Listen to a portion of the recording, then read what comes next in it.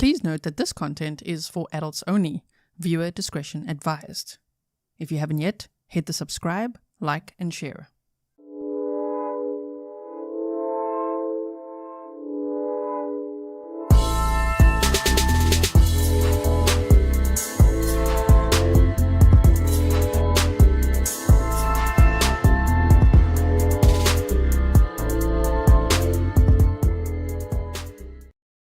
Hello everyone and welcome back to another live stream with me, Grizzly. Okay, this is actually a trial that we're covering again, day one now of Leilani Simon's trial happening in Georgia. Okay, so yesterday I made a video for you and uploaded it for you to check out the case details in case you've never heard of this case before and you just want a recap of everything that we know so far. So make sure you check that out. It is in the description box for you. And so what we're going to be doing, if you're brand new here, is we always start about 2 hours or so after the court feed starts because we want to skip over coffee breaks, lunch breaks, and, unforeseen delays. And sometimes we might even want to speed it up a little bit. So that's why we intentionally start late. So thank you to everyone who is here. If you are confused, I hope you're not confused anymore. Please like and share so that others can also find that we are live right now watching this trial together. There's a playlist for this case as well. We've covered this case from the beginning. Oh my goodness, since 20-month-old Quinton Simon was missing, and we, as always in cases, we're really hoping that he'd be found alive and well, and unfortunately that was not the case. So, this case comes with a giant trigger warning. It is about the murder of a toddler, a 20-month-old, and his mother is accused of throwing him in the trash. They actually found his partial remains in a landfill because she had gone out and thrown him in the dumpster. It's very, very sad, okay? So, it does come with a trigger warning. I'll remind us of that throughout. It's going to be a heavy one. Please be kind to each other. And let's do our best with this one. Okay, I'm glad we could watch it together. So what I'm going to do, I'm going to move myself over here. And we're going to start with this. I'm just starting from where the sound was actually on and good. And then we're bringing the jury in. Emily, oh my goodness. Thank you so much. That is so sweet. I really appreciate your $20 sticker. All right, so here's the defendant, Leilani Simon. She's only 24 years old. When she was 22, she had 3 children, a 4-year-old, 20-month-old Quinton Simon, and an infant daughter. And she had actually told people that, yeah, she had no real connection to the middle child, which would be Quinton, the one that was murdered, allegedly murdered. So she's facing a 19-count indictment, 19 charges. I went over all of that with you. It's on the playlist and in the recap video. So be sure to check that out, okay? You can also expand the description box and there's a little write-up there for you. Are we ready? I boosted the sound as well to make sure we have the best sound possible. So here we go.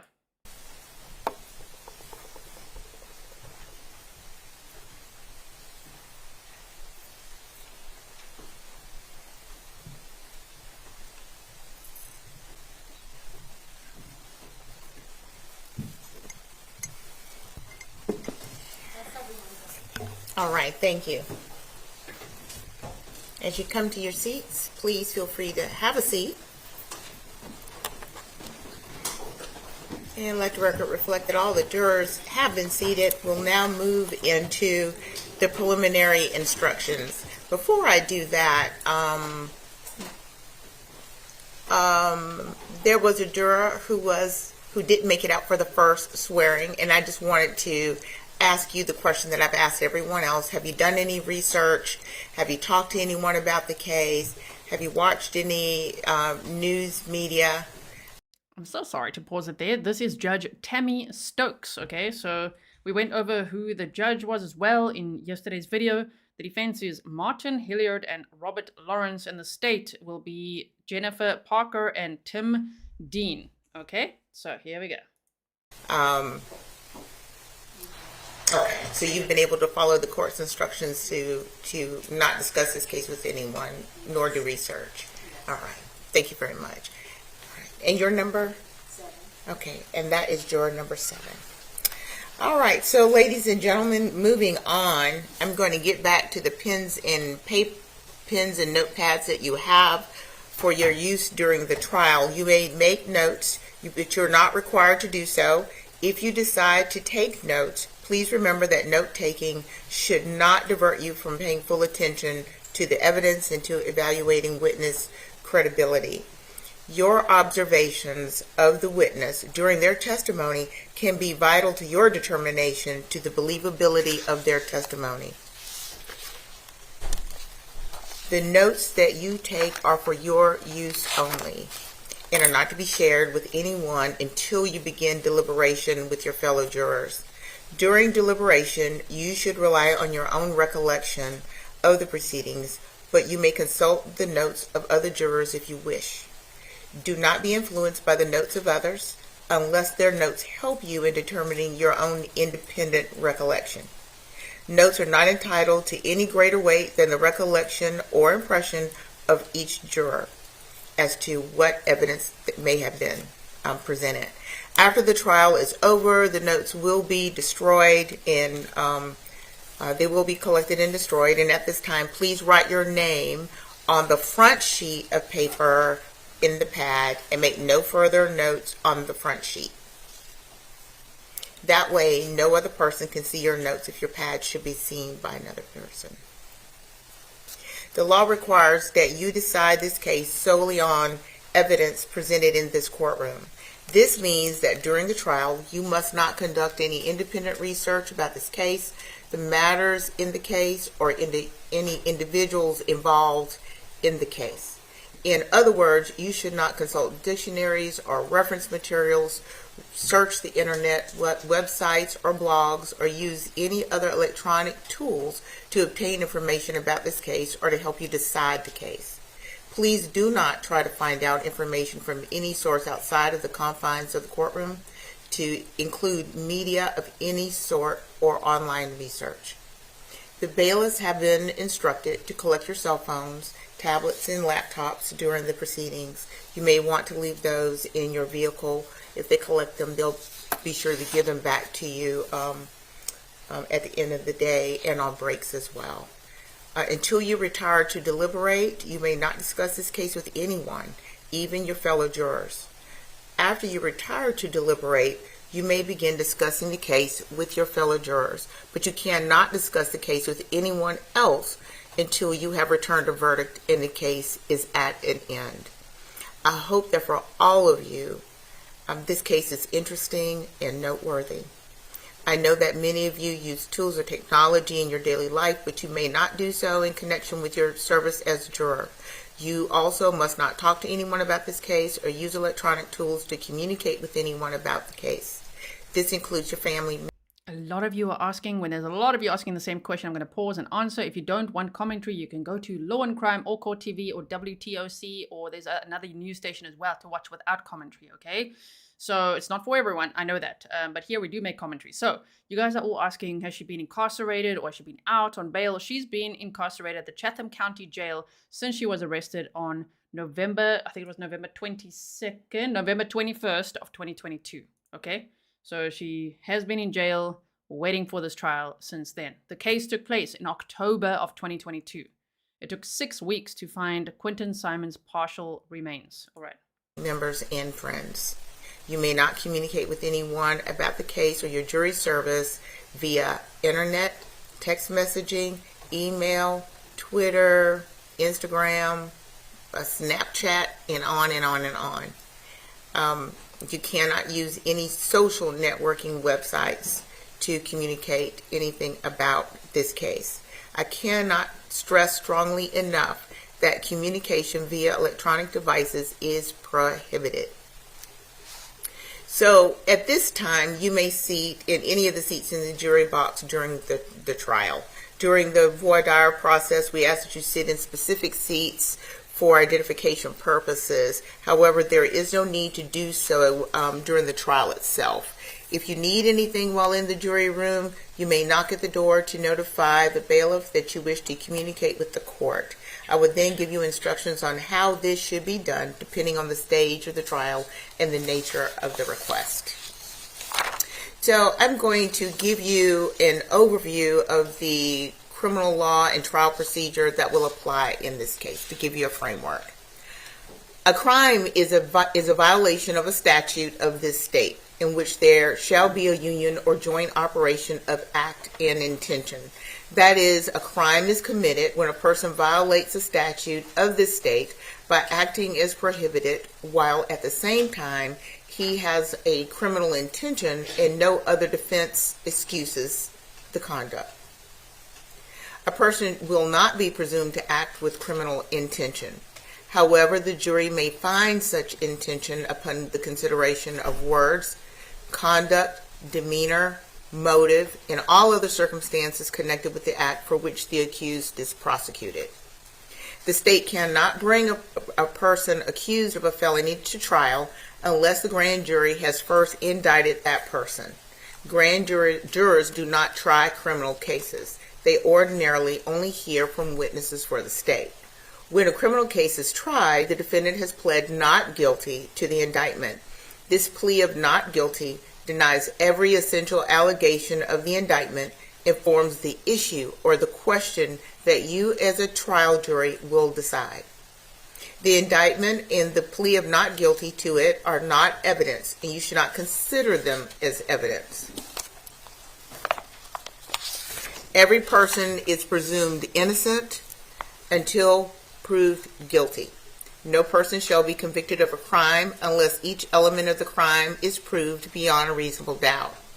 The state has the burden to prove each essential element of each crime charged beyond a reasonable doubt. In this state, a defendant on trial may or may not testify as she chooses. If she does testify, you would judge her credibility by the same test applied to any other witness. If the defendant does not testify, which is her absolute constitutional right, you shall not draw any inference of guilt from this decision, and her decision, her election not to testify, may not in any way affect your verdict. Moreover, the defendant has no duty to call any witnesses or present any evidence during a trial. If she calls no witnesses or presents no evidence, you may not derive any inference of guilt from such failure to produce evidence. In such case, you decide guilt on whether the state's evidence proves the defendant guilty beyond a reasonable doubt. Under our system, I have the duty as a trial judge to decide the law that applies to a case and to instruct you on it. You have the duty as a jury to decide the facts in a case from which the evidence and reasonable inferences arising from the evidence. I'm going to say that again. I don't think that was too clear. You have the duty as the jury to decide the facts in a case from the evidence and reasonable inferences arising from the evidence. In reaching your verdict, you also have the duty to apply the law to those facts. You decide the facts from the evidence. The evidence has two parts: testimony of witnesses and exhibits. A witness means anyone who testifies in person from the stand. The exhibits are those documents, objects, or photos that the court admits into evidence. You will have most of the exhibits with you in the jury room while you deliberate. However, there are some exhibits that cannot be sent to the jury room, so it will be important that you pay close attention to all of the exhibits admitted during the trial. I caution you that what the lawyers say during a trial is not evidence. Also, anything that I might do or say is not evidence. I have no leanings at all in these cases. My only interest is to have the cases tried fairly and according to the law and the constitutions of the state and of the United States. You are the exclusive judges of the witnesses' credibility. That is, you decide the truthfulness and reasonableness of their testimony. You may believe or disbelieve all or any part of the testimony of any witness. You have the duty to decide what testimony is worthy of belief and what testimony is not worthy of belief. You should lay aside any preconceived notions and not decide a witness's credibility until the witness has testified. Rules of law govern what the court admits into evidence. If an attorney objects to the admission of evidence, then I must rule on the objection and decide whether you can consider such evidence. You should understand that there are two ways that I can respond to an objection. If I say sustained, that means that I granted the objection and you should not consider the objected to evidence. If I say overruled, then that means I did not grant the objection, and you may consider the objected to evidence. You should not infer or assume anything from either lawyer's objections or the court's rulings. During this trial, the court will have to consider some procedures outside your presence. When that occurs, I shall excuse you to the jury room for a time. During these periods, the court will do its best to handle the matter as promptly as the law permits. On the other hand, I will appreciate your patience when this occurs. Now, the procedure in a criminal trial is generally as follows. First, the attorneys for both sides may make an opening statement to you. The opening statement is not evidence itself. Remember that what the lawyers say is not evidence. However, it is a preview or an outline of what they expect the evidence to show. Following the opening statements, the state has the opportunity to present evidence to support the charges against the defendant. And the defendant has the opportunity, if she so elects, to present evidence in her defense. This part of a trial is called the party's case in chief. In the state's case in chief, the state calls its witnesses and introduces any exhibits. When these witnesses testify, they may be cross-examined by the defendant. When the state has presented all of its evidence, the state will rest its case. Then, if the defendant elects to present any evidence, the defendant may call her witnesses and introduce her exhibits. Of course, when these witnesses testify, they may be cross-examined by the state. However, the defendant has no duty to testify or present any evidence whatsoever. After the presentation of the evidence, the attorneys may make a closing argument to you. At this time, the attorneys will try to persuade you to decide the case in their favor. Following the closing arguments, I will charge or instruct you more specifically on the law that directly applies to this case. Then you will retire to the jury room to deliberate and reach your verdict. This is not an exhaustive description of the criminal procedure, but hopefully it will give you an overview that will help you to understand the trial as it proceeds. It is your duty to follow any instructions that the court may give you during a case. Please remember to listen carefully to all the evidence. Don't jump to conclusions before the parties present all the evidence. Also, please remember that during a trial, it would be improper for you to discuss the case with anyone or to allow anyone to discuss the case with you or in your presence or within your hearing. This applies even to discussions among yourselves in the jury room or elsewhere before actual deliberations begin. Also, during a trial, you should not communicate with the parties, the attorneys, or any of the witnesses. Under this rule, you should not engage even in social greetings or small talk with anyone involved in this case. I've had situations where a juror saw a party or attorney in the parking lot during a break and was offended that the party or attorney did not speak back to the juror. They're not being rude.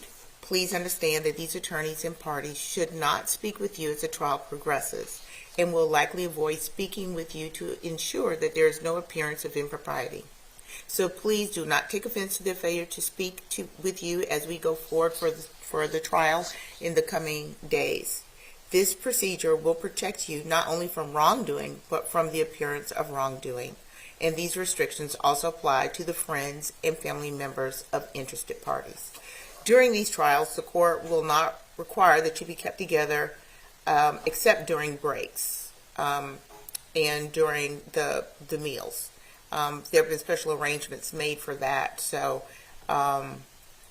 you will learn more about that as we go. Today is the day I believe that you will go out to lunch, but you will go out together. When you return to the courthouse from any adjournment for meals or from the night, please go directly to the jury assembly room. Is that where the jurors set up? Jury assembly room? Okay.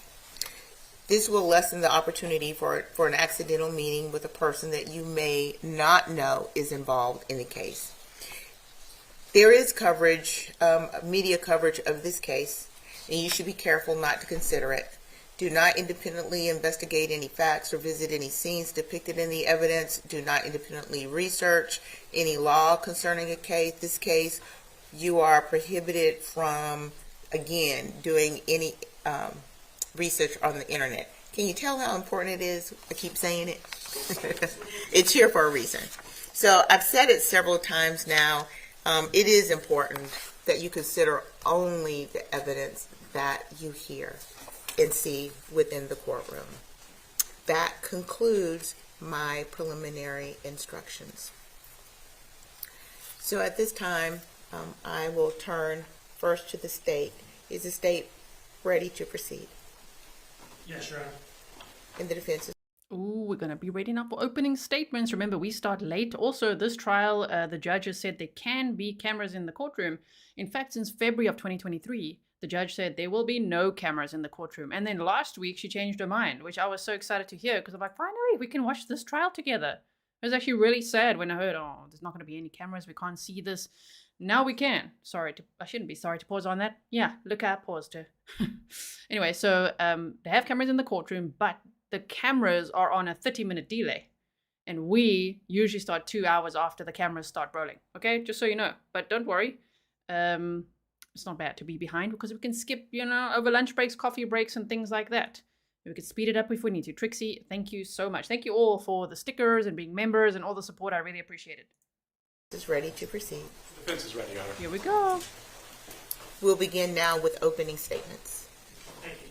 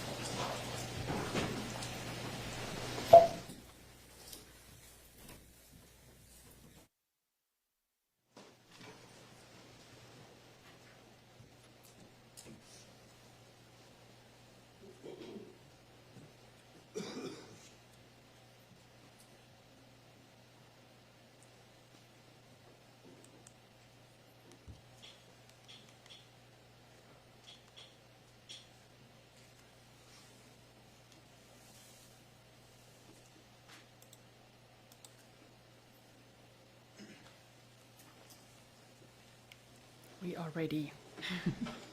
I could just feel us all like, okay, we're ready. This is Quinton Simon. At about a year and a half old, a little bit over that, 20 months.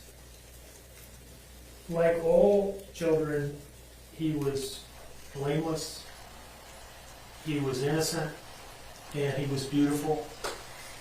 And like all children, he was totally defenseless. Totally and completely dependent on the adults in his life to take care of him and to look out for his safety. And the evidence in this case will show that the defendant violated that trust, that most basic, sacred trust of a parent, in the most horrible way. In the middle of the night, she killed him, her own son, got in her car with his body, drove to a dumpster, and threw him away like a piece of trash.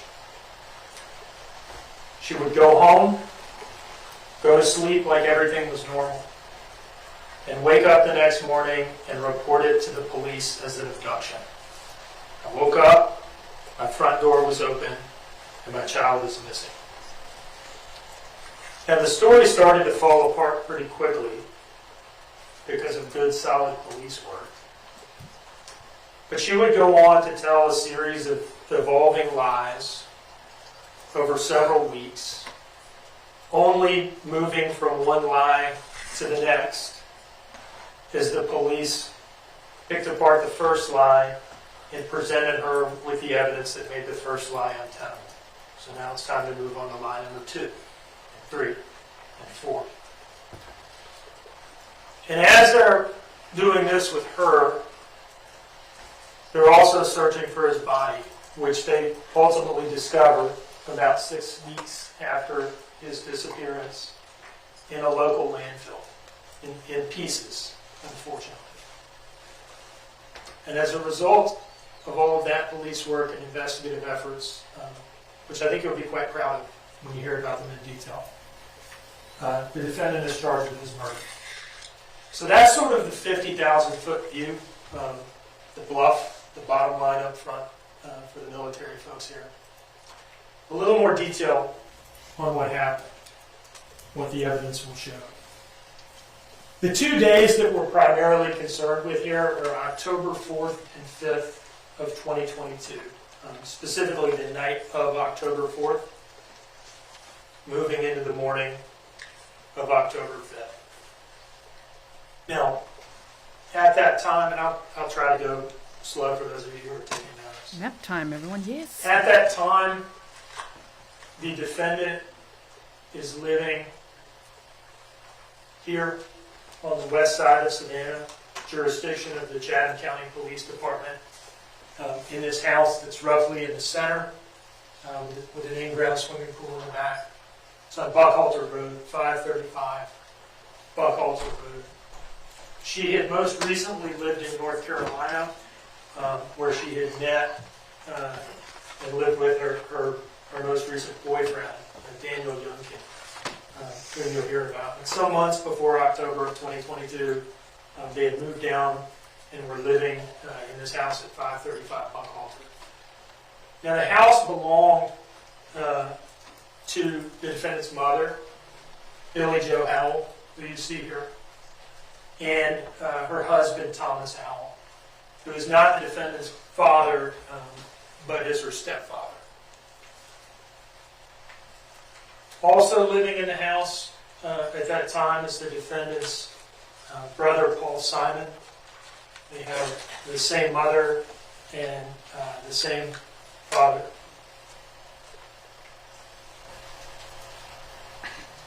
And Daniel Youngkin, her boyfriend from North Carolina, and the defendant's 3 children. October of 2022, she has 3 children by 3 different men. The oldest is Zane Wharton. I think you'll hear was roughly about 3 years old at the time. Zane has been through a lot with her. He's her firstborn son, and I expect you'll hear testimony that she considered him her ride or die. That's her guy. Sky Youngkin is an infant on the far right there. That is her youngest child by Daniel Youngkin. And in the middle was Quinton. Quinton was her child by a man named Henry Bubba Moss Jr. You'll hear that she'd had kind of a tumultuous relationship with Mr. Moss, that they had split before she even knew she was pregnant with Quinton, and that he initially didn't even believe that she was pregnant when she told him, and that he was never part of Quinton's life at all. And I expect you'll hear some testimony about the way that background influenced the way that she treated Quinton. But you're supposed to love all your kids equally. You're supposed to treat them all the same. I expect you'll hear some testimony that didn't happen. That she treated Quinton differently, and not in a good way.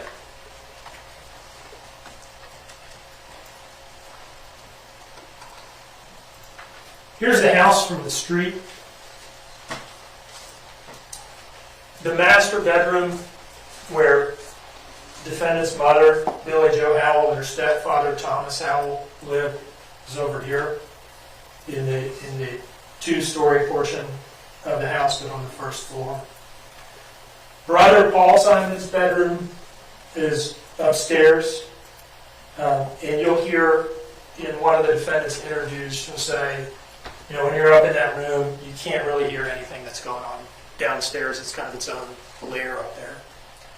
Now, the defendant, Daniel, and the 3 children lived in a bedroom right through this front door.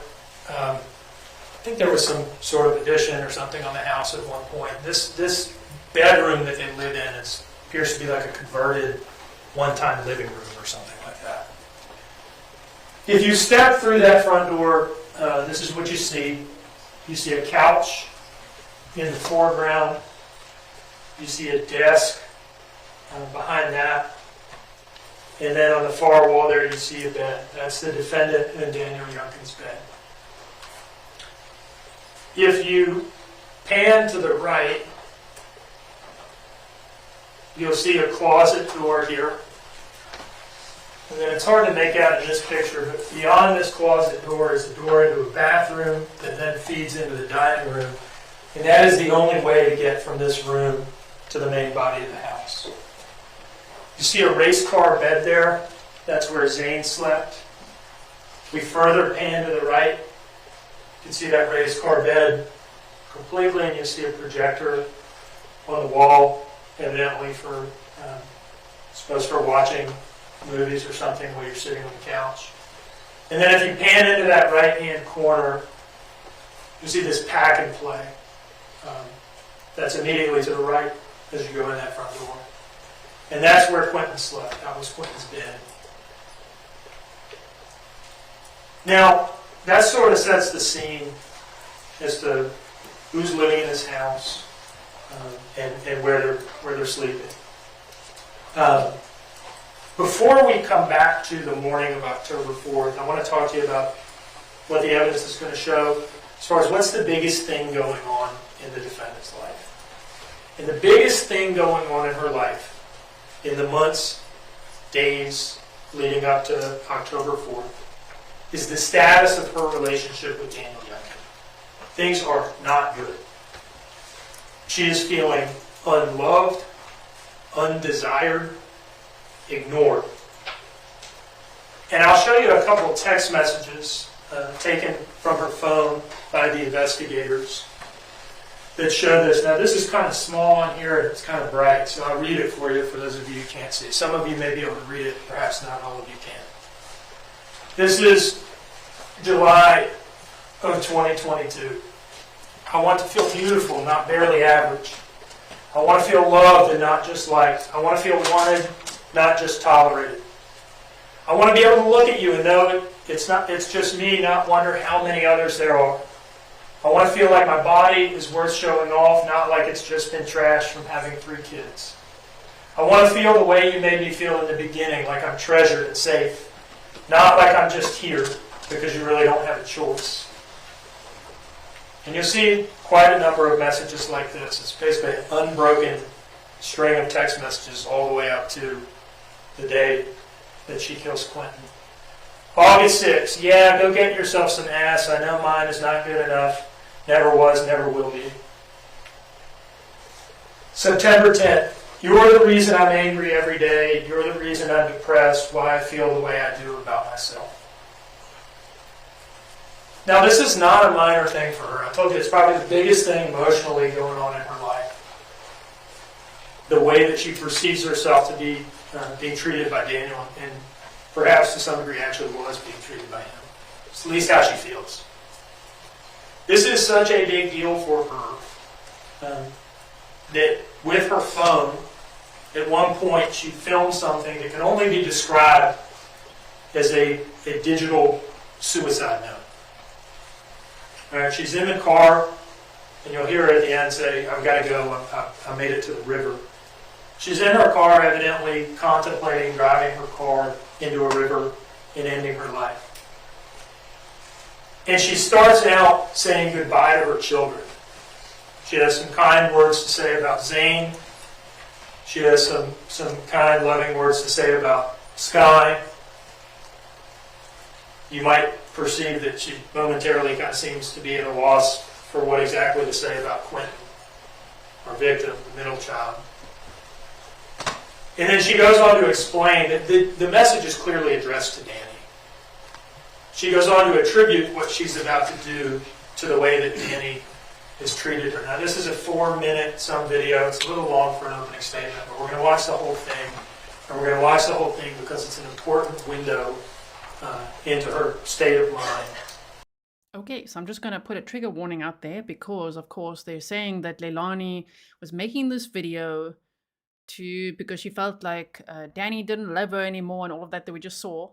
And so she made this video implying that she was going to end her own life. And that could be triggering for some. So just know you're not alone. You're here with us. If it's too much for you and you need to step away, we will always save you a seat, okay?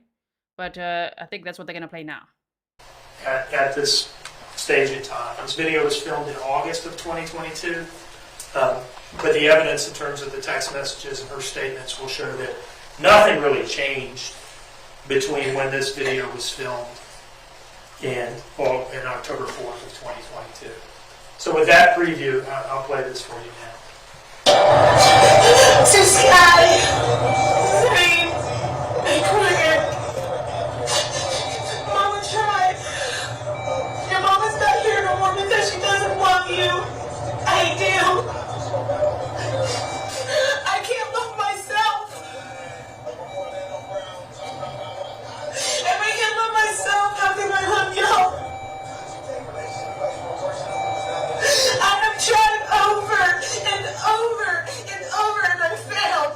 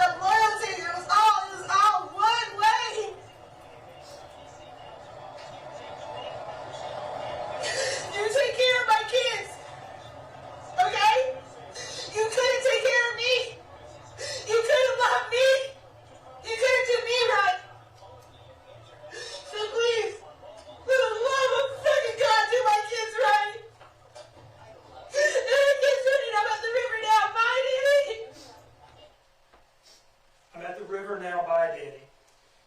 So that's where she was at. This is her emotional state in summer, fall of 2022. That brings us back to October 4th. And here I'll give you sort of an overview of what the evidence is going to show us to the sequence of events of that day. Now, the first thing to establish is that on the relevant days here, Billy Joe Howell, the defendant's mother, and Thomas Howell, her stepdad, are out of town. They're not in town. They're not in the house. They are sort of out of play. I expect that would be undisputed. So that leaves in the house Paul, the defendant, Danny, and the three children, Zane, Quinton, and Scott.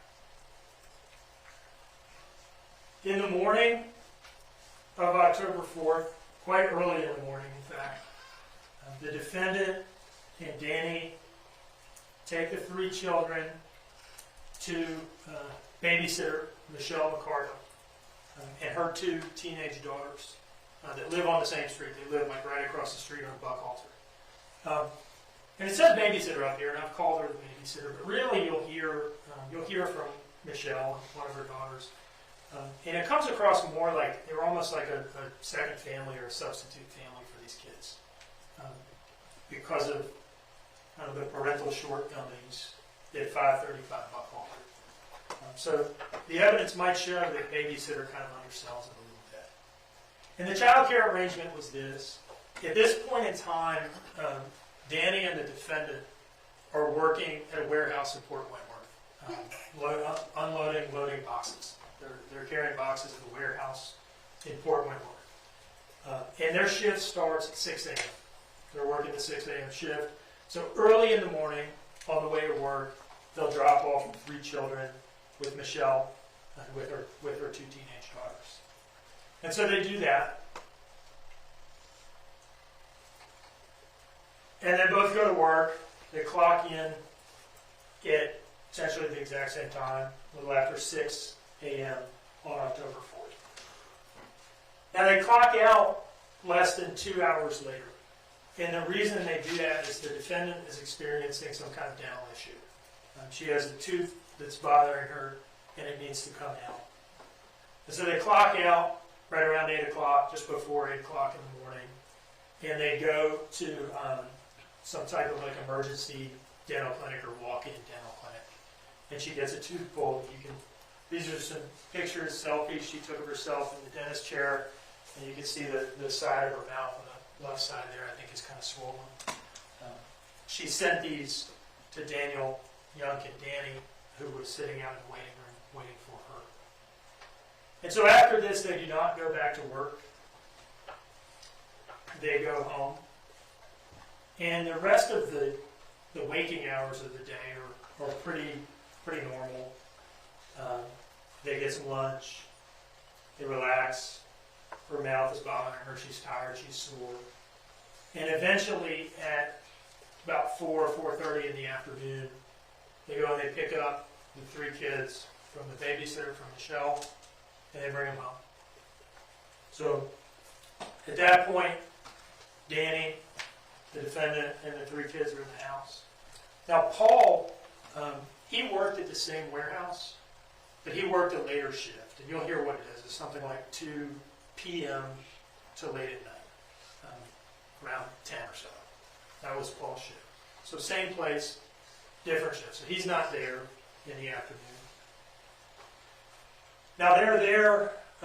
They do dinner. They do bath time. They put the kids down. Quinton in his pack and play. I think you'll hear testimony or a statement from the defendant that Sky, the infant, slept on that couch that we looked at, and Zane in the race car bed. And I think it'll be undisputed, and I expect that it'll be undisputed, that at around 10 p.m., Quinton is fine. He's just in his crib, in his pack and play for bedtime. Okay? And what happens at this point sets off a chain of events that goes over the next couple hours and results in tragedy. And that is that the defendant and Daniel have yet another argument about how he's treating her. This is sometime a little after 10 p.m. And that this is something she told to detectives eventually in some of her interviews about how he doesn't want her, he doesn't want to touch her, he's not feeling desire for her like he used to. You know, we've already talked about this is a major trigger for her. This is the biggest emotional issue going on in her life, and it's significant. It drove her to the brink in the video that you've watched. This is not a minor thing for her. And so she leaves the house after 10 p.m. on the first of 2 trips that you'll hear a lot about in this trial, and that she didn't really want to talk about, at least truthfully, with investigators. And that first trip is to the drug dealer. She says that she left so that things wouldn't escalate between her and Danny. She was upset. That's her word. So it wouldn't escalate. The first place she goes is this Circle K. And I should have pointed out that you can see her getting out of the car. That's at 10:29 p.m. So about 10:30. I'll back up and you can see her getting out of her Dodge Journey with a blanket wrapped around her shoulders. She's not in a good state. Anyway, 10:30, she goes into the Circle K. She buys a couple convenience store items. And then she texts Danny. He's got her saved in his phone as Lanny Baby. She texts him, I'm going to run to 204 Agnes. That's at 10:32. Immediately after she leaves the Circle K. She might still be in the parking lot for all I know. And 204 is an area you'll hear about in this case. It's sort of it's shorthand for our drug dealer. I'm going to run to our drug dealer. This is Highway 204 is what this is a reference to. And their drug dealer lives on a street right off 204. So she's going to get drugs to try to make herself feel better.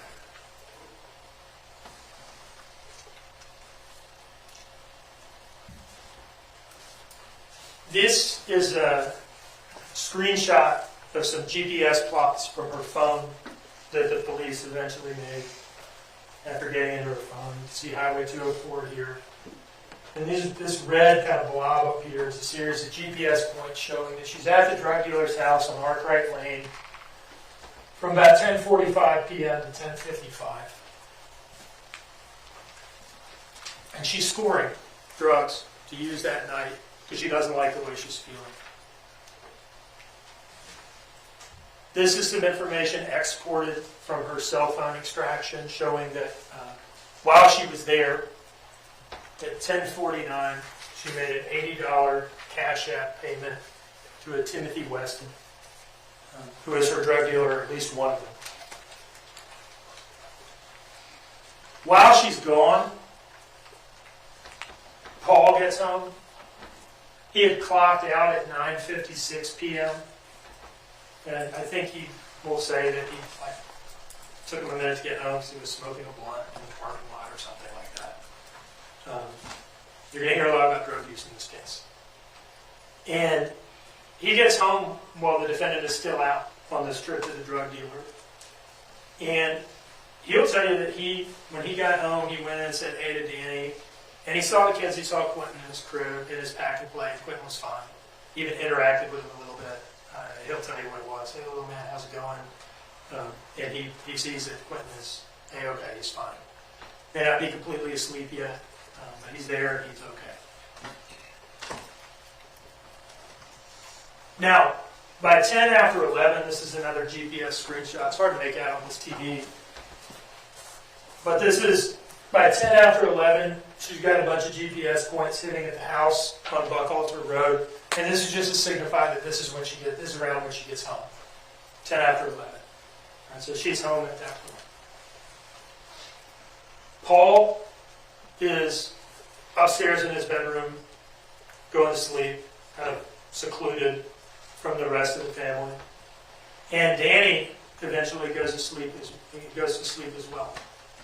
And you'll hear her say this to the investigators, that she was the only one up and active in the middle of the night, in the hours leading up towards 1 a.m. Danny is sleeping because he's going to get up and go to work in the morning. He has to get up at like sometime between 5 and 5:30 to go to work. And Paul is sleeping as well because he just got off work. He's tired. And you'll hear her say that I was the only one up and about. My tooth was hurting. I couldn't sleep. What she's doing is she's going on a bender. You'll hear her admit to this eventually. She didn't want to talk about it initially, but you'll hear that she eventually acknowledged that she was up kind of frantically using drugs for an extended period of time while everybody else in the house is asleep and out of play. You'll hear her talk about it. I would hit a line. I would go outside. I would smoke a blunt to kind of bring myself down. Maybe smoke a cigarette. Then I'd hit another line and repeat the cycle. So she's in her house by herself, physically uncomfortable because of her dental issue, emotionally wrecked because of what's going on with her and Danny, and it's resurfaced again this night. Well, the resurface is probably not the way to put it because it's just an ever-present problem for her. And this is a bad situation. Right? This is a volatile, dangerous situation. And that's because you'll hear something that she later said during the investigation on a recorded call, on a recorded phone call to Daniel, who was cooperating with the police and trying to help them gain information about the effect that cocaine has on her. It's not just fun for her. You'll hear her say that it makes her angry and impulsive. I want to touch. I want to touch foot or memory. And I just I'm angry and impulsive when I'm like.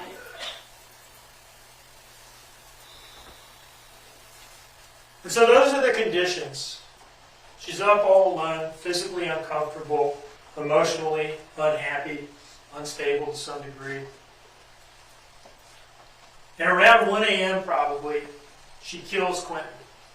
Now I'm going to focus on the what she did and when things happened. And probably in closing argument when all the evidence is in, we'll talk to you a little bit more about the why. The why exactly in that moment did she do this. But for now, I want you to just understand the sequence of events and what happened when. She takes his body and puts it in Dodge Journey, Georgia tag TEN 9300. And she begins the cover-up. The cover-up is not just the lies to the police. The cover-up starts immediately. A little after 1 a.m., she drives down Buckhalter Road, which turns to the right here, but it's still Buckhalter Road at that turn. And comes into Ogeechee Road right here. And she pulls into this mobile home plaza. It's right here. Mostly what you're seeing is trees, but there are mobile homes in here. This is Azalea Mobile Home Plaza. And there's a convenient stand of dumpsters sort of hidden away under some tree cover in the tree line there. And she throws Quinton's body away like a piece of trash at about 1:17 in the morning. She drives home. This is another export from her phone, showing that her phone was locked from 2:01 in the morning until 9:13 in the morning. And this is just kind of a shorthand way of saying that's roughly about the time she eventually goes to sleep. And her phone is inactive. Now Danny wakes up for work a little after 5, and he tries to wake her up to go to work. She's supposed to go to work with him. Remember, they work the same shift. She has been up all night doing drugs, and he's been, responsibly sleeping, so he's able to get up for work. And he cannot wake her up. She will not wake up. And at this point, he's trying to get out of the house to go to work. And he believes that all 3 children are there. He does not go over and check the packet plate. He doesn't even know that Quinton is gone. You saw in those pictures the packing plane is all the way across the room in the far corner. It's not right next to the closet. It's not right next to the bathroom. He can't wake her up to go to work, and he's annoyed by this because this is, I think he may tell you it's not the first time this has happened. And they are kind of tight on money. They're trying to make money to either put a down payment on a house or a security deposit on an apartment so they don't have to live with their mom anymore. And he'll tell you that he was frustrated by this. You're not going to get up and come to work and make money. And his decision at this time was to say, well, okay, if you're not going to come to work and make money, we're not going to spend money on a babysitter today. Because they pay her every day, Michelle. And so he texts Michelle, hey, the kids are going to stay here with her today, Miss Michelle, at 5:20 in the morning. She says, okay.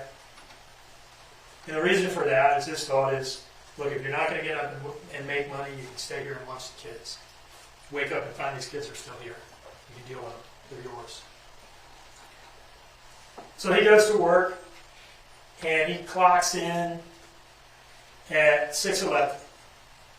6 a.m., 6:11 a.m.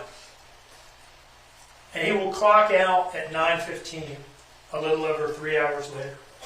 And the reason, so situations like this, it's all hands on deck. Everybody comes out. Forensics comes out. The forensics unit came out, had a drone up looking for Quinton. Patrol officers are being pulled from other beats, other areas of patrol, to canvass the area and look for Quinton in the woods. All sorts of people are coming. Most of the command staff for the Chatham County Police Department showed up because this is a big deal and they take these things very seriously. One of the specialized units that responded after patrol officers had gotten there was the detectives for the Chatham County Police Department, CID, the Criminal Investigations Division. And the first detective there for CID is a guy you'll hear from, Shawn Wilkins. Shawn Wilkins shows up, and he's the one who conducts the first, what you call more like the first formal interview with the defendant. And most notable from that statement that he takes from her at this time is when she says she went to bed and when she says she got up. And you'll hear that she tells him, I went to bed around midnight and I got up around 9. She doesn't say anything at all about this trip to Azalea Mobile Home Plaza a little after 1 a.m. She doesn't want to talk about that because that's the trip that she took to get rid of Quinton's body.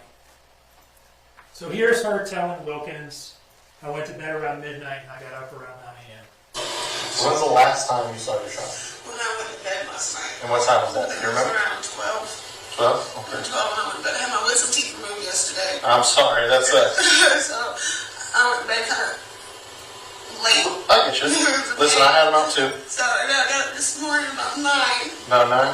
And my front door is open, so I went up and I shut it, not thinking about anything like that. And I look over and check my kids, and he was going, all of us were there. He was going. It's all right. It's all right. Went to bed at midnight, woke up around 9. No mention of the Azalea trip. I told you there were 2 trips, 2:04 earlier in the night, 10:11. Trip number 2 is that Azalea trip, a little after 1 a.m. And she is totally omitting that. Now, all hands on deck, right? Missing child. There are detectives working on this case that aren't even out at the scene from the very beginning. One of them is a Chatham County police detective you'll hear from named Keina Robbins.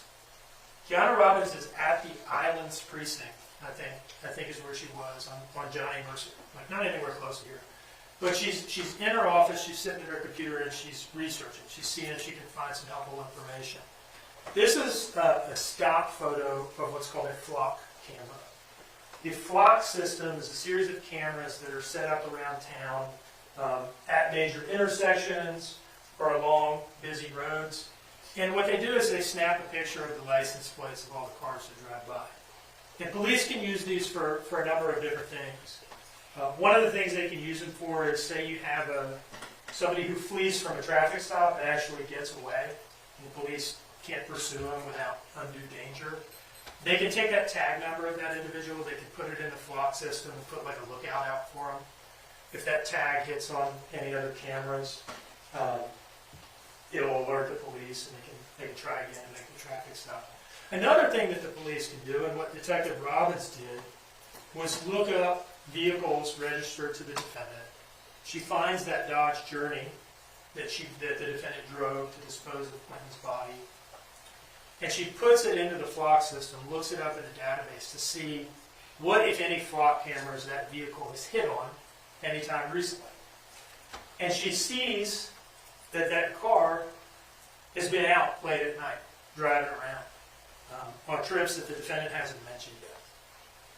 She radios that information, or maybe calls via phone. This is the tag she looks up. That's the Dodge Journey in the driveway at the time of the police response.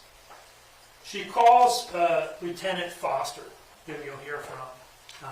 This is after the defendant has told Wilkins that she went to bed at midnight and woke up at 9 and hasn't mentioned anything about the Origin trip or the Azalea trip.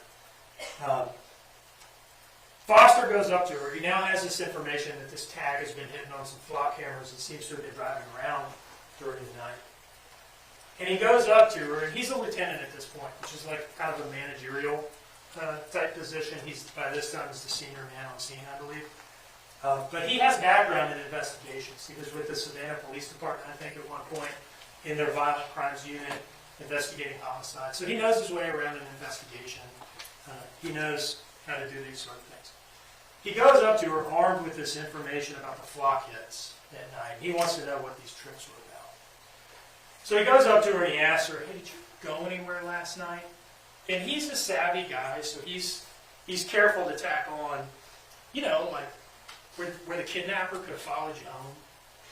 And she seems to know, the evidence will show, that she seems to know that he knows something about this trip to Azalea that she took and has not mentioned to this point. And so she comes up with a story. It's not totally clear when she came up with it. But the story is that, oh, that trip that I took away from my house shortly after 1 a.m., that was to go pick up Oragel from a friend at the Chevron. Now, the Chevron is right next to Azalea Mobile Home Plaza. They're kind of right next to each other. And so that's her story as to what she was doing, driving to that location at that time. My tooth was bothering me. I didn't have any Oragel. I went to pick some up and got some from a friend. This is the first appearance of the Oragel story, which lasts for about a week or so. Maybe a week and a half. Did y'all go anywhere last night or yesterday with baby that maybe he could have followed you or something? Y'all didn't go anywhere? No, just maybe you yourself. Yeah, I know. I took a toothful yesterday, so maybe I went to get some Oreo. That was it. 2 o'clock yesterday afternoon? No, like morning at Mars, because I couldn't go to sleep. Okay, so where'd you go? Right up the road, right here at that Chevron. My friend that I used to work with, she had Oreo because they didn't have me, so okay, I'm home. Okay. Did you go anywhere else? Have you made your way home? So when did you get home? I can tell you exactly.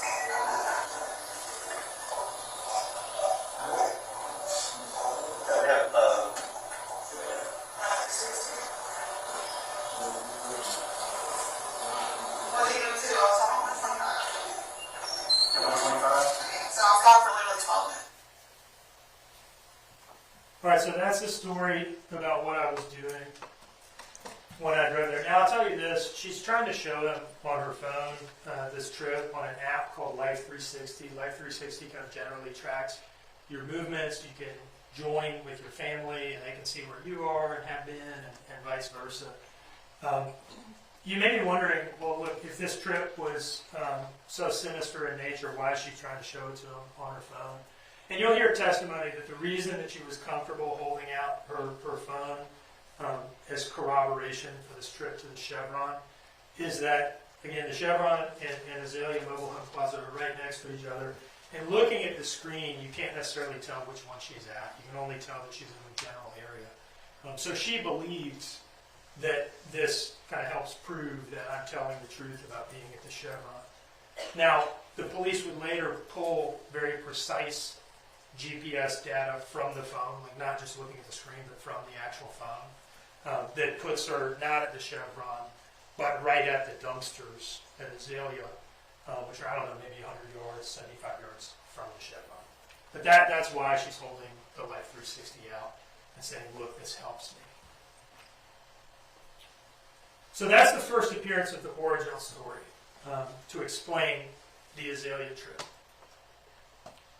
The police take all three of the adults in the house. Eventually they say, we really need to get Danny, Paul, and the defendant to the police station, sit them down for formal interviews, and just get like a complete sequence of the day from all three of these people.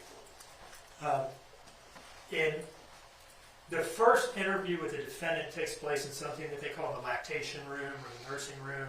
I think you sometimes also hear these things referred to as mothering rooms. And the reason for that is that Danny was in this single interview room that they have with the cameras wired up in the corners and all that. And this video is recorded on Detective Marion Lemon's phone. Now, by this time, this is a joint federal and local investigation. The FBI has shown up because they get involved in kidnappings, abduction cases. And what happens at headquarters is that they pair off teamwork. One FBI agent, one detective, and they each in a pair interview each of these people. And so Detective Lemons is paired up with Special Agent Brad Snyder, whom you'll hear from. They were kind of partners throughout this investigation. And it's very open-ended at the beginning. What they're asking for is just give us an account of your day. Give us an account of the last 24 hours. Where have you been? What have you done? And so you'll hear Snyder asking them this. The video is really nothing special. I think it's just ceiling tiles the entire time because the phone is sitting on a table. But the audio is good. You can hear her. And she starts with, we left the dentist and came home. So she does start at the beginning. So right now, again, we're sorry for everything. I mean, we can't imagine the emotions that you're feeling right now. But it's difficult. Just, just kind of think back the last 24 hours and just kind of give me, what you've been through in the past 24 hours. So about 24 hours would be this time yesterday. So from about 1 o'clock yesterday, just to tell me your So that's the start. I was leaving the dentist, getting my wisdom tooth pulled. And the end is the Oragel story, the Chevron Oragel story that she has as her last trip of the night. And she omitted that to Wilkins, has now had to come up with a story to cover this trip. That was really bothering me about almost 1 in the morning. They called Central Care to see if they had Oragel. So I got in contact with another one of my friends named Missy that I used to work with. She has a lot of mouth problems, and asked her if she had any origin. Later I met a Chevron and I called her, and we got that, we back home. We also 12 minutes. I got in for like 360. I can show y'all where around everything was on the little bills I hear back. Get home, and went out, checked all the kids again, they were okay. Now, a couple things about this initial interview in which she's asked to give an account of her movements for like the last 24 hours. No mention whatsoever of the trip to the drug dealer. She doesn't want to talk about what she was doing that night in the state that it put her in. So that's omitted completely from this interview. And now she's put a name to the friend who gave her the origin.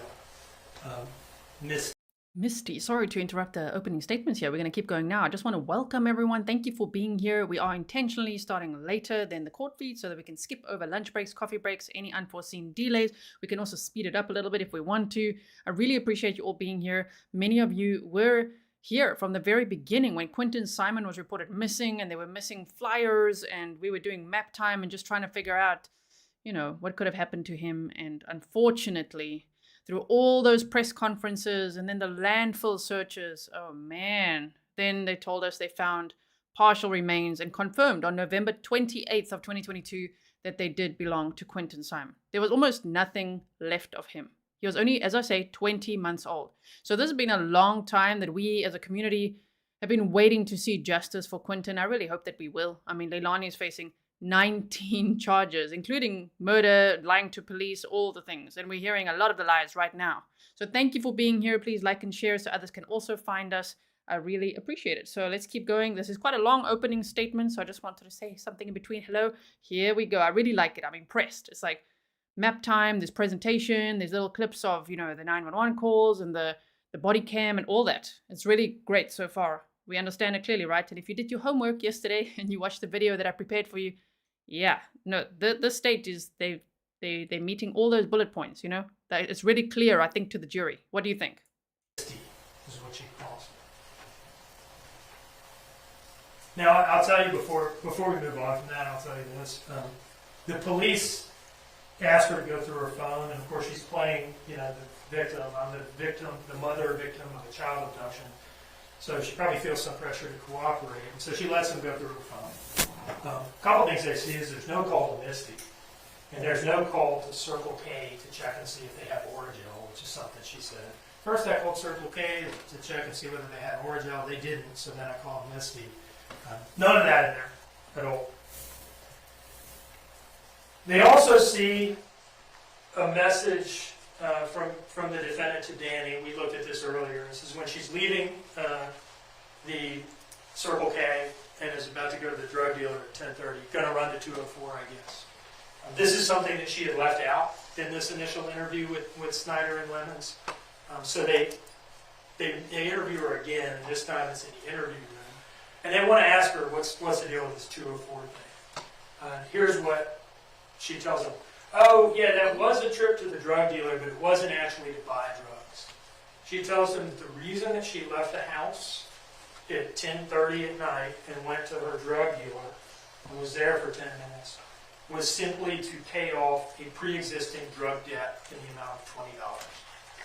Now, the evidence will show that that story is just absurd on its face. But in addition to that, the cash app was for $80, not $20. And she'll later admit that this story wasn't true. But here she is launching it. Yeah, and I was already heading back by the time that. So at 10:40, you texted him that you were turning on 204 to go meet with? Yeah, like I'm turning on 204 now, like I'm about to meet him. That's what I was trying to tell him. So. And at that point, you didn't get anything. No, I just paid him $20. I gave him $20 and I left. It was a couple of days ago. She's paying off a $20 debt, not actually buying drugs. Because after all, she tells them, other than marijuana, I don't use drugs. See, you didn't get a Percocet before that, you did after. I just went to $10. And even if I did want to get a Percocet, I'd pay $5. That's the last time I asked him. Asked him? I was $26. I don't do it like that. Like, if anything, anybody got to worry about anything with me, it's on me. Because that was me. I was everything else now. I was there, I was sure he. That's not what's covered. Please, so I was thinking, anything that's not homegrown or thought of the community, son, I don't know. When I'm homegrown, I don't need to cook those stuff when I'm not hurt. Homegrown is wrong. Not creative. Very strong, detailed denial of the use of any drugs other than marijuana. And the And might I add a bit of she just murdered, allegedly, her 20-month-old son and drove out to, because that you saw the video on the top, the date was the 5th of October. She drove out and put him in the dumpster. And there she is talking to police, lying a lot, but also like, it sounds like Jesse Krzyzewski. Hey, that laugh. I got Jesse Krzyzewski PTSD when I heard that. I'm like, oh my word. The reason they're asking her whether she got a Percocet from the drug dealer that night is that they had seen some messages about buying Percocets as well when they went through her phone. And they asked her about that. What about these text messages with you? Look like you're buying Percocet, using Percocet. And her story at this time is, oh, those are for a friend. I'm just a middleman for my friend Cheyenne, who likes Percocets but doesn't, I guess, know a dealer herself. Some things that she just got you have to answer for it, so we have to get a better understanding as to, what went on. You know that we gave us the authorization to look at the text messages. There's text messages in there unless you purchase and post it. As recently as within the past 24 to 48 hours. So just, you mind talking about that data, or you help me understand that? That is great. So, What's yours? sometimes when you're asking me if I've done, I haven't done it recently. I do have a friend named Shawn. Shawn Crosby, who lives in Florida. She will call me from time to time. If I see a call, she will call me a long way ago, asking for a register or whatever if I can get it. And I'm waiting for her. I haven't dropped it off. Whatever. Or I'm going to drop it off. And she don't want to do it. So, but no, we haven't been messing with her since. She does not want to talk about her drug use that night because that contributed directly to the state of mind that she was in and relates so closely to her killing Quinton in the middle of the night. So she feels that she has to tell these lines. And she wants to focus on 6 a.m. to 9 a.m. because after all, this is an abduction. It's not as though I did anything in the middle of the night. My child was taken after Danny left for work. That's her story. That's what she's trying to sell. And again, she forcefully denies this. No, I did not. I did not take a burger step right now. This is a cup for you right now.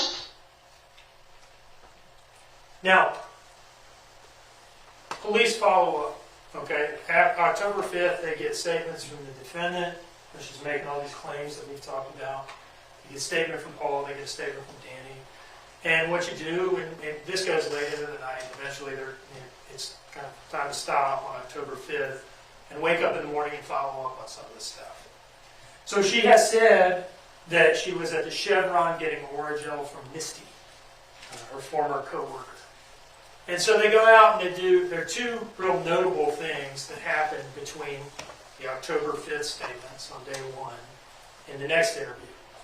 And one is that they do what they call a video canvas. They go out to this Chevron area where she has said that this Oragel exchange happened. And they look around and they see if they see any cameras. They go in and they ask if there's footage. And they get footage from the Chevron. And it does not show her stopping there. In fact, it shows her driving by. And they get footage from Azalea next door. And this is a major break in the case, because what the Azalea footage shows is her pulling in, doing a loop around the complex, and pulling up to the dumpsters and sitting there for about 2 minutes. And that's when she throws Quinton's body away. So you're going to hear in detail about the footage from Azalea, the different cameras and camera angles and what you can see on which one. But this is just a sample of that.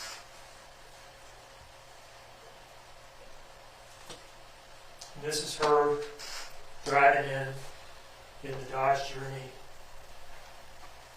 after 1 a.m. on a mission to throw away her dead child.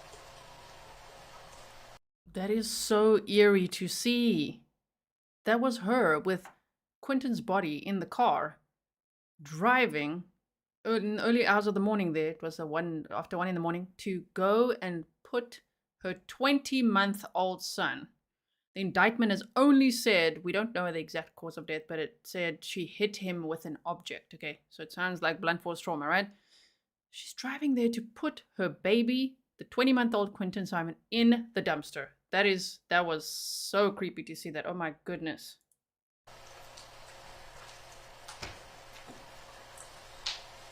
So that's one notable item of follow-up that leads into the next interview. The other is that they go talk to Missy Bray.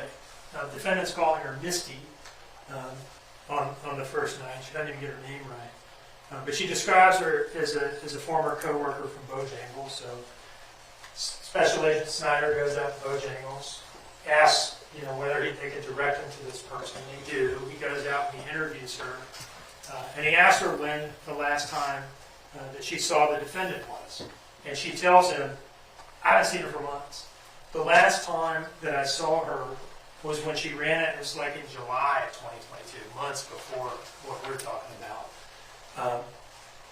The defendant had run out of gas near Missy's house, had walked to Missy's house, and had borrowed a gas can. And their last contact was Missy texting her a few times, saying, "Hey, can I get that gas can back?" And that was it. And that was months before. And Special Agent Snyder looked at these messages, and they corroborate what Missy is telling. So, Chevron story, the met Missy at Chevron story is now just completely torpedoed. And so they bring her in for another interview on October 8th, and this one is with an FBI agent named Bridget Brock, and it's conducted at the FBI office in Savannah. And they confront her with these two findings. One, the security footage from Azalea and from Chevron, and two, what Missy has told them. And she just sticks to the Orgel story and just insists that it is true. And this is what that sounded like. She just hasn't had time yet to figure out how she's going to play this with this new information that they're presenting her with. We'll talk about that, okay? Because Missy had talked to you. Yeah, she has. She hasn't talked to you in quite some time. Yeah, she And has. she did not have a conversation with you about the Orgel. Yes. So in your mind, you've looked at all these timestamps, and plausibly you came up with a story that's partly true. No, that is But true. there's very, very many missing pieces, right? And in your story, you haven't been completely honest about where you were at and why you were I there. was 100% honest on where I was at. I showed the Life 360. I told them I even gave them the Orgel that she gave me. Right, and that didn't happen. We've already interviewed this. That I got the Orgel. That did happen. She said that moment inside her mouth. That's the reason why I got stuck for it. You have to stop saying this. It did not happen. Yes, it did. So that's the story on October 8th, sticking to her guns. Now, October 12th, she comes in for another interview. And this is with Brad Snyder, who I've talked about already, who you've heard a little bit from and seen a little bit of, and an FBI agent named Savannah Solomon that he works with closely. And this is at the FBI office. And this is a long interview. I've pared it down a little bit so we don't have to spend 3 hours watching it during the trial, but it's still fairly long. And initially, at least, she's sticking to the Orgel story. That's Savannah Solomon on the left, Snyder on the right, and the defendant in the middle. And I did. Yeah, I did. I did meet Missy, 100%. It happened. I'm telling you. And she tells this kind of flowery story describing this meeting. She lavishes them with details about how this went down. So you went to Missy's house, and did you go inside her house? She was just standing outside. Yeah, that's not like I do a quick statement. How long did y'all interact there with Missy? How long did y'all? 2, 3 minutes. It was a quick little conversation. So you went off her mouth and she does some crack and stuff. And she did how much it was outside. Now she adds that Misty was smoking crack when she gave the defendant a Orgel. And what is going on here is when the defendant is lying and telling a story to cover something up that she did. Objection, Your Honor, at this point in time. This is opening statements. Mr. Dean has the right to say what he expects the evidence to show, not his interpretation of it. So, Sustained. Dean, I'm going to ask you to move forward. The evidence will show that she added this detail to suggest a faulty memory on Misty's part. To suggest that, maybe this will help explain why Misty is telling them she hadn't seen me. And it is nothing to her to just accuse Missy of having smoked crack during this meeting that didn't happen. But in any case, a few minutes later, she finally admits that she didn't see Missy. She looked back to me. 100% truthful. 100%. That's the only way that we're going to get the document. I didn't speak to the super. I didn't tell her else.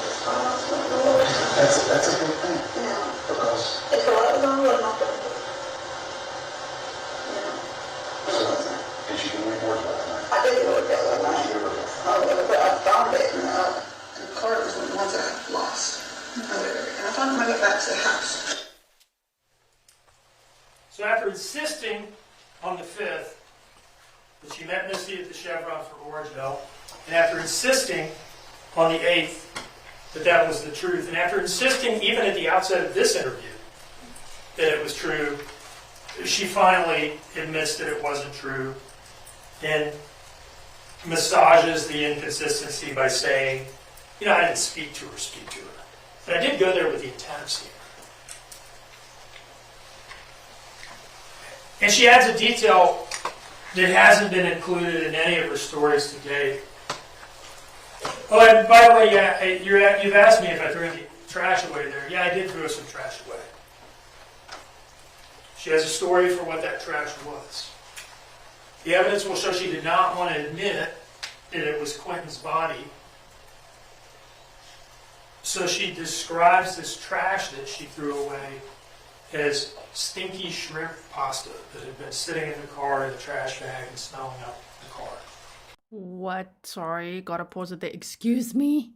I mean, up to now, what we'd heard since the beginning of following this case, you know, and when they said, well, what was her reason for being out there at the dumpster? She said, just throwing away normal household trash. Now we heard a little bit more. Oh my word. I can't believe what she says. And that was her son that she put in the dumpster. Now she's saying stinky shrimp pasta. No. Pasta. Oh my goodness. No. Wow. There was just a bunch of the trash there. The trash was standing for stick trash off 2 days ago. And there was full of food all in the car. So I pulled around and seen my dad stopping the food in the trash. There's like shrimp pasta. Yeah. The whole car's like shrimp. Yeah, because I sat in there. So, what is that smell? I felt like before I even let go to a floor. You know? I go to the floor and I'm like, get out of the car. And they ask her about this. Gosh, you know, this is the most critical fact in the case. Throwing Quinton's body in the dumpster at Azalea, what she was doing at Azalea Mobile Home Plaza at 1:17 in the morning or so. And her explanation for that is, you know, it's just such a minor thing, throwing away some trash. I didn't think to mention it in my hours of previous interviews.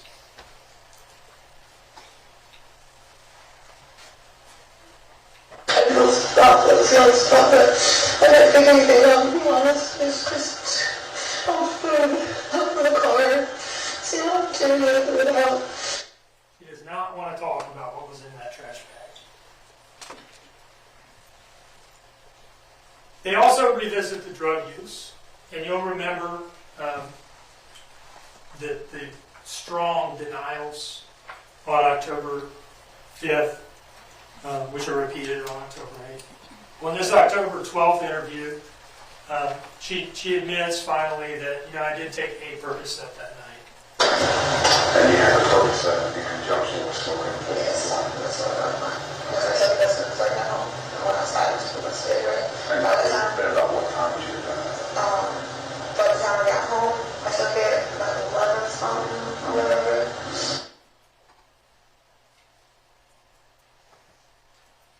And so Snyder asked her about her changing story.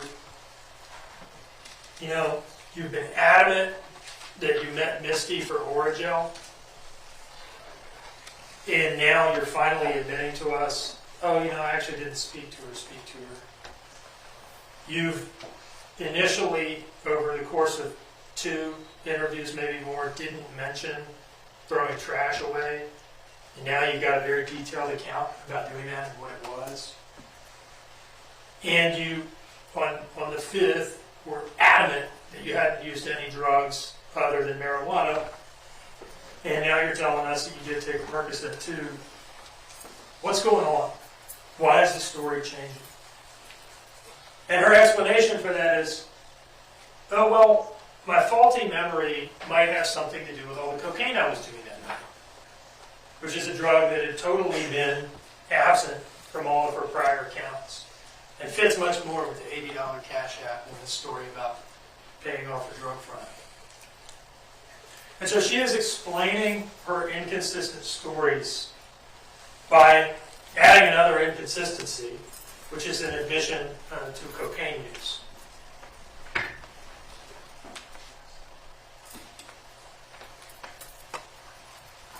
The jurors have requested a short break, and that makes sense. Let's take a 10-minute break and resume with the opening statement. Mr. Dean, again, I'm going to ask you not to talk about the case, don't do any research about the case, avoid conversations about the case. The time now is about 11:29. Let's aim to be back here at 11:40. Okay, we're in recess. And now, if you're brand new to the channel, sorry, replay viewers, this is the third time you're hearing it. But now you're going to see us teleport through this 10-minute break instead of us, you know, staring at the wall. Okay, so here we go. We're going to be going forward until they come back, and then we just carry on. Wow, that was a bit longer than a 10-minute break if you ask me. My goodness, it always is. Okay, wait, so yeah. For the defense is at the table. There we go. And that's what we call teleporting. Okay, here at Grizzly True Crime. Thank you so much all for being here. My goodness, what a case. Can't believe she said stinky shrimp pasta. Now I'm even more mad at her than I ever could be. Oh my goodness. If you're new to this case, by the way, there is a video for you that we are back on the order, back on the record. Recapping everything.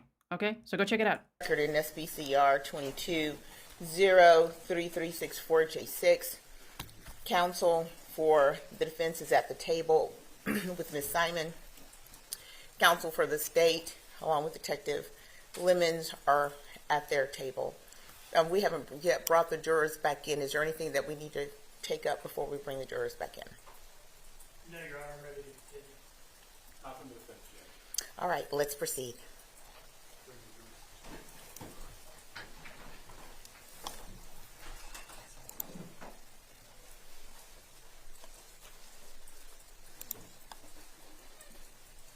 Jurors entering.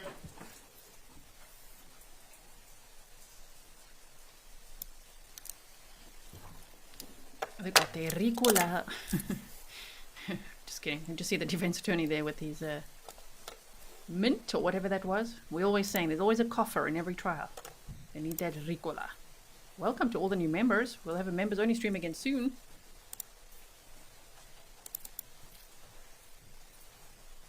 Jordan, I fully understand. Emoji only mode right now. Don't have words. Okay, let's go forward. October 12th, and we've come a long way from the October 12th. Wait. Here we go. So, October 12th, and we've come a long way from the October 5th account of only using marijuana that night. And this is where we end up on October 12th. So just before you left, you were taking the trash the other day. You had cocaine, you were upset. And in this interview, she acknowledges that this wasn't like the one night she used cocaine. She's a regular user of cocaine, which she had denied in earlier interviews. Now, at the end of the day, the most critical thing is what happened to Quinton. What happened to Quinton in the middle of the night. And here is what she had to say about that.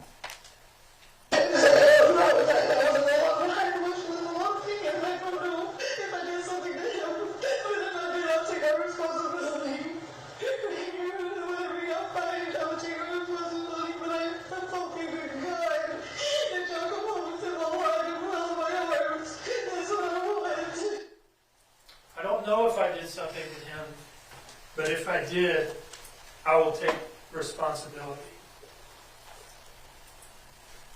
She appears to be claiming something like a lack of memory, and I'll tell you that the evidence that you'll see is going to show that when she drove to those dumpsters at Azalea to throw Quinton's body away, you can see that she's driving normally. You'll see that she comes to a complete stop at stop signs.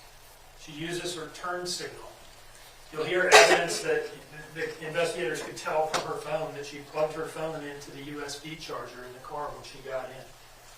So the evidence will show that she was aware of what she was doing when she took him there, and that her claims to just not know what happened cannot be true. They do not fit with the other evidence.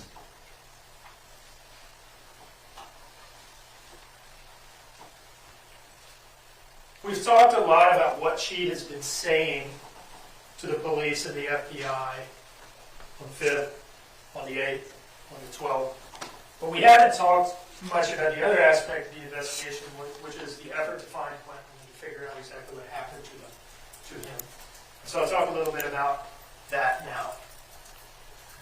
Now, on October 18th, police announced that they believe Quinton's body to be in a local landfill, and that they're about to begin this extremely challenging needle in a haystack search of the landfill. And this is how they got there.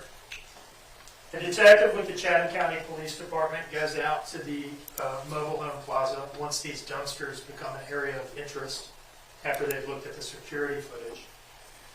And he asks what garbage truck company services these dumpsters, and they give him that information. He gets in touch with that garbage truck company, and he learns that it was truck 309 from a 3909, I should say, from a company called Waste Pro. This is the list of stops for that truck on that day. Serviced the mobile home plaza. This is on the morning of October 5th. Actually, Quinton wasn't in the dumpster for very long because it was empty that day. And this. What I'll tell you next kind of goes to explain Quinton's condition when they ultimately found him. Not an intact body, but in pieces, little pieces, bones. So front-loading garbage truck extends its hydraulic forks into the slots on the side of the dumpster and drops Quinton and all the other garbage into the box in the back of the truck. There's a compactor in that truck that compacts everything. You want that compactor in there so that the truck doesn't have to go to the landfill as frequently. It makes the garbage smaller and take more garbage. That truck went to the Waste Management Superior Landfill on Little Neck Road on the morning of October 5th. This is a landfill ticket. They weigh the trucks when they're coming in. That's how they know how much to charge the garbage truck company for this particular load. This is for Waste Pro truck 3909. And with this information, the detectives go out and they talk to the landfill manager, and he's able to identify the area that garbage was being dumped and then kind of shoved to on October 5th. And this kind of general area up here, that becomes the search area. So they have kind of an idea, like a general box in the landfill of where Quinton is going to be found. But this is still an extremely difficult thing. Even if you know the general area, there's like 2 more days of trash that have since been dumped there since the 5th. And this stuff gets compacted and moved around. They drive these compactors over it that have studded metal rollers. And everything just gets shredded. You may have this idea that you go into a landfill and it's just like a pile of bags of trash, just like they were when you put them in your garbage can at home. It is not like that. You will see that it is not like that. Everything is shredded because compaction is the name of the game in landfills. You will hear that. You got to get everything pressed down real tight because space is money. So, at the end of the day, they have tons and tons of garbage to search through, and so they arrange the landfill search. They have some consultants from an outside agency come in and advise on this because it's a very technical thing. These consultants are able to tell them, based on the size of the box, about how many tons of trash they'll have to search through to exhaust the area, based on known rates of searching, like pounds per day. They're able to give them an estimate of how many people this is going to take and how much time it's going to take. They have to order specialized protective gear, steel-toed boots, Tyvek suits, respirators, gloves to put over the gloves. This is a biohazard environment. And they have to find volunteers, and this is an all-volunteer duty. right? And for weeks, volunteers from the police department and from some other law enforcement agencies came out here early in the morning, and they do this landfill search that involves an excavator up in the search area, scooping up garbage, putting it in a dump truck. Dump truck comes down on this open area bounded by cones that they call the search deck. I just want to say that while they were doing this, and I'm going to tell you this little bit because the judge has suppressed this evidence, meaning it's not going to be part of this trial. While these volunteers were searching this landfill for the remains of a 20-month-old boy, okay, that is already just so devastating. There was also Hurricane Nicole, and they had to pause for 4 days, and then they carried on. They worked for hours and hours and hours and weeks with those like rakes and all the gear and everything, just looking for the remains of Quinton Simon. They eventually found partial remains, only partial, and they're explaining why. But what was Leilani doing? She was doing shots, Patron shots, tequila shots, right, with her mother. She was partying her ass off. There were also protesters outside of Leilani's house, some including YouTubers, some which were arrested at the time. That was quite something. Do you remember that? Oh my word. And so the thing though is that then we got to see the house, so we could see Leilani partying in the house as well and kind of taunting the protesters. It was despicable. Okay, but she went to I think it's called Tybee Island, to a beach bar, and she was partying her ass off while this was all going on. That is another aspect that's just so terrible.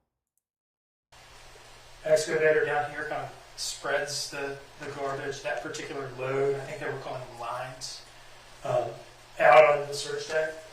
And the law enforcement officers, these volunteers, get online with rakes, and they just search through it.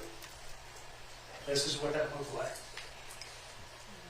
And they do this for days, weeks, in the heat, all that gear on. That's why I said earlier, these efforts can only be described as heroic. They want to find Quinton. The evidence will show that these things are not typically successful. There's a very low success rate with these landfill searches because, again, it's a needle in a haystack proposition. But that's what the police are doing while she is playing games with investigators and changing her story again. October 24th, while the landfill search is underway, and those volunteers are suffering in the heat out there, not knowing whether the next rape is going to bring more tedium and boredom, or if it's going to bring the horror of what they're actually looking for. The defendant is still playing games. Having already admitted that she went to Azalea and threw away trash, but it was only stinky shrimp pasta, she does an interview with the news, WTOC, in which she still, even at this late stage, this is October 24th, that's 19 days after the initial 911 call, and after several interviews where her story has just been shot to pieces. She does this interview where she holds herself out as the victim of a child abduction, still on that, and has the gall to make an appeal to the public to just please bring Quinton home safe. And the evidence will show that she knows he's not safe. And she knows he's not coming home. My kids woke up to me screaming, "Where's Quinton?" and running through the house. I ran and looked everywhere, inside, outside, just screaming for help. I've been here every day since this. I am not running and I'm not hiding. And if something does come up that I am at fault, I will take myself to the police station. And I'll walk with her. All we want is justice for Quinton Simon. We want justice to him. We want answers. We don't care the cost. We want answers just like everybody else does. At the end of it all, we love you, baby Q. My little monkey, and we want him home. That same day, in which she's claiming to the news to have no idea what happened and to just want him home. She sends this text message to Savannah Sullivan of the FBI. And this is just the latest Hail Mary. After all the statements about going to the Chevron and then going to Azalea and what she was doing there, and I was actually throwing away trash and not Quinton. At this point, October 24th, the same day as that news interview, she and Danny are split at this point. He kind of seems to see the writing on the wall for her and has left town, I believe. I think they're not together at this point. And so now's the perfect time to try to put it on Danny. I'm not lying for Danny anymore. The reason why my story about Oragel and shit didn't make sense was because Danny told me to say that he was the one who left, and my phone was in the car from my previous trip. And the reason she says that is her phone GPS puts her at the dumpsters too, not just the video. So anyway, she's throwing it on Danny and is now saying, you know what, I didn't actually make that trip at all. That was him, not me. And they get her in for an interview a couple days later to formalize that statement. And they just sort of let her talk and put it out there. But the evidence will show that it was clearly not true. It was a desperate attempt to just try something new after, I don't know, a dozen lies to that point. And it's actually her MO. She always pins her crimes on others. She was actually arrested for burglary in 2021, and she pinned it on Quinton Simon's father, Henry Bubba Moss. So if you did your homework and you saw the video I made you know about that. We went through those details of like, oh my word. Now she's like, she'll just throw anyone under the bus, okay? That interview was on October 31st, last day in October. Now on November 18th, about 3 or 4 weeks after they started searching through that landfill, this arduous task, challenging thing, all volunteers. They finally find what they're looking for. November 18th is a memorable day for the people who are involved in this landfill search because they find Quinton and he's not in good shape. Okay, they find him in pieces. Mostly bones, a foot. I don't know if that's too much. It's not Sorry about as that. if he's in one place on that search deck. It's bone, okay? Trigger We're warning. finding bones in different lines, spread out. He's horrible.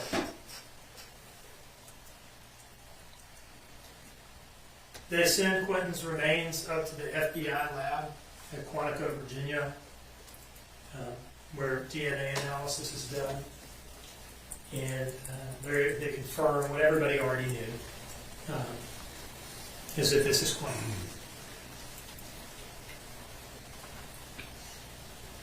And the defendant comes in for one last interview. You guys know I don't like to show any graphic pictures on here. Thankfully, there was skeletal remains, so... But still, I'm not too comfortable with that. But that is all that's what they found. That's what was left of this beautiful 20-month-old Quinton Simon. She didn't care. She just like goes to the dumpster, parties it up, you know, Patron shots with her mom, little Halloween lights. I don't know. It was like a little party at her house. Wow. Well, she was promptly arrested on November 21st of 2022, and she's been in jail ever since, okay? 19 counts that she's facing.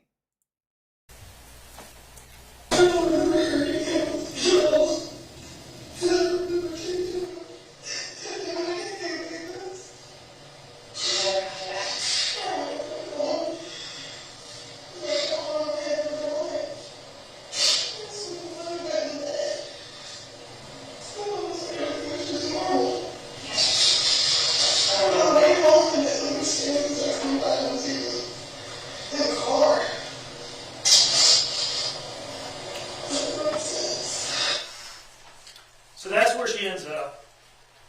After having given this very detailed cover story about going to the Chevron to meet Misty for Oragel, and having added this richly detailed account of having thrown away some garbage at Azalea in the dumpster, but it only being shrimp pasta.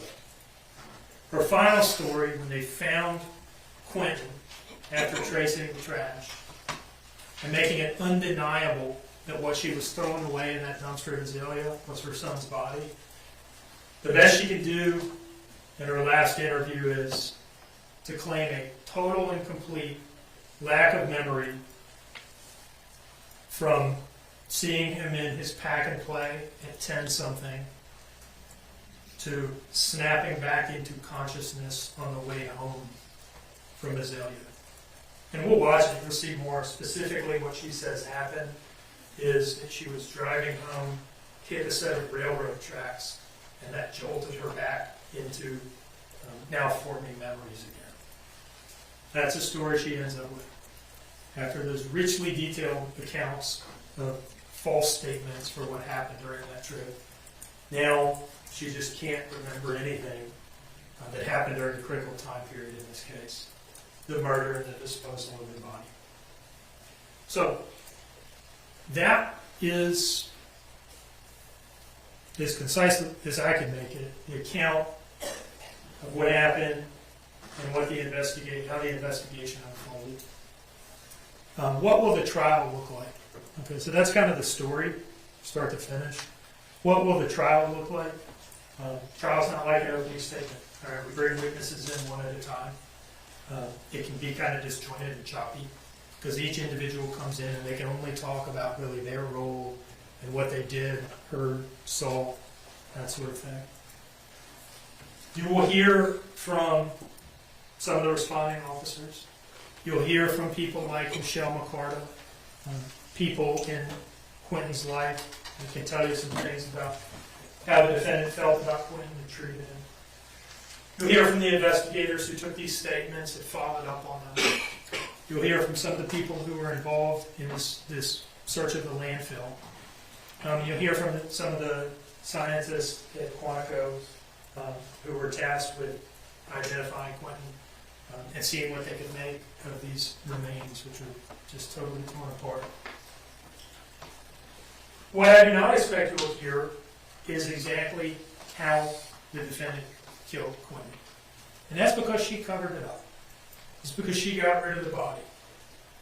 All right? The evidence will show that her specific intent from the outset was that he never be found at all. And him being found in pieces, little bitty pieces, was the next best thing. The judge will tell you that in a case like this, we do not have to prove exactly how the defendant killed Quinton. Under these circumstances, how could you? And that is a sensible rule. Because what we have to prove, what is important, is not exactly how she killed him, but that she killed him. The fact that she did it. And the evidence that we will present to you will do that.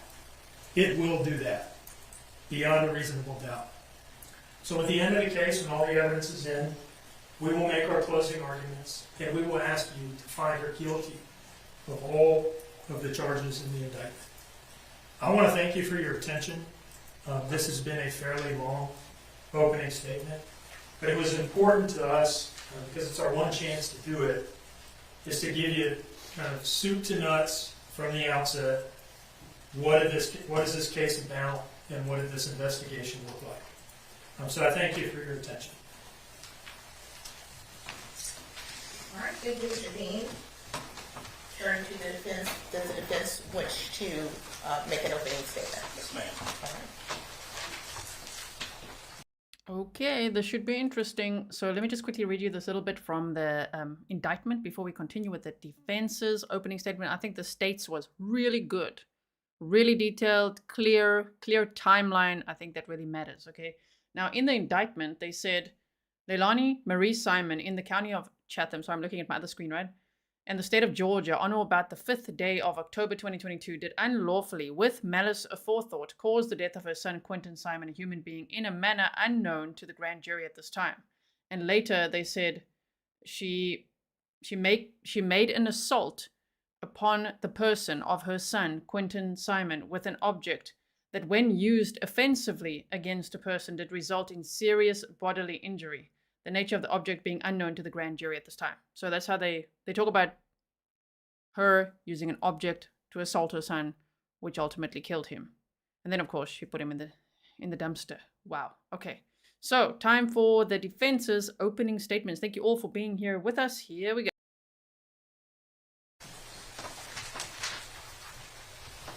Ladies and gentlemen, I don't intend to speak nearly as long as Mr. Dean did.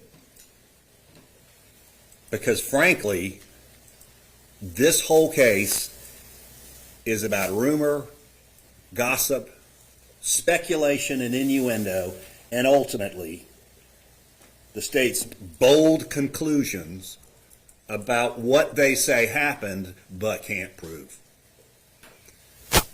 Unquestionably, this is an emotional case. I know that. I have 5 children, 4 grandchildren. So I understand how emotional this can be. But this case can't be decided based on emotions. It has to be decided on facts and evidence presented in this courtroom. It can't be determined by emotions or their rumors and their gossip and their conclusions. And in the end, what you will determine is that's exactly the foundation of the state's claims. Bunch of conclusions, bunch of declarations, unsupported by actual evidence.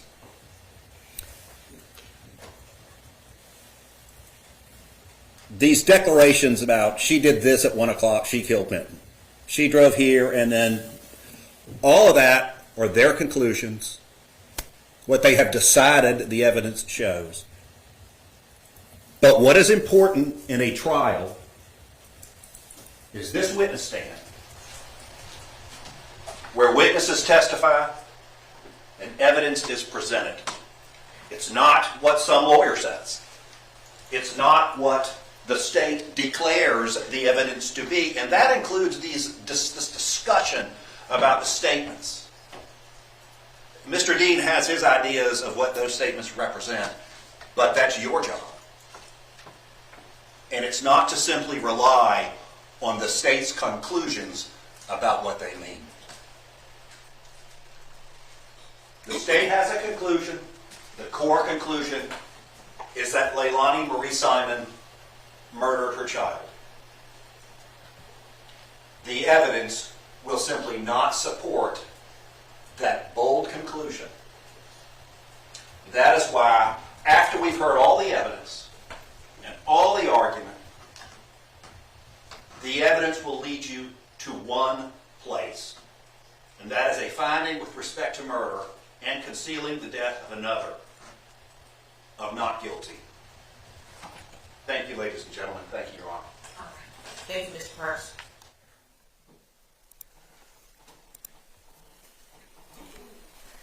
This would probably be a good. Wow. That was like, sure. Okay, but I like the less is more approach. I do like that from the defense. Because it makes an impact as well. Like, listen, you know? Coming right out of the gate, strong. Moving around that courtroom.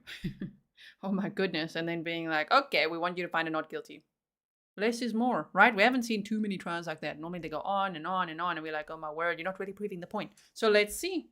Wow. You guys are like, that was weak. That's it. That is it. Okay, I was still trying to find which of the 2 defense attorneys that one was. Martin G. Hilliard or Robert Lawrence. Yeah, Stefan's like, okay.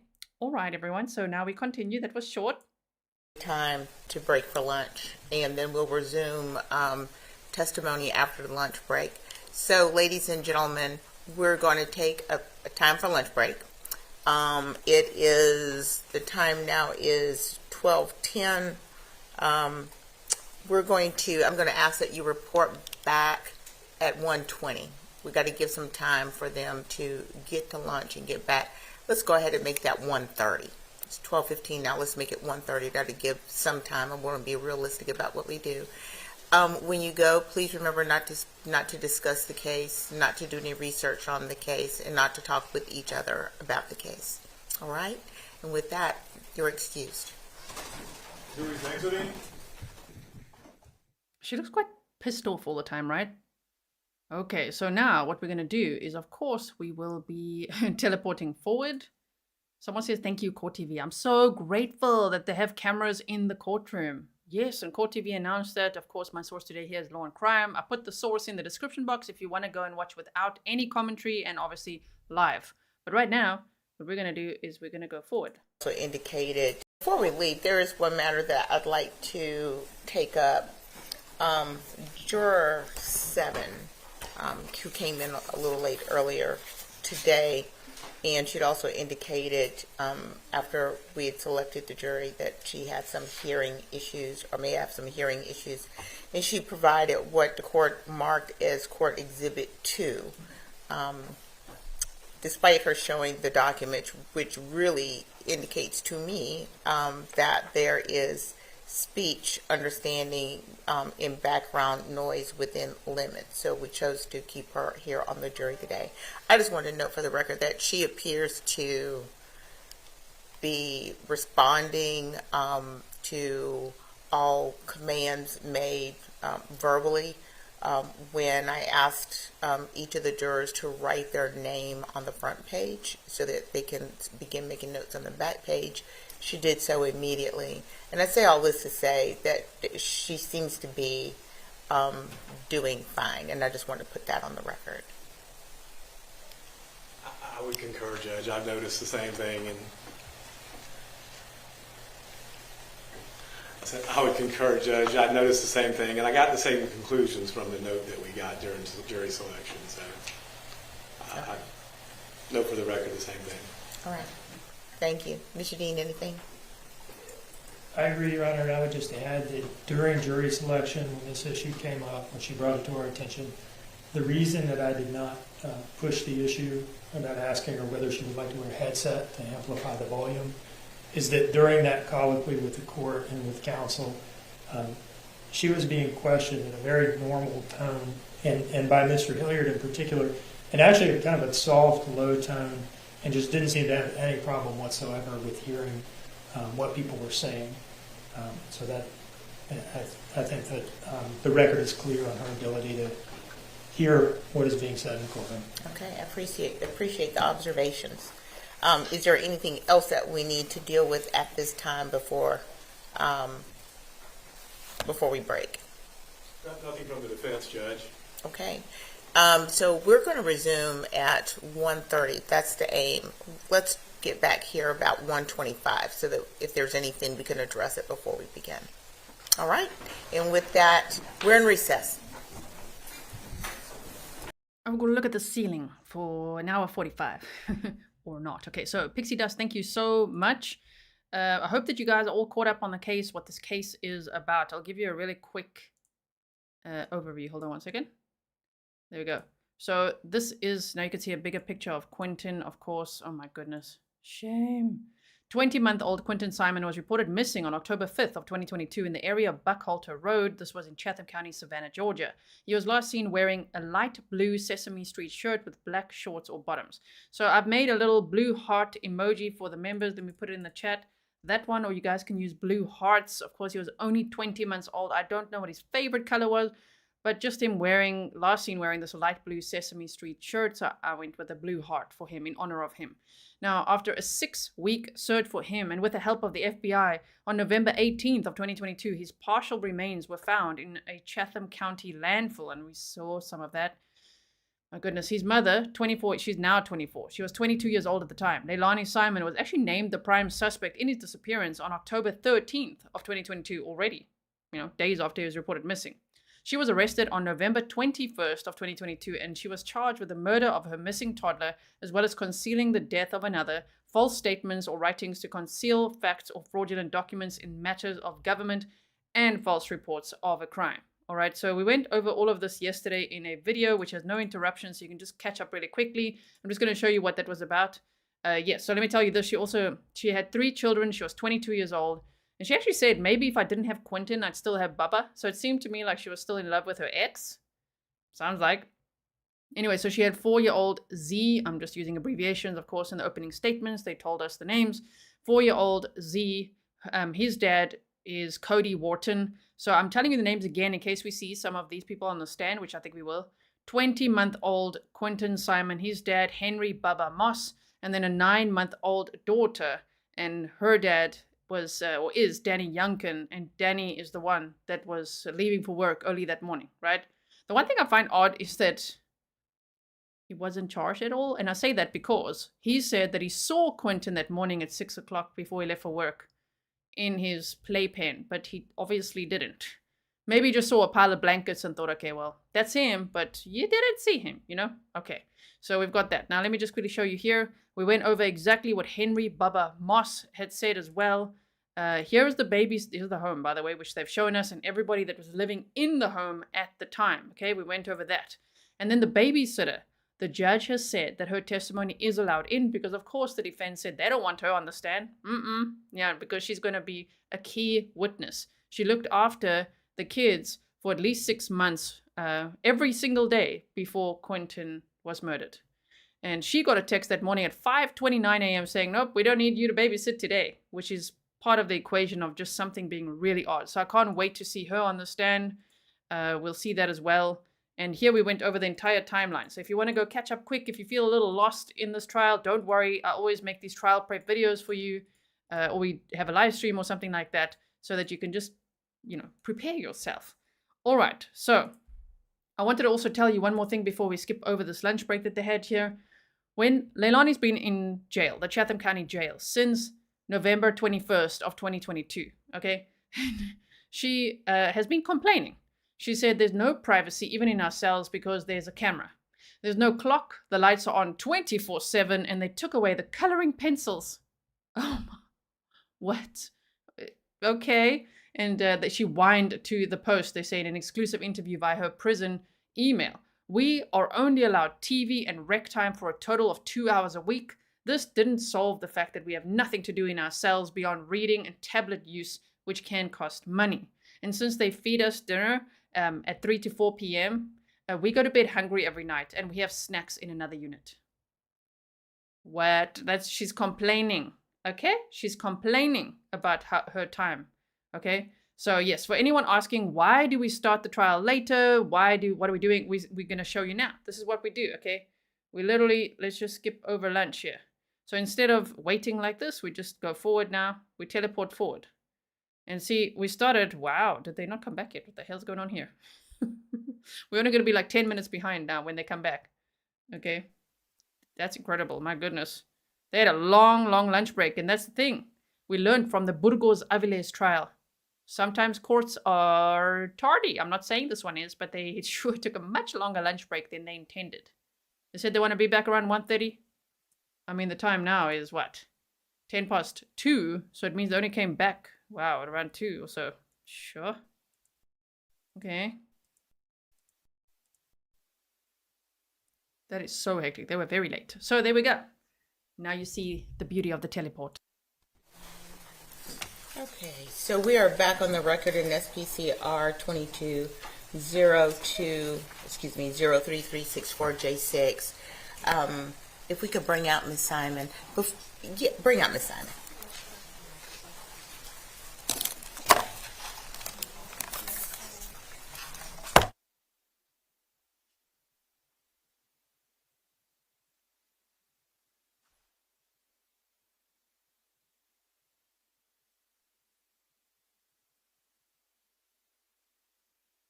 Okay.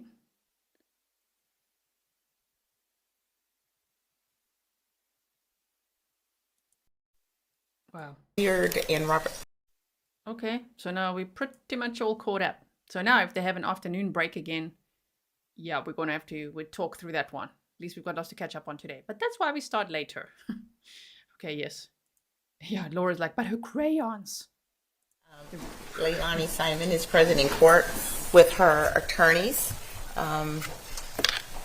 Martin Hilliard and Robert Purse. The state is at their table. AUSA, Tim Dean, Assistant District Attorney Jenny Parker, and Detective Lemons. Just a couple of things. I think that as to the media, some were operating on a delay, some were not operating on a delay.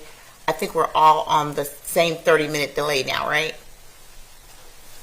I can speak for WJC. Awesome. There are always some technical difficulties in the beginning. What would life be without technical difficulties? So everybody's running on the delay. I don't think we have any other issues with regards to the media. Thank you. And the jurors have returned from lunch and they are ready to go. And is the state ready? Yes, Your Honor. Is the defense ready? The defense is ready, Your Honor. Okay, let's bring the jurors out.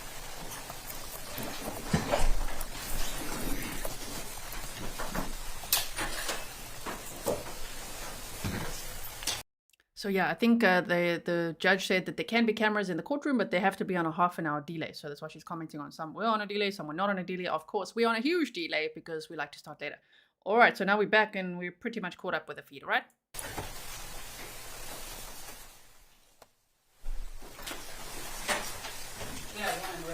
Okay.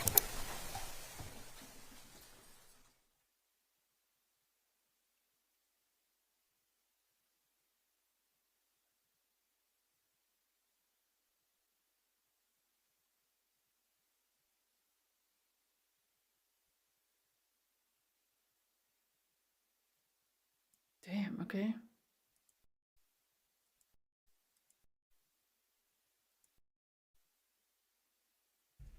All right. Emily says delay probably for safety, yeah. Probably in case something goes wrong. We might not know if this one, will she lash out or what? Is she gonna fight? Thank you everyone for being here. Okay.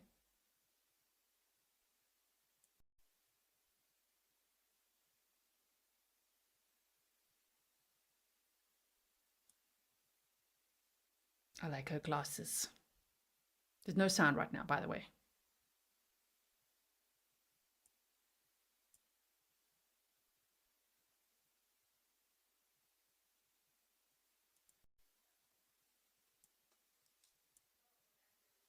Ladies and gentlemen of the jury, welcome back. I hope you had a good lunch break. Yes, ma'am. And I trust that you are all able to comply with my instructions not to research the case and not to discuss the case. Yes, ma'am. Yes, All right. And for the record, everyone has either nodded their heads or responded yes. And with that, we're ready to get started. Mr. Dean.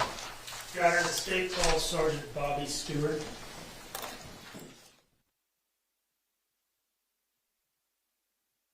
Okay, we got our first witness, Sergeant Bobby Stewart, they said.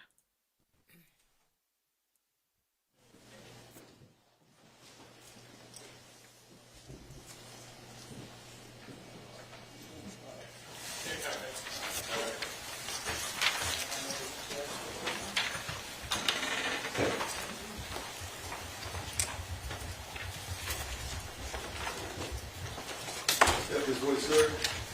Face the clerk. Raise your right hand.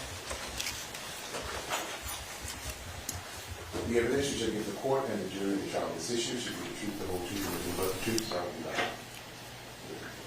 Step this way, sir. Up to step in that seat.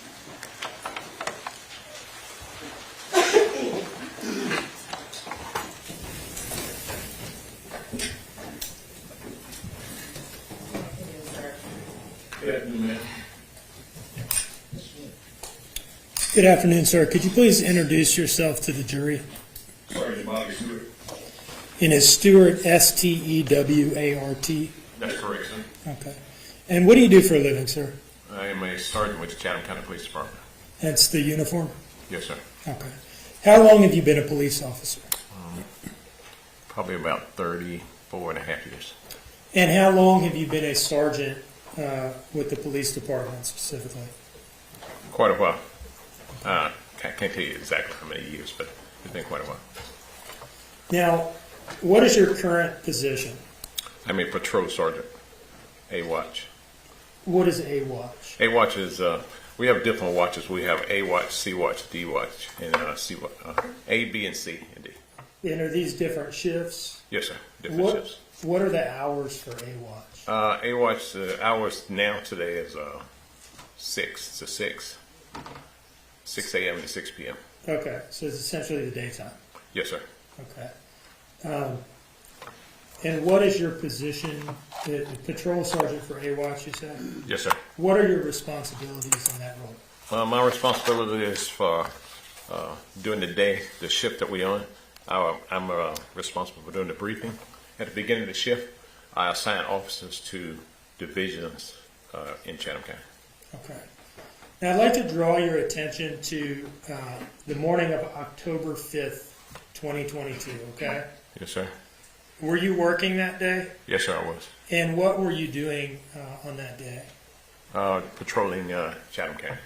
Okay. Any particular precinct or area? I was in the West Chatham precinct of Chatham Parkway. And were you the sergeant over all the patrol officers assigned to the West Chatham precinct? Yes, sir. Okay. And how many of them were there at that point? Patrol officers on the west side? It should be a total 7 or 8 that day. Okay.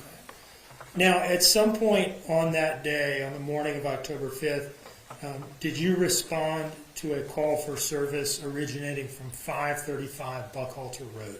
Yes, sir, I did. And what was the nature of the call that brought you out there? Missing child. Now, when you get called out to a particular location on a particular call, do you yourself hear the 911 call? You talking about on the radio? Yes. Do you hear the 911 call that was made, or are you just getting a call from a dispatcher? No, sir. I don't hear what was said when the person calls in. Okay. The only thing I get is the dispatch, what the dispatch tells us. And the word from dispatch initially was it's a missing child call. Yes, sir. Okay. Now, did you go to 535 Buckhalter Road? Yes, sir, I did. And how did you get there? It was in my marked patrol vehicle. I drove there. I think if I'm not mistaken, I went down Chatham Parkway. And what? I'm sorry, go ahead. Chatham Parkway to Gorod Avenue to Buckhalter Road. And what type of residence is 535 Buckhalter Road? It's a 2-story, like a single-family dwelling. Okay. Do you see in front of you a document marked as State's Exhibit 1? Yes, sir, I do. Can you look through that and tell us what it is, please?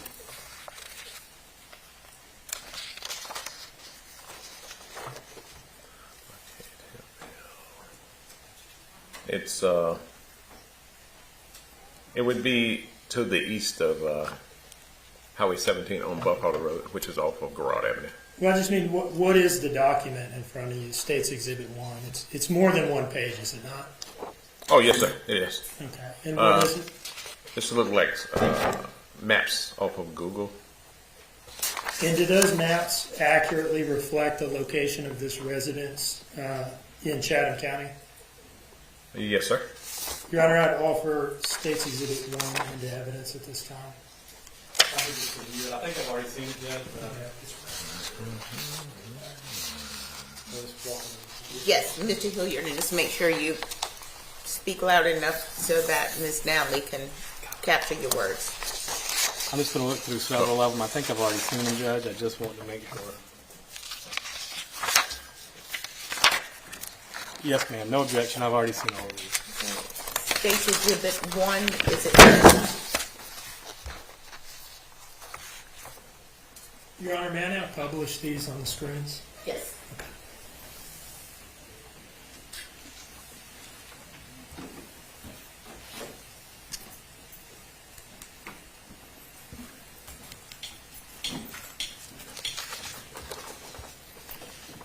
All right, I'm on slide 1 here of State's Exhibit 1. This is the, I guess, Savannah, Chatham County metro area. Yes, sir, that is correct. Okay. And is 535 Buckhalter marked on this this map here? Yes, sir, it is. And can you step down and just point to us where that is on here?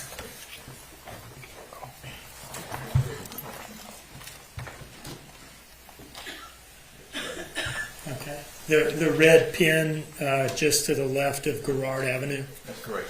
All right. Thank you, sir. You can sit down.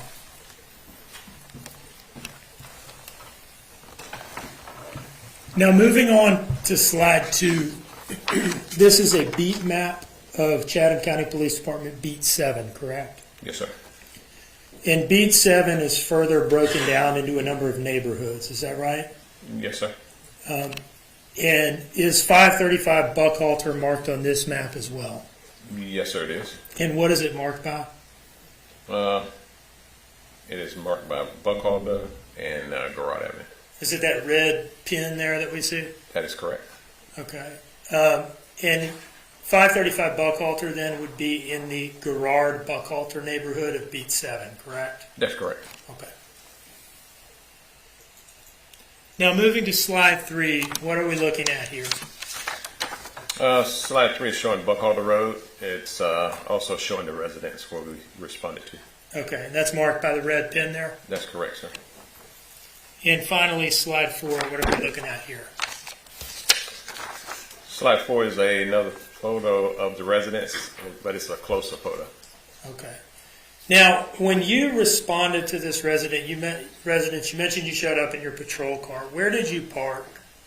I parked in the driveway just outside of the gate. Okay. So the jurors can't see what you're pointing at on that picture. So if you could just step down and tell us where you parked.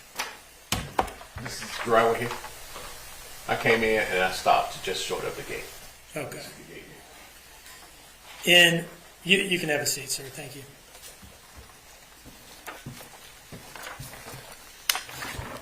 And when you arrived, were there any other officers with you? Yes, sir. And who were those? There was two other officers that came in behind me. Corporal Jepsen was one, and then the other also I think was Voss. Okay. Daniel Voss? Yes, sir. Okay. What about Philip Gormley? Was he there as well? He came in right behind them. Okay. And when you arrived, did you make contact with the defendant? Yes, sir. Where did you make contact with the defendant? Just as I walked through the gate, they were walking towards the gate. And who's they? I saw a female, the lady sitting here with the glasses. Okay. The witnesses identified the defendant. And what other, aside from police officers, what other people were on scene at the time that you arrived? Myself. Are you talking about officers, sir? No, other than police officers. What other people were on scene? The people that I saw the young lady there. I saw a male subject, which I later found out was her boyfriend. And there was a little small child. And there was one more person standing back behind them. Okay. I think that was her brother. Her brother? I think it was her brother. Okay. And was there also a person there who was identified to you as a babysitter? Yes, sir. And her daughter? Yes, sir. She walked up behind me. Okay. When I got there and walked around in front. Okay. Anyone else there that you remember who was there on arrival? No. Okay. Now, how did your initial contact with the defendant play out in the driveway right inside the gate there? When I got there, she was walking towards me. She got to me and I asked her, "What's going on?" And what did she say? She told me that the child was missing. Did she say when she had become aware of that? Earlier that morning. If I'm not mistaken, I think she said around 6, I think, or something like that earlier when she had got up. Okay. Wait, 6 was for when she got up or when the child might have gone missing?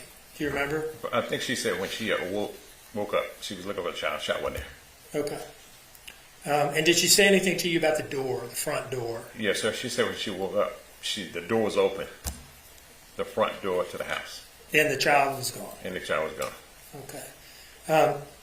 While you were there talking to her about this, did she cast suspicion on anybody who might have been responsible for the disappearance of her child?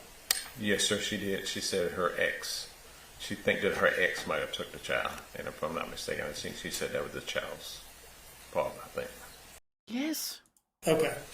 So the way that she pinned everything on Danny, her at the time was her current boyfriend and the father of her third child, the baby girl, right? The infant daughter. Well, she had, pinned this whole thing on him, saying, well, he's the one who made up the story and all that. While this was happening, she had pinned Quinton's disappearance on her ex, Henry Bubba Moss, and said that he is the only one that could have come in and, left the door open and taken Quinton. He was living 85 miles away, and he hadn't spoken to Leilani in 6 or 7 months. But yet she was telling the police he abducted Quinton. to the point where, of course, the police had to go and speak to him. The FBI also spoke to him. You know, they were looking at him as a suspect in the beginning because of the story that she told. She just likes to blame others for what she does, it seems. So she said the child's father might have taken it. Yes, sir. Okay. Now, as the senior man on scene, you were the senior man initially, right? Yes, sir. Once you've gotten this initial story, what do you then shift gears into doing? Well, we shifted gears and I asked her what was the last place she saw him. And she told me in the bed there. And then the front door, we assumed by him going out the front door. If he went out the front door, then it could have been the front yard. And then there was woods behind the house. And there was the roadway of Buckholder Road, which passed in front of the house and went south. So you go south of the house and then north of the house. Did you task out some officers to search the house itself? Yes, I did, sir. While I was talking to her, I asked her, did they search the house and look for him? She said yes. So I said, well, we're going to search it again. So I sent 2 officers in the house. Do you remember which 2? I think it was Gormley and I think Jepsen. Okay. And did they go do that? Yes, sir. And what was, you mentioned Daniel Voss was one of the initial officers there with you. What was his role? He was talking to the lady. Okay. Did you, at any point, did you call other officers out beyond the initial 4, you, Gormley, Jepsen, and Voss? Yes, sir, I did. And what did you want additional officers there for? To aid in the search of the area. It was quite a big size area. And once they started arriving, I had officers check to the south of the residence, down to Veterans Parkway, and also had officers check to the north of the residence, up to Broad Avenue. Now, you had officers canvassing the area looking for the boy himself, right? Yes, sir. And what else did you have them go out and look for? I advised them to check the residence as they was checking the area, see if there was any cameras. Okay, like Ring doorbell cameras yes, and things sir. like that. So you had people out doing that. Yes, sir. And did you also have them canvassing for witnesses, potential people who might have seen the child either on his own or with somebody else? Yes, we told them to knock on the doors and try to make contact with the people that live there, see if they knew anything. So initial effort focuses on searching the house and searching the general area around the house, if I'm understanding you. Did you yourself personally search any particular area? I did. And can you tell us about that? While I was standing just inside the gate, the backyard area, there was an open shed to the right. It had an RV. We walked over in that area, me and another officer, and checked it. And we left there and went. There was a shop directly behind the house. We checked that area, but it was locked up. We inquired about a key, but they said the gentleman who had the key to it wasn't there. So we searched around it, looked at behind the stuff that was there. Nothing. Okay. So you weren't able to get into the RV initially because of lack of a key? Correct. Okay. Did the officers that showed up to help with the search efforts, where did they come from? There was other officers that was assigned to my team that day. Okay. The same beat 7 or different beats? No, sir. They was from beat 8 and beat 9. Okay. Those are other patrol areas in the West Chatham area? Yes, sir. Okay. So you have other officers kind of flooding in from other places to help out? Yes, sir. When you have a missing child, you call everybody over. Okay. Now, at any point during your response, were you involved in making any follow-up on this claim by the defendant that perhaps the boy's father was responsible? Yes, I did. And can you tell us about that, please? While I was myself and Officer Voss was there, I asked the lady if she knew where he lived. You asked what lady? The lady here with the black glasses. Okay. You asked the defendant whether she knew where whom lived? The ex. Okay. The boy's father? Yes, sir. And what did she tell you? She told me a county. I wrote it all down. She told me where he lived at. She gave me the county that he lived in. So what I did is I contacted that police department that's in that county. And what did you ask them to do? I advised them who I was looking for, gave them the name that I was looking for, and asked them did they know of them. And while I was talking to her, she told me she didn't know the address, but she gave me some reference points. What do you mean by that? Like she told me there was some reference points. There was a store. She told me the name of the store, and it was. I think she said it was a little campground or something. But she told me the name of it, and it was a large sign there. So I gave that information to the officer who called me back from the county. Okay. He told me, I think I know what that is. All right. So you saying she gave you some reference points of like businesses near That's where correct. the boy's father lived? Yes, sir. Okay. To kind of walk you on to the general area? That's correct. Okay. And was there any result from that while you were out there? The officer that called me and talked to me, he went out and searched. Sergeant, I'm going to instruct you not to tell the court anything that someone else said. Okay. Yes, ma'am. Go ahead.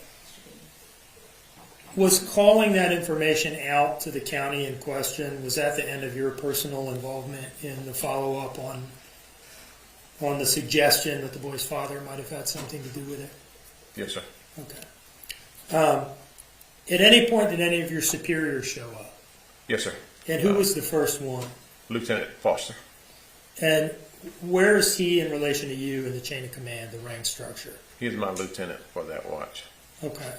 About how long did he get there after you arrived? It was pretty quick because once I got the initial information about what was going on, the standard is to you contact the lieutenant and advise him what you have. Okay. And did he come out and become the senior man on scene after a little while? Yes, sir. Okay. Did anybody else from the Chatham County Police Department command staff show up? Yes, sir. There was the detective showed up. There was the assistant chief showed up. There was the detective, lieutenant, captains. They all showed up. Okay. Do you remember who was first on scene for the detectives? I think it was Detective Lemons. I think that was the first person I made contact with and talked to. Okay. There was other detectives there. Did Detective Wilkins come out? Yes. And what about Detective Noble? Yes, he was there. Okay. At any point, was there a response by a canine tracking team? Yes, sir. Can you tell us about that? Where were they from? They was requested. There was a county to the south of Chatham County, and that they came in. They called them in. I think it was around Reedsville. And when they arrived, what did they do? They came in. They was in the front yard, and they was talking to the lieutenant. And I guess after that, they went and did a search. Now, you mentioned that detectives showed up after some time, right? Yes, sir. Now, once the detectives show up, who's in control of the scene? The detectives. Okay, so at that point, they took control and sort of relieved the patrol officers of command? Yes, sir. Okay. About how long were you at the scene total? It was quite a while. Probably, I would say probably about 2 hours. Now, you mentioned that the defendant, her boyfriend, and her brother were present at the scene when you arrived, right? That's correct, sir. Now, at some point, were they transported to headquarters for questioning? They were. And were you involved in that in any way? No, sir. A couple of my units were. They assisted the detectives. Do you remember who that was? No, I don't. Okay. Now, after your involvement at the scene concluded, were you involved in any other organized searches for the missing child? I did. Can you tell us about that, please? Once I left Buckholder Road, I was advised to go to the church. There's a church that's located on the corner of Garrard Avenue and Lewis Mills Boulevard. And what was happening at the church? At the church, they was having other resources come in to do the search. Other officers were coming in, and I think they had a civilian search team that came in. Okay, what do you mean by other resources coming in to do the search? When they have something, when they have events where they have missing children, they are calling in other agencies and ask for assistance. Sheriff Department, and then you just have a lot of other people come in and help us aid with the search. And when did that search take place, and how long did it last? It took place right after I left, Buckle that came down. All the units started coming in. I think we had a representative from SEMA that was there too. SEMA being Chatham Emergency Management Yes, sir. Agency or Authority or something like that? That's correct. Okay. Roughly how many people were involved in this search that you're talking about that originated at the church? I would say it was probably about 50 people there. And what were y'all doing? Well, once they got into the church, they briefed them on what was going on, and they briefed on the areas that they wanted to search. Okay. And what happened after that? And once that was over, they broke up in groups and they searched the area. Everybody had a particular area that they were responsible Yes, for? sir. And how long were you doing that for? I would say probably another hour and a half. Okay. What time of day are we at this point, roughly? It's getting dark. It's late in the afternoon. Okay. And when had you initially arrived? To the church, where? To the residence in response to the initial call. It was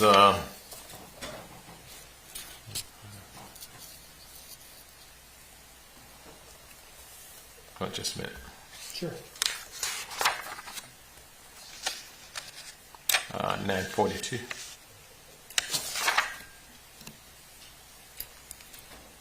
Now, were you wearing a body-worn camera that day? Yes, sir. Where was it located on your body? Right in my chest area. And is that thing always running, or do you have to turn it on? Yes, sir. It's on. Okay. We require once we get on a call, it has to be on before we get out of the vehicle. Okay. So how do you turn it on before you get out of the vehicle? There's a round button in the center. You tap it twice, and it activates it. And did you do that upon arrival in this case? Yes, I did. Okay. And were your interactions with the defendant that you've described captured on body-worn camera? Yes, sir. And were the arrivals of some of these other officers captured on your body-worn camera as well? Yes, sir. Do you see in front of you an envelope marked as State's Exhibit 2? Yes, sir. Do you recognize that? Yes, sir. How do you recognize it? I signed it. I wrote my name and everything on the front of it. Okay, and that's an envelope, a sealed envelope? Yes, sir. It's sealed. What's inside of there?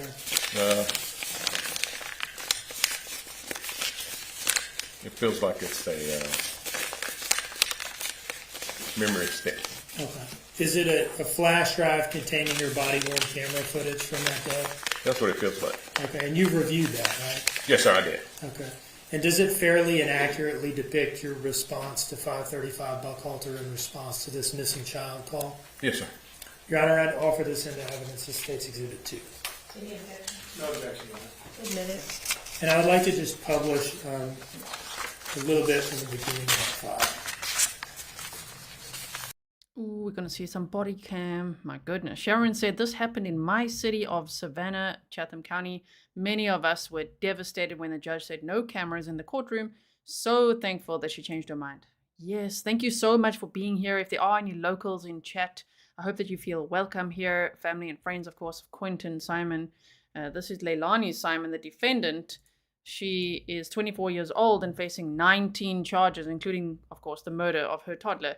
20-month-old Quinton Simon, he died, he was put in the dumpster on October 5th of 2022. Okay, so are we ready now? Yeah, Pernille says, oh, the paper flapping. Got a little bit of paper flapping going on. Okay, here we go.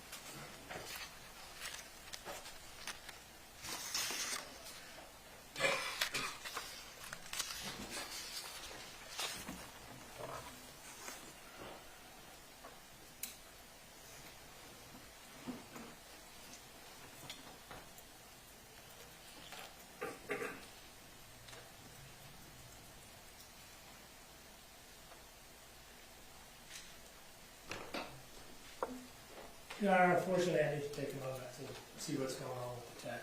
Okay. So why don't we just take this opportunity to take a short break? 10 minutes. Freaking Bill Gates again. The time now is 1:10. Let's come back. Is it 1:10 or 2:10? I need to put my glasses on. So we're going to come back at 2:20. Okay? All right. Jury's exiting.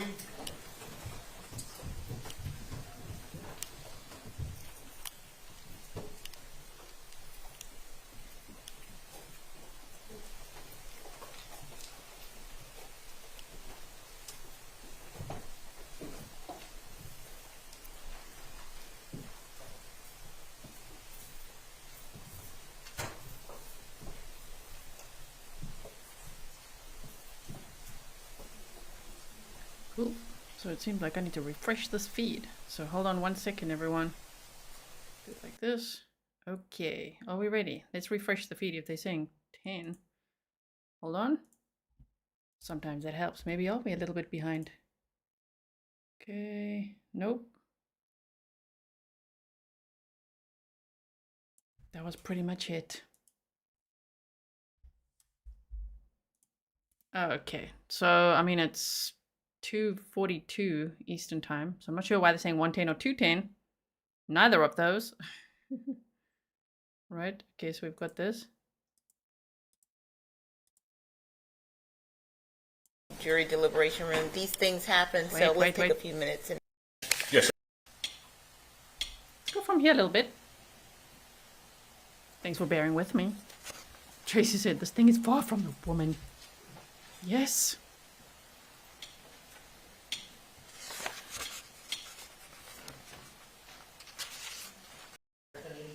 short break, 10 minutes. The time now is 1:10. Let's come back. Is it 1:10 or 2:10? I need to put my glasses on. So we're going to come back at... Oh yeah, because the court feeds are half an hour after. That's why. Okay, okay. 2:20. Okay? All right. Jury's exiting.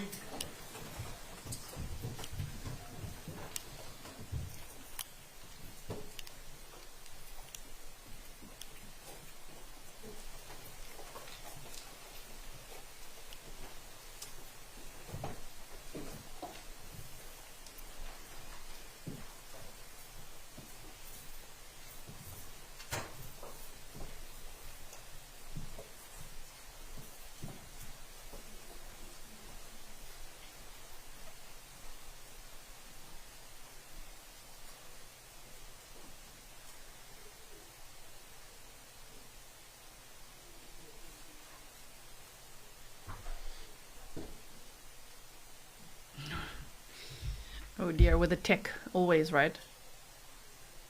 We're in the jury deliberation room. These things happen, so let's take a few minutes and see if we can't get this online. While you're doing that, Mr. Dean, I'm going to step off the bench. Okay, so we wait. Let's go forward up to where the feed is now. And then I'll keep it on like this. And now we can do a little recap, okay, of what is happening. So just hold on 1 second. Yeah, thank you. Hugh Man. Oh, sorry. Sweet said the time being off is due to the 30-minute delay, which the judge has put in place. Yes. Took me a while there. I was like, wait a minute. True. Okay, so far, what we watched today on day one is, of course, some of the instructions for the jury. They're allowed to take notes, lots of notes. I'll make myself a little bigger. It's a little awkward here in the corner. Hey, here we go. Okay, I'll have the seal behind me. So they're allowed to take lots of notes and things. I've just read that the media has finally said how long this trial is expected to last. Okay, 2 to 3 weeks. And I say it like that because I've been trying to call the court. I've emailed the court, multiple emails, and no one has answered the question. How long is it meant to last? 2 to 3 weeks. Okay, so now we know. Also, today so far we had the state's opening statements. It was quite long. Didn't time exactly how long it was. Let me just see. It was like an hour and a half or so. Okay, and so then we had the defense's opening statements, and that was so quick, like less than 5 minutes. Oh my goodness. And now we've got the first witness on the stand, Sergeant Stewart. Wait for it. A word. Come on, brain, work with me. Sergeant Bobby Stewart. Okay, and so when he's referring to the ex, I see there's a few people a little bit confused in the chat, like which ex, because now she's obviously got a third ex based on the 3 that we know. So what we're going to do now quickly is go over this timeline. If you've already done the homework, I'm so sorry. We're going to just go over this again, right? So Quinton Simon, 20-month-old Quinton Simon. He was only 20 months old. Was reported missing on October 5th of 2022 in the area of Buckhalter Road and Gerard in Chatham County, Savannah, Georgia. That's where we just saw that on the map time, right? He was last seen wearing a light blue Sesame Street shirt. That's what was reported. Leilani and Danny, her boyfriend at the time, and father of a third child, reported him missing. Okay, so after a 6-week search for him and with the help of the FBI on November 18th of 2022, his partial remains were found in a Chatham County landfill. His mother, 24-year-old Leilani, she's 24 now, okay, was named the prime suspect in his disappearance on October 13th of 2022, and she was arrested on November 21st of 2022 and charged with the murder of her missing toddler, as well as concealing the death of another, false statements or writings to conceal facts or fraudulent documents in matters of government, and false report of a crime. Okay, maybe we can go over the indictment if there's another break later or something like that. We've gone over it before, but we could always do that as well. Thank you, Shell. Happy Grizzly anniversary to you. So, if we go from here, I mean, oh my goodness, look how absolutely adorable he was. I don't know how anyone can hurt him. Leilani Simon, this 22-year-old mother of 3 children, a 9-month-old girl at the time, 20-month-old Quinton, and a 4-year-old son. She was arrested November 21st of 2022. She's been in the Chatham County jail on being held on no bond ever since. And as we read earlier, she's been complaining about not having coloring pencils, about having dinner too early, about the lights being on 24/7, about the lack of rec time, all sorts of things, okay? There's more complaints in that article that I was reading to you. Hey, lady, just you wait now, okay? Just wait. The lady's coming back. Okay, so let's just recap here quickly. So now she's facing a 19 charges, including 1 count of malice murder, 2 counts of felony murder, and 1 count of concealment of the death of another. Look at Quinton. And on her TikTok, she made it look like she is just the best mother in the world. She had lots of video clips and things of Quinton and her kids, you know, at the time. Quinton was her son, middle child, right? So 22 years old. She said, maybe if I didn't have Quinton, I'd still have Bubba. So she had a 4-year-old son, and his dad is Cody Wharton. I believe that Z, that son, which would now be 6, I think he's with his dad. That's what I'd read at some point, that the 4-year-old is with his dad. Unfortunately, Quinton Simon, of course, is no longer with us. He was murdered and discarded in a dumpster in October of 2022. Okay, now his dad is Henry Bubba Moss. And so when this sergeant who's on the stand right now is talking about the ex, they're talking about Henry Bubba Moss, because at the time, the current boyfriend was Danny Youngkin, and him and Leilani had a 9-month-old girl, okay? So MS said, why was the unsupervised contact? Yeah, the kids should have never been left alone with Billy Joe Howell, Leilani's mother, because Billy Joe had full custody of the kids. So now in the home, this is the home. I just want you guys to understand, if you didn't do your homework right, we're quickly going to go over this. In the home was Quinton Simon, Leilani, his mother, Daniel Youngkin, Leilani's boyfriend, his older brother Z, and an infant sister. That's who was in the home at the time that this crime took place. Now, who also lived in the home but weren't there at the time was Billy Joe Howell, Leilani's mother, her husband, Thomas Howell, which is Leilani's stepdad, and also Leilani's brother, Paul. So you heard them talk about Paul as well. The state spoke about him. So these are all the people that were living in the home. Now, the thing is that because Leilani was struggling with substance abuse, she'd been burglarizing motorhomes, and she'd been arrested for that and all sorts of things. She lost custody of her kids. And her mother had full custody of all 3 children. And she should never have left the kids alone with Leilani. But that day, October 4th and 5th, she wasn't there. She was out of town on a business trip. The stepdad was working. The brother was also working.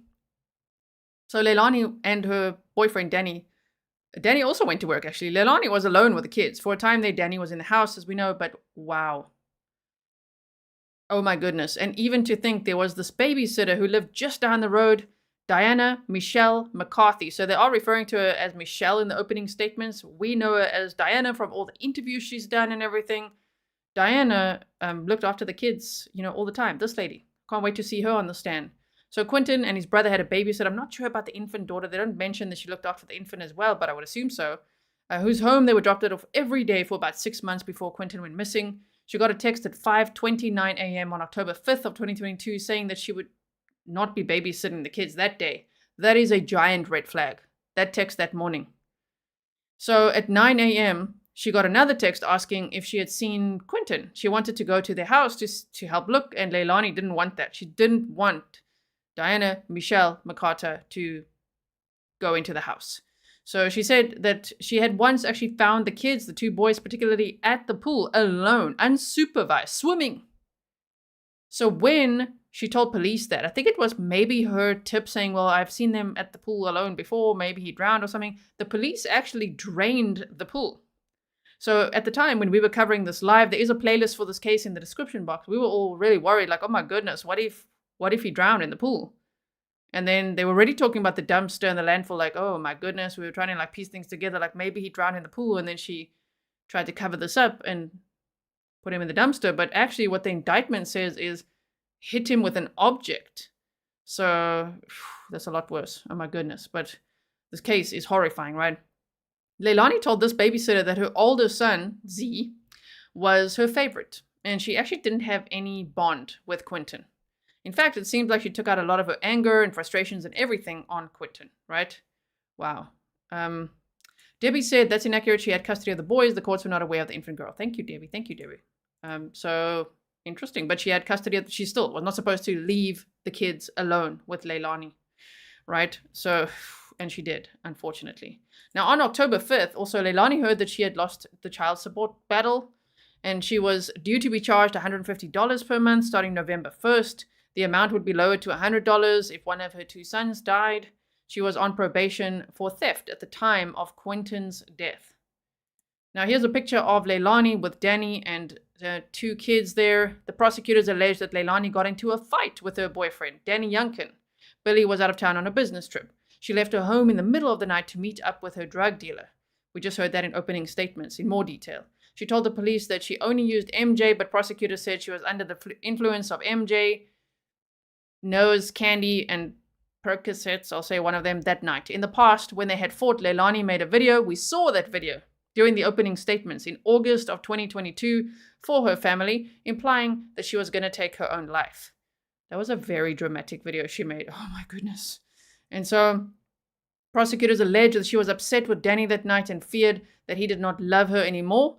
Police interviews of Leilani show in motions hearings showed her, and we saw some as well today, that she said it's almost like blackout drinking. The light is on, but nobody's home, when she was high, of course. The state believes that Leilani attacked Quinton that night because of her state of mind that night. Wow. Yeah, roaring titties, like nose candy. Lol. Yeah, we heard a lot about that in Aliyah Boulevard's trial, didn't we? So we've got the timeline and all that. I actually just want to see where we're at now. Let me just quickly see. Hugh Mann said all the defense can do is stretch the definition of reasonable doubt, like the Chandler Halderson case. Yes, as well. I just want to quickly see where they're at here with the court. Okay. So, Mr. Dean, you ready? After unplugging it and plugging it back in again, you're ready. That often helps. And it does. That is the only method I know, the unplug and plug back.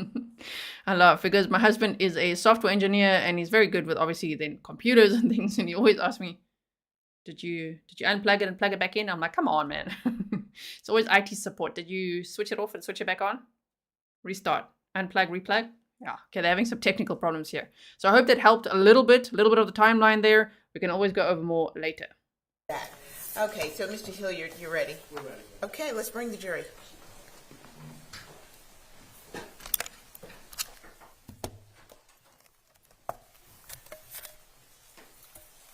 Jurors entering.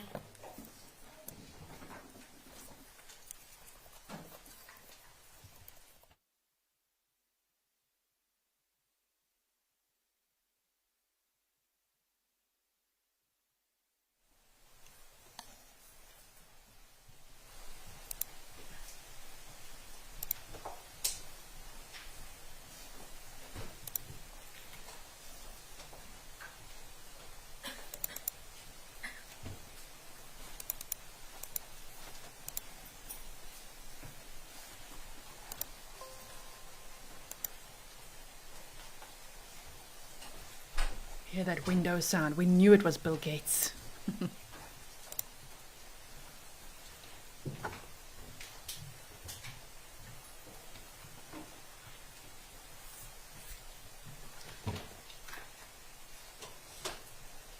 All present, Judge.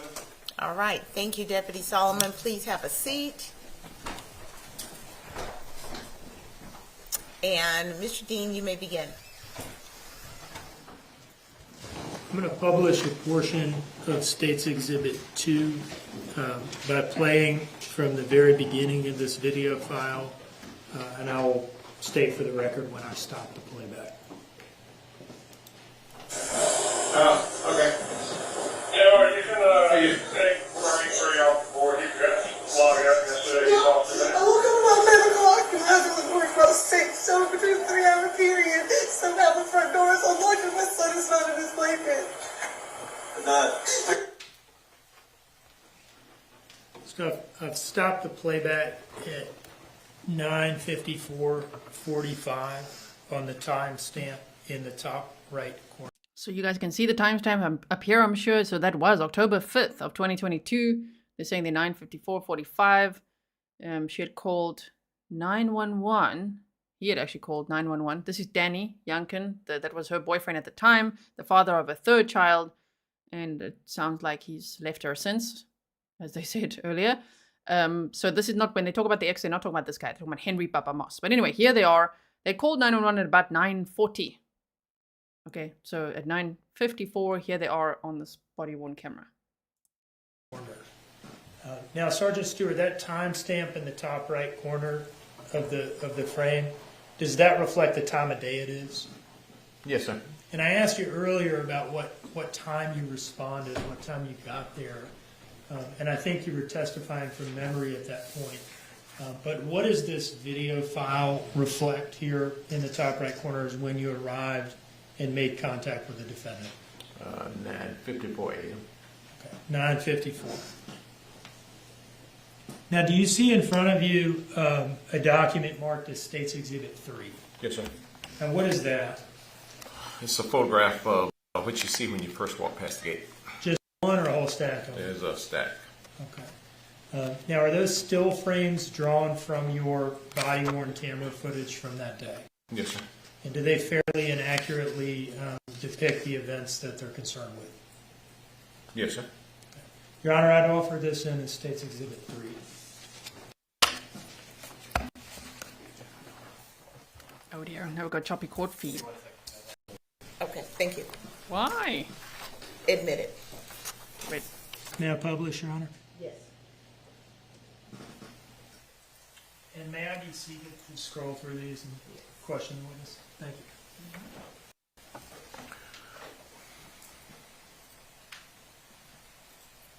you. CRO. Now, Sergeant Stewart, mainly these images depict different people and when they arrived, correct? Okay, whoa, it's a little bit too blurry. Okay, so we're 6 minutes. Just let me just see if I can refresh it, or if it's actually this feed that's a problem. If it's this feed, we'll just switch to another one. So just hold on 1 second. That is the... I'm gonna go 6 minutes back. Right there. Looks a bit better. Okay. Wait, who is that with the notepad better? in his hand talking to the defendant? Officer Voss. Officer Voss. Okay. So these pictures that we've looked at, these all depict the people who were there initially, correct? Yes, sir. Moving on to slide 5. This is what time? 9:58:33. So this is within just a few minutes of your arrival? Yes, sir. And who is the gentleman with no shirt there in the middle? I think that's our brother. Okay. And then the woman to the right in the image standing alongside the white vehicle, would that be the babysitter? Yes, sir. Okay. And it's difficult to make out in this picture, but is her daughter standing right on the other side of her? Yes, sir. Now, what time is this next slide? 10:08:58. All right, so how long after your initial response would this be?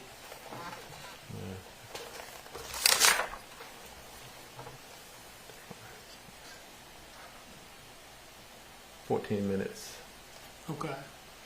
And who's that in the middle? Is that Officer Voss still? Facing away from me is Officer Voss. Okay. And who is that looking towards you? That is Officer Carson. Carlson? Yes, sir. Now, had she arrived since the initial response? Yes. And what was her role there? She was tasked to do a search. Okay. So is she one of the officers that you tasked out to look elsewhere? That's correct, sir. Now, who is this gentleman? Lieutenant Foster. And does this slide depict the approximate time of his arrival on scene? Yes, sir. And that is 11 minutes after 10? Yes, sir. Okay, so that'd be about 15 minutes or so into your response. Yes, sir. In this next slide, is that Corporal Jepsen on the left there? Yes, sir. Not the far left, but the person that we see right there. Corporal Jepsen. And who's that in the middle? Officer Zerke. Zerke? Yes, sir. And where did she come from? From B8, And Georgetown area. Say again? B8, Georgetown area. And what was her role once she arrived at the scene? She was tasked to search the area. The next slide, we're at 16 minutes after 10. Who is this here? It looks like Officer Naranjo. Naranjo? Yes, sir. Okay. And where did he come from? He came from, I think, Beat 9 Okay. And what was his role? to search the area. Now, in this next slide on the far left, is that Lieutenant Foster? Yes, sir. And who are those other two police officers? That is Corporal Eam, the one facing me. And I think that is his trainee. Okay. And what was his name? I think it's Laurel Stewart, I think. Okay. And did they show up to search as well? Yes, sir. Moving on to the next slide, this is at 10:22, correct? Yes, sir. So this be just under half an hour into your response? Yes, sir. Okay. And who is this that we're looking at here? It is Latoya Brown. Miss Say Brown. again? Miss Brown. Okay. Latoya Brown, did Yes, you sir. say? Okay. And what is her role with the Chatham County Police Department? She's a CRO. What is a CRO? She goes around and takes non-emergency calls. She goes around makes reports. When people want to report this, whereas it doesn't require a police officer to go out and take like a theft or something like that. Okay. She goes out and take the. Community Resource Officer, CRO. Okay. Okay. And what was her role at the scene? She was requested there to come in to keep up with the notes, to be a scribe. Okay. A scribe? Yes, sir. What is That's this? what was told to me, scribe. Okay. But to me, she was just there to take notes. Okay. Notes on what? What was going on, who came in, what was said. Okay. Now the next slide, we're at 10:44, right? Yes, sir. So that would be about 50 minutes after you've gotten there yourself, right? Yes, sir. And is that Lieutenant Foster in the middle? It is. Who is that in the dark colored jacket there standing next to him? I think that's one of the detectives. Do you know which one that is? No, sir. You don't know off the top of your head? Not off my head. No. What is happening between the two of them? I think the lieutenant's explaining to him about the incident that's going on out there. Okay. Explaining what about it? Just Telling what them information y'all have to this point? Yeah, so what information he has. Okay. I briefed him when he got there, what I had found out. You briefed who? The lieutenant. Okay. And then that's probably what the lieutenant's briefing him about what we found out. Okay. So you would brief Lieutenant Foster when he shows up, and then Lieutenant Foster briefs the detectives? Yes, sir. Okay. In the next slide, who is that in the tan pants and blue shirt arriving at the scene? A detective. And I think that's detective. I think it's Noble. I think that's his name, Noble. Okay, so that's Noble. In the next slide, who is this? Lieutenant Thompson. In the next slide, whose face are we looking at there? Assistant Chief Shoop. And who is this in the next slide? That is she's the lady that does the news releases and media releases. Like a public information officer? Yes, sir. Okay. And what was she there for? To cover the event. It was a missing child. Were there news media present at this time? Not that I know of. Okay. I hadn't seen any. Did they ever show up to this scene that day? They did. Okay. That's why she was there to deal with them? She would be the one dealing with the media, yes, sir. Okay. Now in this next slide, the time is 11:51, correct? Yes, sir. So this would be almost 2 hours into the police response to this scene? Yes, sir. Okay. Now, who is that gentleman that we see there? It's a Marine Patrol officer.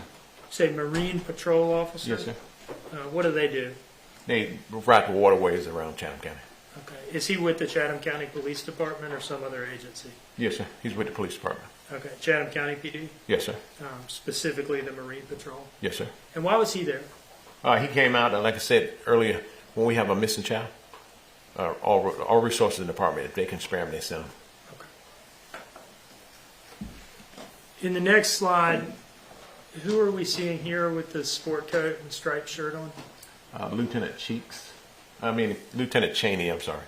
Okay. And what unit was he with at the time? The detectives. Okay. So he was a lieutenant with the detectives? Yes, sir. In this next slide, it's noon now, right? 12 o'clock? Yes, sir. Okay. So we're a little more than 2 hours in. Yes, sir. And who is that walking across the yard there?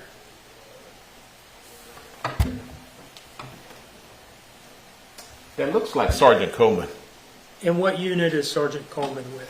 Forensics. Okay. So by this time, forensics is on the scene? Yes, sir. In the next slide, 12:05, who is this that you're interacting with? Assistant Chief Talbert.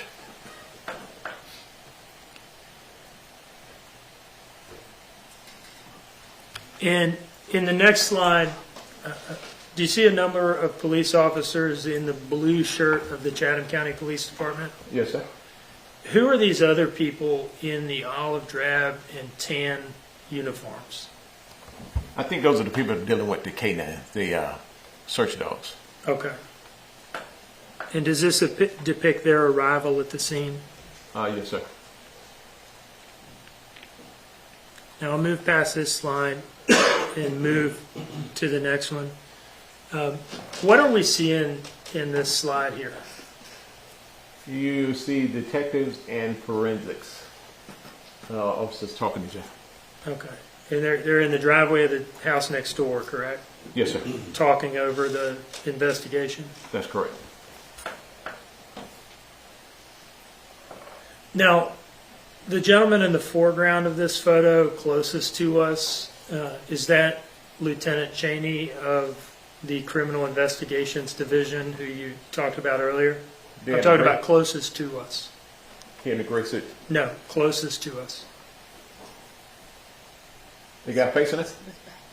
With his back to us. Oh, that's not. Yes, sir. That's okay. Lieutenant Cheney. So that's Lieutenant Cheney. And who is that in the gray suit in the middle? That is Chief Hadley. The Chief of Police for the Chatham County Police Yes, sir. Department. Who is that in the green shirt? That is Captain Wright with the detectives unit. Now, is it normal for multiple lieutenants, captain, and two assistant chiefs, and the chief of police himself to show up to a call? They show up on calls, how would you say, high-profile calls like murders, stuff like that. Missing children and stuff like that. When we did a lot of searching and calling in a lot of resources, they come out to. Okay. So they come when it's important. Yes, sir. Now, this next slide, what time are we at now here? 12:31. And who is that we see in this slide? I think it's Detective Lemons. All right. And what is happening at this time? This is the front door of the house. Okay. The door that they said that was open. And what's going on? I'm explaining to her from where I am what they told me and that showing her the area, the room. She's taking a look in the room. Yes, sir. And then finally, in the last slide here, what time are we at here? 12:43. All right, so this would be almost 3 hours after your original arrival. Yes, sir. You got there at 9:54, 12:43, almost 3 hours. Yes, sir. Okay. And what are we seeing here? What is happening here? That is Lieutenant Foster, Detective Lemon, Captain Wright, and that is Captain Fandrich. Let me see the other person. And that's Detective Lemons on the far right. Yes, sir. And what is she doing? I guess they all briefing about the case. They're talking to each other about the case. Okay. Talking about the plan to take Yes, sir. everybody to headquarters and conduct formal interviews. I think that's what they was doing. Okay. Let me ask you a little bit about the defendant's demeanor. Okay, I want to go back to when you first got there. Yes, sir. All right. Have you responded to missing children calls before? Yes, sir. About how many do you think you've responded to, if you had to estimate? You want a number? I can't tell you the Rough number. estimate. It's been quite a few, sir. Quite a few. More than 10, less than 10? Or more than 10. Okay. And have you had the opportunity to observe the demeanor of parents calling in that their child is missing and reaching out to the police for help? Yes, sir. What is it normally like? Most of the time when we get to a residence where a child is missing, mother's upset. She's hysterical. She's crying. She's telling us, "What are you standing here for? Talking to me? You should be out looking for my child. You're wasting time." And just, they're so hysterical, a lot of times you can't talk to them. Was the defendant like that in this case? No, sir. Did you view her demeanor as consistent with that of other parents that you've spoken to in missing children cases? No, sir, I didn't. Okay. Let me go back to the first slide. I guess it's actually the second slide. Do you see this here? Yes, sir. All right. Now, does it look to you like the defendant is crying? Looked like she's trying to cry. Is that what it looked like to you that day at the time that she was trying to cry? Yes, sir. Did it appear to you that she was actually crying or no? I mean, there was some, you could see there was some water on her face, but it wasn't like I told you. It wasn't. She wasn't hysterical. She wasn't crying, just crying out. When you saw big tears coming out of her. Okay. One moment, please.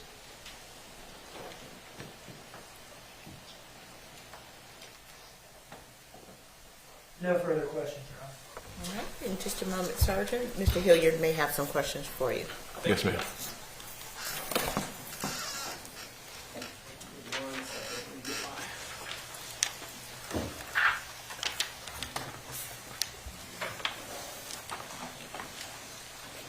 Sergeant Stewart, correct? Yes, sir. So, Sergeant Stewart, You were one of the first ones to respond on the scene that day, correct? Yes, sir, one of them. All right. And I'm curious, you said you have 35 years worth of experience in law enforcement, correct? Yes, sir. So, in your 35 years of experience in law enforcement and you arrive on a scene of a crime, what's one of the first things you've been trained to do? Go up and make contact with the complainant. Okay. And then what next? Talk to him, find out what's going on. Okay. And then what next? If I need to call in other resources, I do. Okay. Now, in a case like this where there may have been an abduction that took place or transpired, especially from inside the home, would you secure the scene? Yes, sir. That's what we had other officers to do that. Well, we'll get back to that in a minute. So you had officers do that. Which officers were doing that exactly?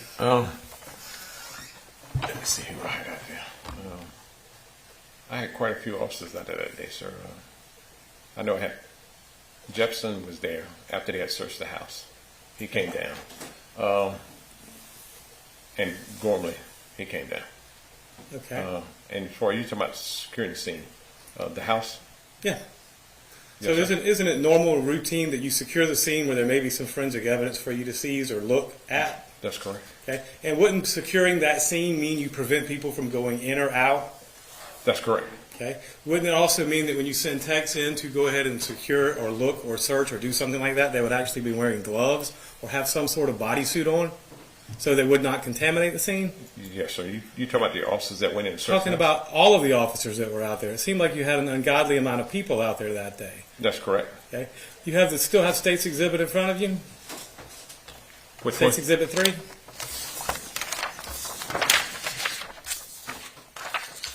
This one. Can I approach this? Oh, this one. Okay, I got it. It's the big exhibit with 27 pictures. Okay. You've got 27 pictures here in front of you that Mr. Dean just meticulously went over with, correct? Yes, sir. All right, let's start with number 1. Number 1 was the first one, 954, right? This was literally as you drove up on the scene, wasn't it? Yes, sir. Okay. Was your body camera operating at that point in time? It was. Okay. And this is a still of that, correct? That's correct. Okay. Now, wouldn't the best evidence of that interaction, rather than your conclusion, be the actual video of that? I don't understand what you're saying. Okay. So you arrive on the scene at 9:54 that morning, right? Yes, sir. Okay. You have an interaction. This is what we're looking at in this particular photograph, right? Correct. Okay. Now, rather than your conclusion being what they put in front of this jury, wouldn't the actual video from that body-worn camera be a better indicator of what actually transpired? Of what I saw? Right. But that's not what Mr. Dean offered, was it? He offered your conclusion, correct? He asked me what I thought. Right. So let's go to the next one. Picture number 2. Same thing. Rather than the actual evidence, he offered your conclusion, correct? Objection. Argument, Your Honor. Sustained. Michelle Cap says, "Oh no, sir, don't be that guy." Yeah, the tone is a little bit aggressive, right? Let's talk about number 2. That's actually part of the video as well, is it not, Sergeant? Yes, sir. Okay. Did Mr. Dean offer your actual video of that interaction? No, he didn't, did he? Objection. I would ask that the witness be allowed to testify.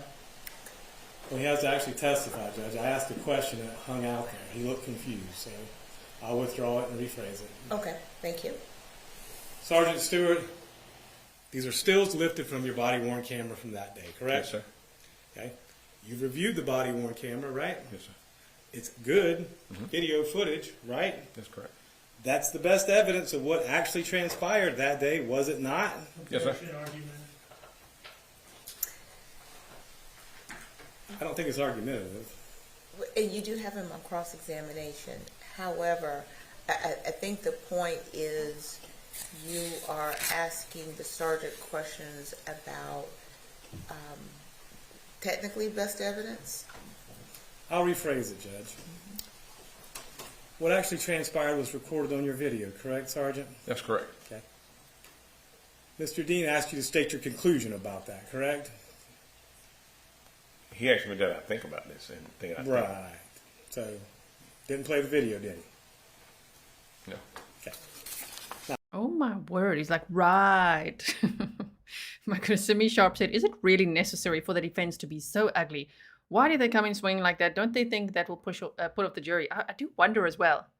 Maybe it worked like years ago. I don't know if it works anymore. I'm not so sure. Did it ever work? I'm not sure either. But like, whew, they're really going for it.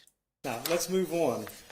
Look at picture 4. These 3 particular officers, were these officers there to search? Yes, sir, they were. Did they search? They searched the house. They went in the house, and I'm just curious, was that before or after this picture? After. Okay. Did they don any particular gloves or clothing or anything to protect the scene, or did they just go in and search? I couldn't tell you, sir, because I was standing here. I was not around at the back door when they went in the house. Well, but you know what you saw. Did you see them do that? Here, no. Okay. When they went out of my sight, I don't know what they did. Okay, well, let's parse this out a little bit then. Did you see them go to, say, I don't know, the back of their car and pull out some gloves?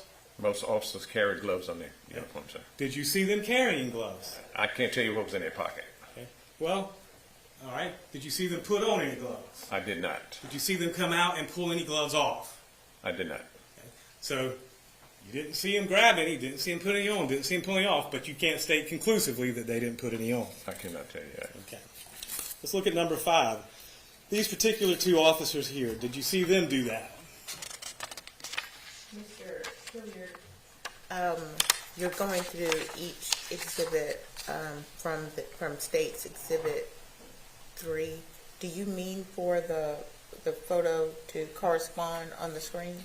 Judge, I assume because they've already been tendered, the jury's going to have these. They're going to have them. So I really don't care whether they see it right now or not. But so, Sergeant Stewart. Yes, sir. These particular 2 officers. Which 2 officers are these again? Officer Voss and Corporal Jepsen. Same question to them. Did you watch them search? Officer Voss, no. He stood there and talked to the complainant. And how about the other officer? Corporal Jepsen? No, sir. I did not see him search inside the house. Okay. So neither one of them went inside the house. Corporal Jepsen did. Okay. Did he put on gloves when he went in? I can't tell you that, sir. And let's go to picture 7. This is, I think it's one of the lieutenants, if I'm not mistaken. Is that Lieutenant Foster? Yes, sir. Did he help in the search? No, sir. Okay. He stayed outside the whole time. Yes, sir, as far as I know. Okay. How about picture 8? These 2 officers. I think one of them Jepsen. I don't know who the other one is. Corporal Jepsen and Officer Zerke. Zerke. Did Zerke help on the search? Outside of the house. She searched outside. Yes, sir. All right. And let's go look at picture number 9. That officer, which officer was that? Officer Norano. Okay. And same question for him. Did he help in the search? He was outside. Outside? Yes, sir. And when you say outside, we're talking about out in the pool area, the RV, all of that area, correct? Outside of the house. Okay. Not inside the house. No, sir. Okay. I never saw him inside the house. Never told him to go in there. Now, and I'm curious, you said it's Miss Brown. She's a CRO, correct? Yes, sir. She arrived at 10:22, which is about 30 minutes after you arrived, if I'm not mistaken, correct? A little bit more than 30 minutes. Okay. Well, that's fine. Yeah, right about 30 minutes. Yes, sir. 35, 40 minutes. Doesn't really matter.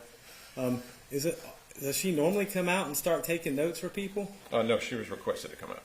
Who requested her? Just out of curiosity. My lieutenant. A lieutenant requested the note taker to come out. Okay.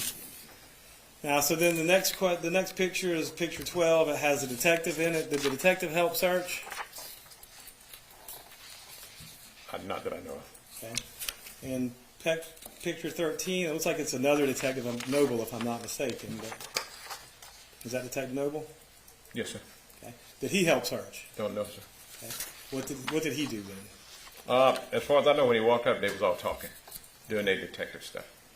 Now, and picture 14, I know I should know this officer. Which officer is that? Thompson. Thompson. And what was his duty? He just came out to assist the lieutenant. If you had to guess that day, how many people were out there from the time you got there at 9:45 or so till 12:45? Quite a few people, sir. A large number of people. Yes, sir. Okay. Well, did you say it's an unusually large number of people? No. Okay. You said you've been doing this for 35 years. Look at picture 16.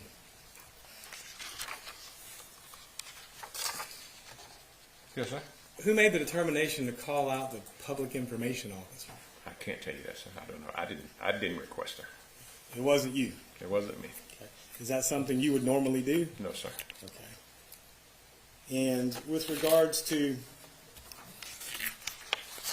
the rest of these pictures, over the course of the 3 hours you were there, is it safe to say that more and more and more and more people showed up? That's correct, sir. Okay. And where did they focus their search at when they got there? I don't know where they focused their search. I can tell you where I focused. So where did you focus your search? My search was the wooded area behind the house, the roadway south of the residence, and the roadway north of the residence. All the houses around that area. Okay. Now, what time did the media show up? Don't know, sir. I didn't see the media. How long were you there that day? I was there for quite a while. It's safe to say 6, 8, 9 hours easily? At that house, I know it's more than 3 hours. So you were at the house more than 3 hours? Yes, sir. Okay. You didn't call the media, did you? No, sir, I didn't. Okay. And that would not be something you would normally do either, would it? No, sir. Okay. Now, who was it that called the canine search dogs? That was something that Lieutenant did. All right. Lieutenant Foster.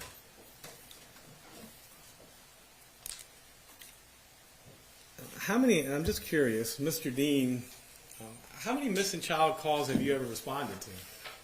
Quite a few, sir, over the time I've been. 10, 20? I know it's been more than 10.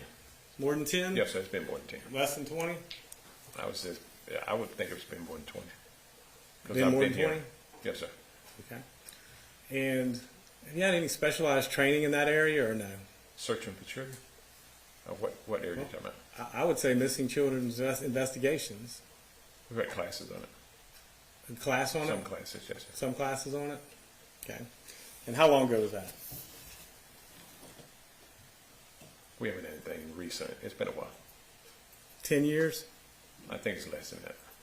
5 years? I've 7 years? I've said 5. All right, now let's talk about when you originally got there. The people that were on scene when you got there was Daniel Youngkin, Paul Simon, Miss McCarta, and her daughter, correct? 4 adults. Babysitter. Excuse me? The names you called last. Is that the babysitter? The babysitter and her daughter. Yes, sir. So it's 4 adults that you saw when you got there. Yes, I think it was 4. Okay. And I have a question for you. What was the first question you asked when you got there? I asked her what was going on. What was happening? What's going on? Right. And what were you told? She told me her child was missing. Okay. And now you made a distinction here, so I'm going to ask a very specific question. Did you ask if she had an idea of who may have taken the child, or if she had an idea of any suspects? Well, she kept saying somebody took my child, so do you have an idea who? Right, so you asked that question, which is a normal question, right? Yes, yes. That's a normal question, right? Yes, sir. And she responded to that question, correct? So nothing unusual about that. That's a normal question you'd ask. Yes, sir. Did Mr. Youngkin say anything to you? He was saying something. Objection. I'm not asking what he said. I'm just asking if he said something to him. That's all. You may proceed. Right. He was saying something. Right. So, Mr. Youngkin, you talked to him as well. He was standing there when I was talking to the lady. Right. So, you were interacting with Mr. Youngkin, Miss McCarta, her daughter, and Miss Simon all at the same time, and they were all standing right there in front of each other. Correct? The babysitter was. I don't think she was there when I was talking to the lady. So you pulled them to the side? No, it's just when I first walked in, I saw her boyfriend, and their little child. Okay. So that picture, I guess, this right here is what you're describing, with the exception of you can't see the child, right? Correct. Correct? Okay. So, and was it a few minutes later when it was the babysitter and the daughter and them as well, correct? That's correct. And Officer Voss was talking to him. I wasn't talking to him again. I was standing back. Okay.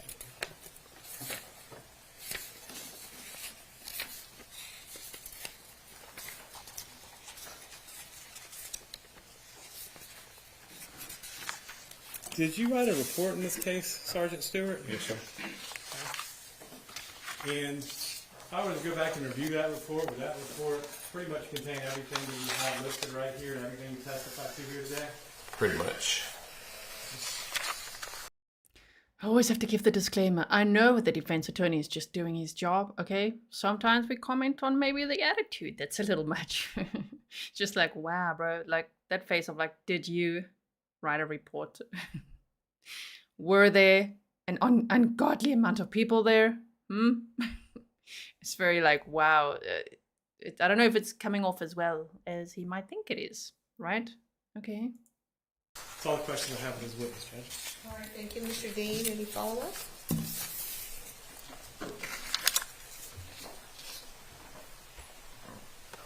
There you go. All right, thank you.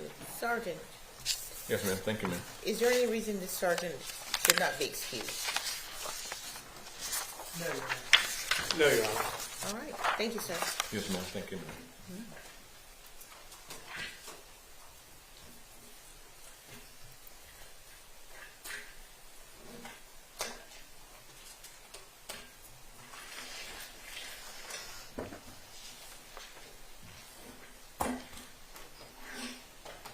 I think the Sergeant Bobby Stewart is a grizzly. You could see the snark in his eye. And I think he did a great job. Bye, sir. Okay, the state may call its next witness. Cody Jepsen.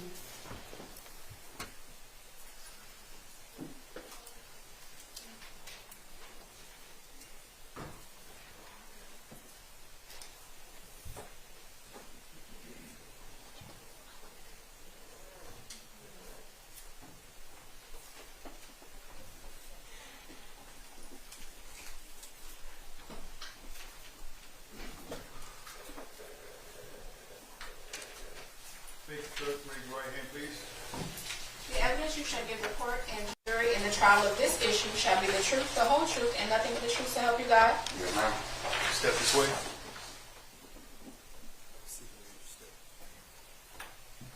All right, good afternoon.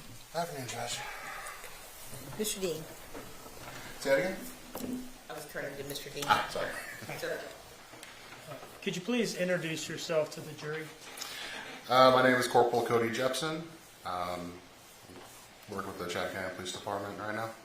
And how long have you been with the Chatham County Police Department? About over 6 years.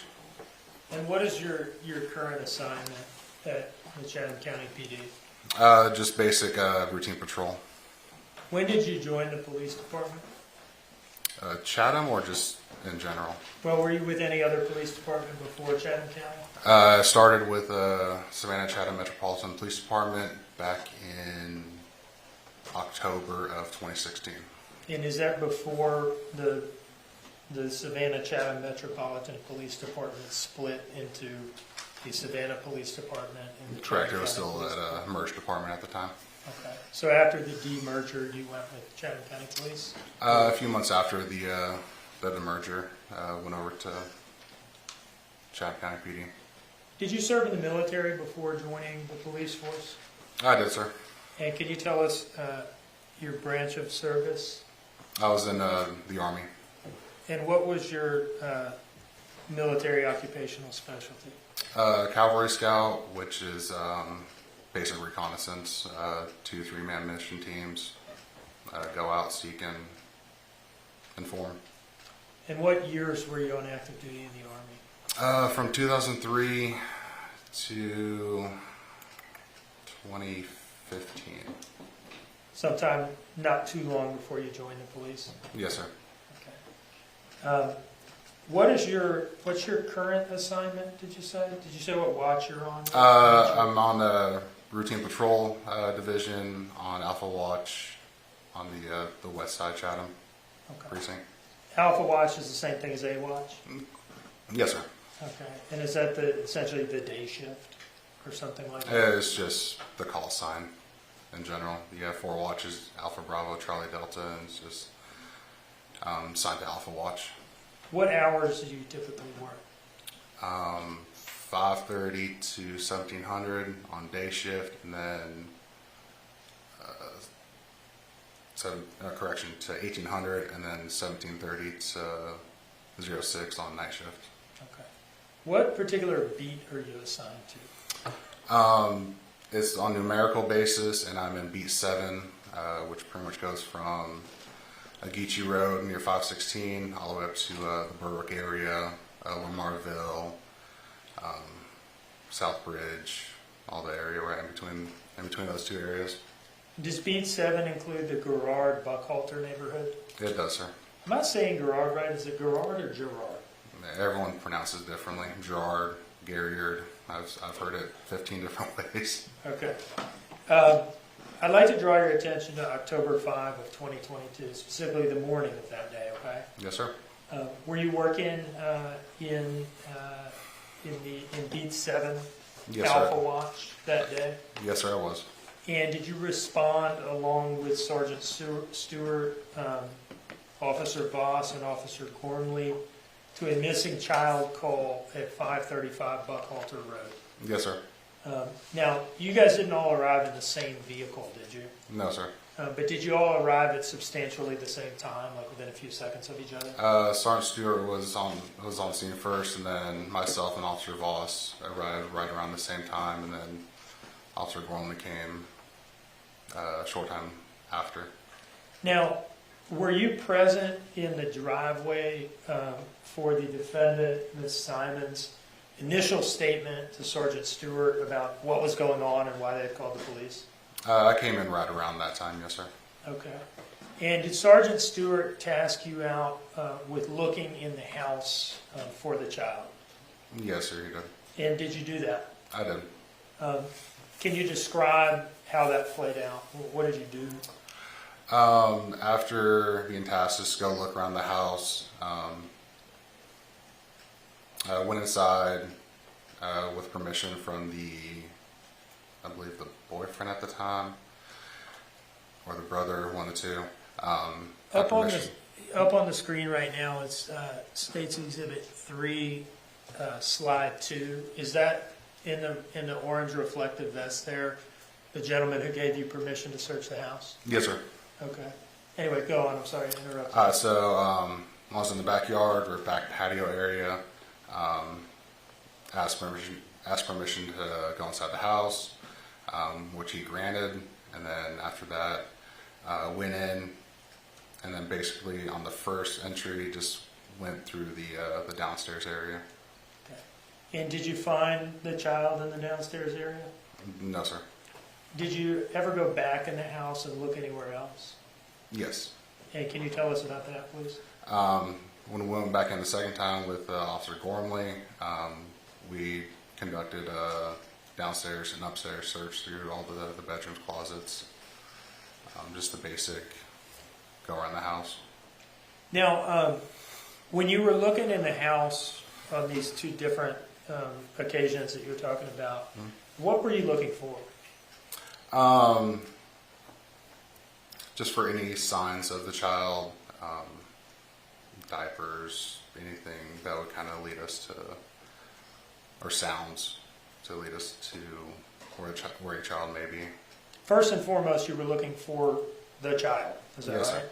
Yep. Okay. Now, at some point, did the fellow on the screen here in the orange reflective vest give you a picture of the child? Yes, sir, he did. And why was that? Just out of basic necessity, so we can give out to other officers, the PIO for the department, just a basic description of what the individual looks like, basic appearance. And you mentioned the PIO. Is that the Public Information Officer? Yes, sir. And what would she do with a picture of a missing child? I can't. Put it on social media for others to see. See if anybody had seen him around? Yeah. Okay. At some point, shortly after your initial arrival, did you approach the defendant and ask her for a clothing description, what the child had been wearing the last time he had been seen? Yes, sir. And did she give one to you? Yes, sir. Do you remember what she said? It was a Sesame Street pajama top, and then I believe like a blue gym style shorts. Okay. And did you have a body worn camera on that day? I did. And did it record that interaction? Yes, sir. And your other involvement at the scene? Yes, sir. Okay. I wonder if we're going to see that. Also, interesting that Danny was the one to give the officers the picture of Quinton. Normally it would be the mother of the child, right? Because that wasn't Danny's child, even though he was there in the home and everything. It's just, I wonder why Leilani didn't say, look, here's a picture of him. This is what he looks like. This is what he was last seen. You know what I mean? Like, that would be the normal behavior one would expect. Obviously, in hindsight, we know why she wasn't doing that, but that's a red flag. Okay. When you arrived initially, and she approached Sergeant Stewart and gave this initial kind of blast of information, Yep.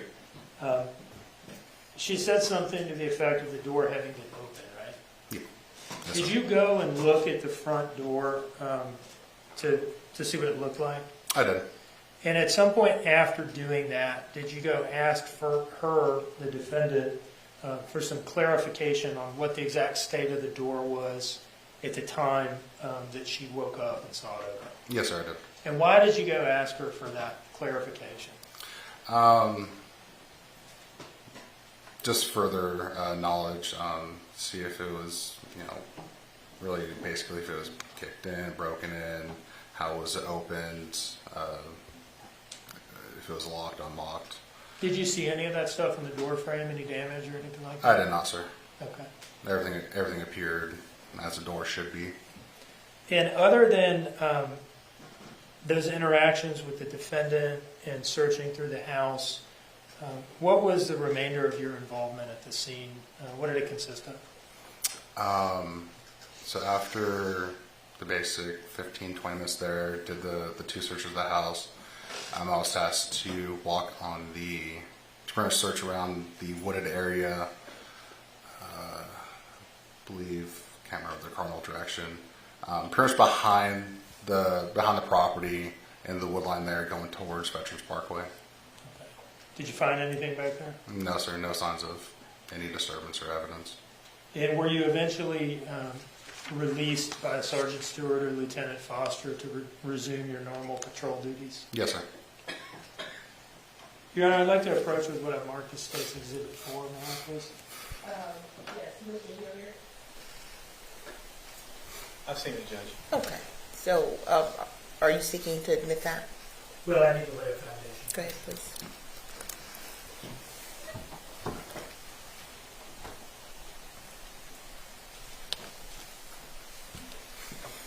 I've just handed you a disc marked as State's Exhibit 4. Does that disc contain your body-worn camera footage from that day?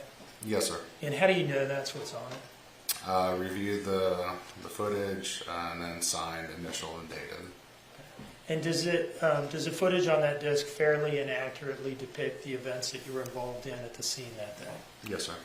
Does it appear to have been altered or modified in any way? No, sir. Your Honor, I would offer this as State's Exhibit 4. Objection, Your Honor. It's admitted.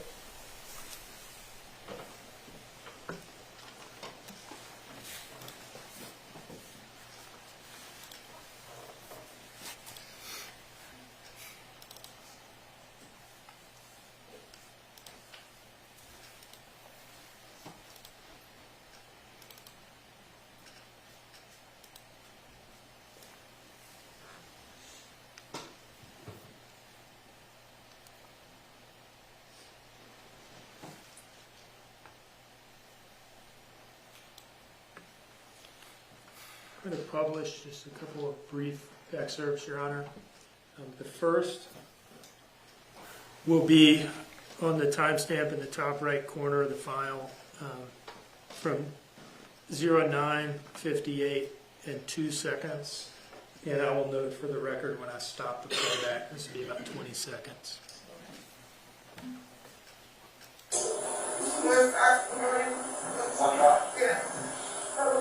What was your son last wearing? He was wearing Sesame Street, like the Toddler shirt, and I'm wearing black shorts, red black jeans shorts. All right.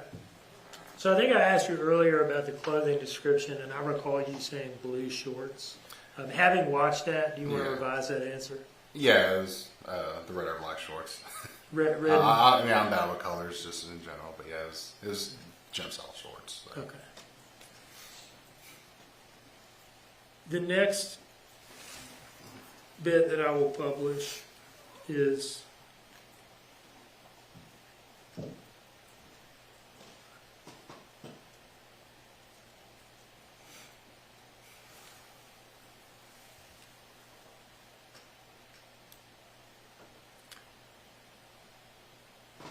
starting at 10:02:53.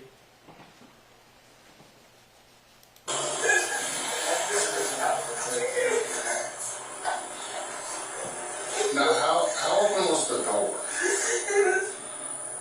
It's about a foot. Open enough that I see that open my eyes, I can see outside the house. And I've stopped the playback at 10:03:14 per the timestamp. One moment, please, Your Honor.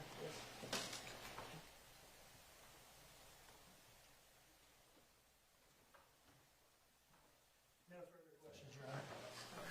Mr. Hilliard.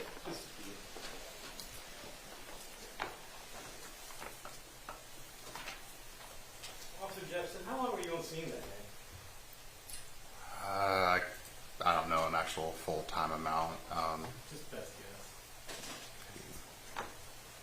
I don't believe no more than an hour, So you just out there for an hour? give or take. Okay. And again, but while you were there for that hour, you conducted 2 searches of the houses and at least 1 search of the wood line, correct? Yes, sir. And when you said you searched in the house, did you go through the entire house? Me and Gormley kind of broke it up. So I personally didn't go through the entire every inch of the house. But he took a little bit, I took a little bit. All right, what was the part you took then? A little bit of the downstairs. I mean, it was a maze to begin with. So some of the downstairs, most of the downstairs, I'm not really too sure. And then a few bedrooms on the upstairs and closets. All right, well, let's talk about the downstairs. The front door that you walk in is I guess that's the one that's facing Buckhalter Road? Yes, sir. Okay. And when you walk in, you immediately see the couch, the TV screen, and all that area, correct? If you're walking in, you have the crib right next to the door. Then to the left, the couch, and the TV on the other side. Yes, sir. All right. And if you walk further back into the house, does it go back around to another part of the house? Yes, sir. And does it come around to the back side of the house? Eventually. And how's that? Well, how's that laid out? Is it a maze or? Yeah, it was a complete maze on the inside. I know they're doing construction, so there was walls everywhere that kind of made you go left when you need to go right, kind of thing. But let me ask you this. But I'm going to assume it's a normal house, right? Yeah. It has windows. And Yes, sir. The front door is not the only door, is it? No, sir. And was there another door? The back door. And where does that back door go to? To the pool back patio area. Okay. And was that back door unlocked or open? It was the door. It was open. It was unlocked. Yes, sir. Okay. And whenever you went and I guess worked your way through the downstairs, did you notice anything of any importance? At the time, no, sir. Any contraband? No, sir. Any weapons? No, sir. Okay. Any, I guess, biological material? I didn't see any, sir. Okay. So, and you went through and searched the house twice, correct? Yes, sir. All right. Did you go upstairs and search as well? Yes, sir. Okay. And I assume you went outside and searched the outside areas as well, correct? Yes, sir. In the wood line. And were you the only one searching, or were there other people searching too? There's a few of us. Are you talking about inside or outside? Both. I know me and Gormley did the inside. I can't say if anyone else came in after us. And then on the back, there's several officers looking through the wood line. Okay. And again, I know you're only there for a short time, but I'm just talking about what you saw. But there were a number of officers searching both inside and outside, correct? Yeah. Yep. Okay. And is it safe to say that over that period of time, as time wore on, more people came, or? Yeah, more people. More people, officers came in. So the numbers of people walking around doing the searching and in and out of the scene increased over the time you were there, not decreased? Correct. Okay. And if you remember, and if you don't, that's fine too. Have the forensic tech showed up yet, or no? No, sir. Okay, so these are all officers, correct? Yes, sir. Okay, but not forensic technicians or people who are trained to collect evidence? No, sir. That's all the questions I got. Thank you, Officer Jepsen. All right, thank you. Mr. Dean, any redirect? One moment, please, Your Honor. Thank you.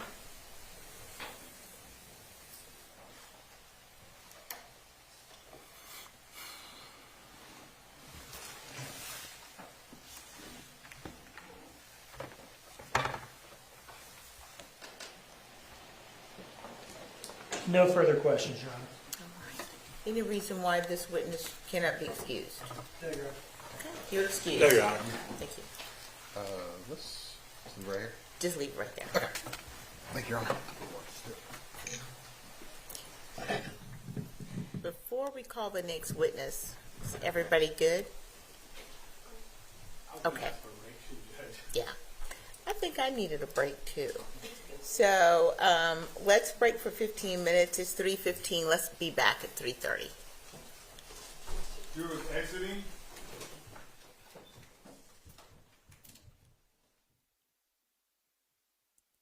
Okay, at least we can go forward a little bit. Let's just see if they say something.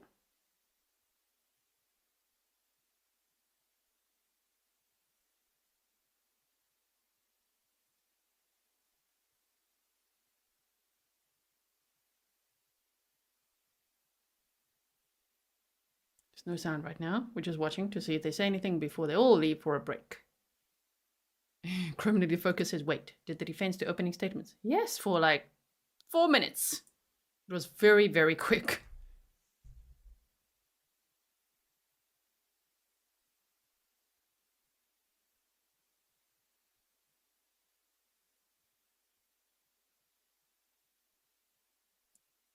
Okay, anything else happening?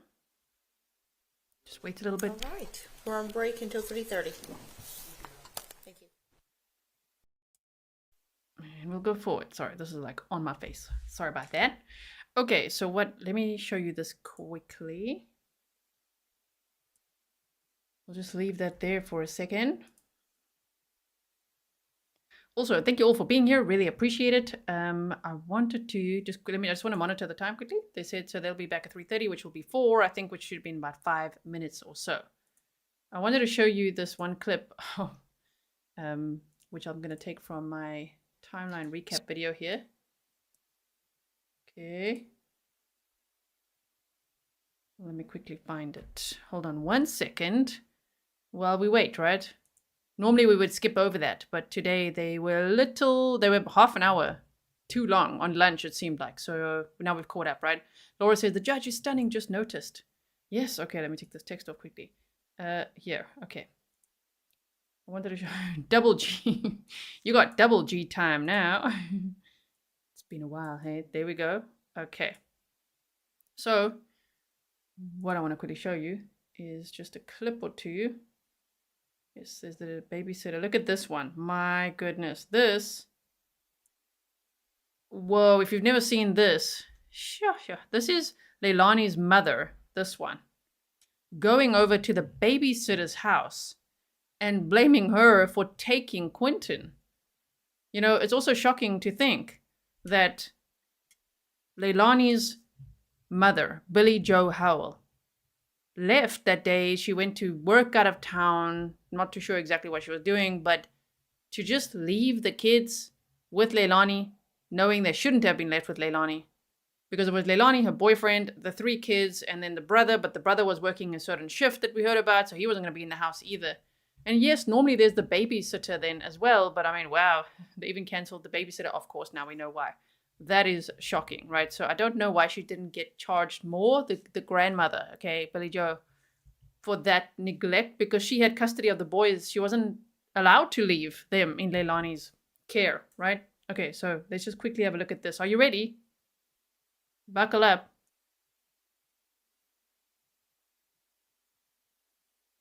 Not yours. That's your right, but I had time, baby. I texted you and I told you what was going on. Oh, so now it's my fault. You didn't go get it. Y'all can get off the property. I text you. I got you over and over. I got the text.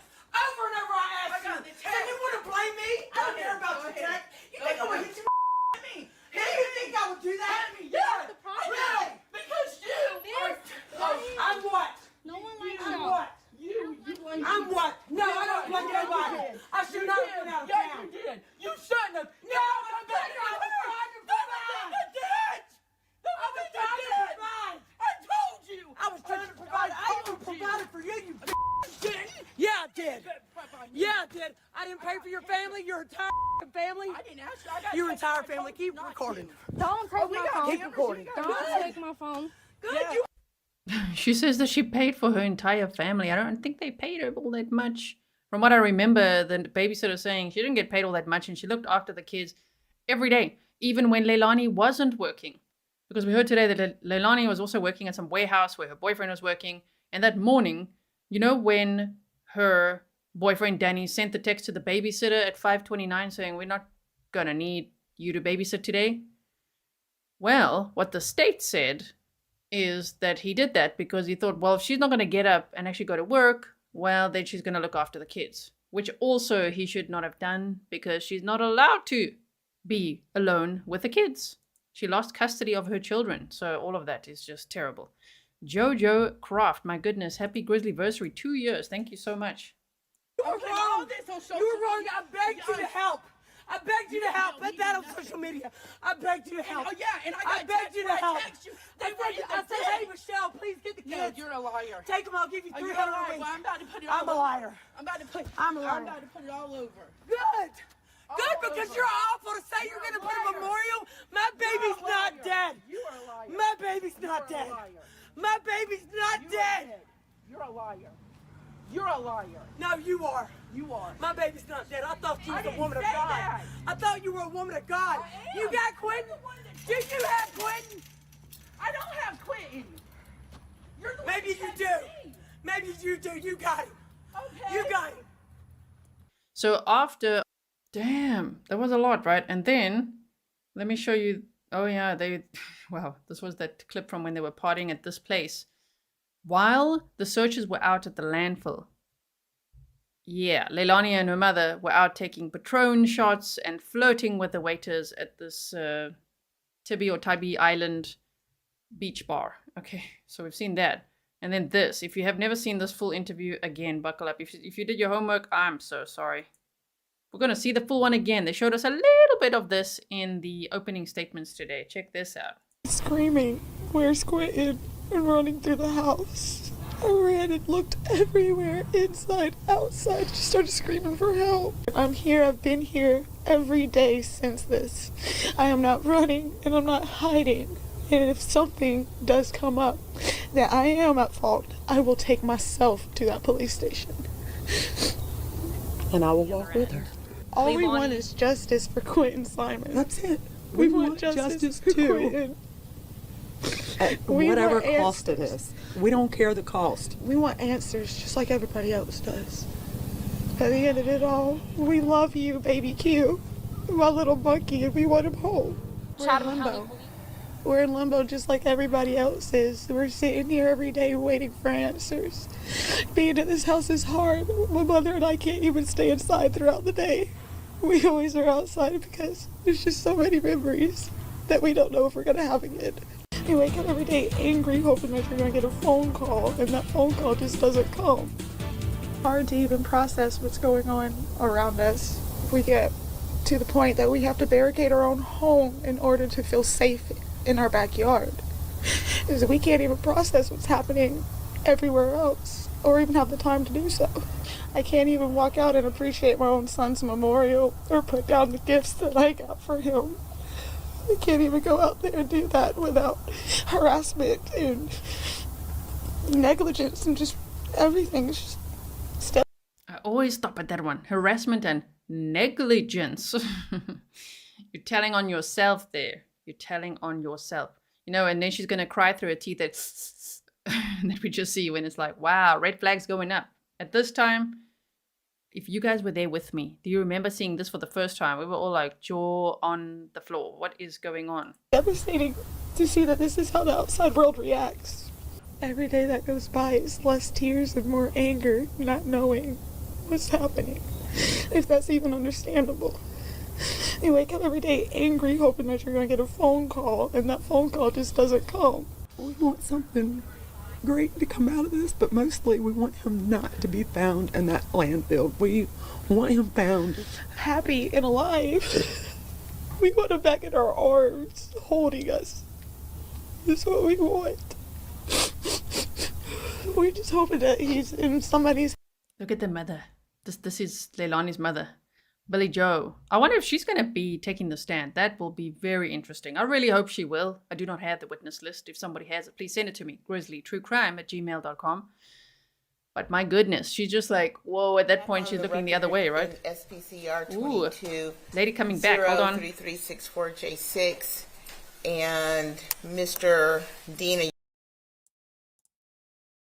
Sorry, I just want to quickly finish playing this. We're almost there. House, and they're feeding him, and they were hoping that, you know, maybe they wanted a baby or couldn't have a baby. Maybe they thought they were his savior. But it's not. That's their best hopes at this point. On November, that's our hope, best hope at this point. What is she even saying at that point? My goodness. Okay, so now let's see. We heard the judge talking, so I think they're back. Ah, okay. Here we go. Yes, Your Honor. And Mr. Hilliard? Defense is ready as well, Judge. Okay, and let the record reflect that Ms. Simon is present with her counsel at table. We can bring the jurors in. Also, C. Taylor, you were reminding us, the babysitter, I think that's right. You said $30 per day total for 3 kids. That's what they paid the babysitter. $30 a day for 3 kids, like that full day. Even on days when Leilani didn't work. Obviously, because she couldn't have the boys, but you know. Wow. Is there only one in there? Okay. I know. That's still pushing it.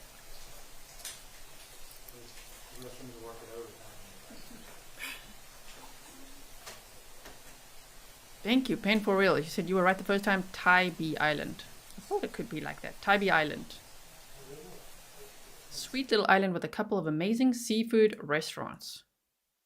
Yeah, I think Leilani and her mom ruined the one for everyone. It's like, what are they doing? There's all these volunteers out at a landfill, and Leilani and her mother were having Patron shots, which, by the way, that evidence is not allowed in this trial. That's the only evidence that I've seen that the judge has said that's not allowed. All right, so obviously because of defense motions and all of that. Yes, Pernille says even when Leilani was home, the babysitter would have him. My goodness. Thank you so much for watching this trial with me. It's set to last for about 2 to 3 weeks is what is being reported. And I cannot wait to see justice for Quinton Simon.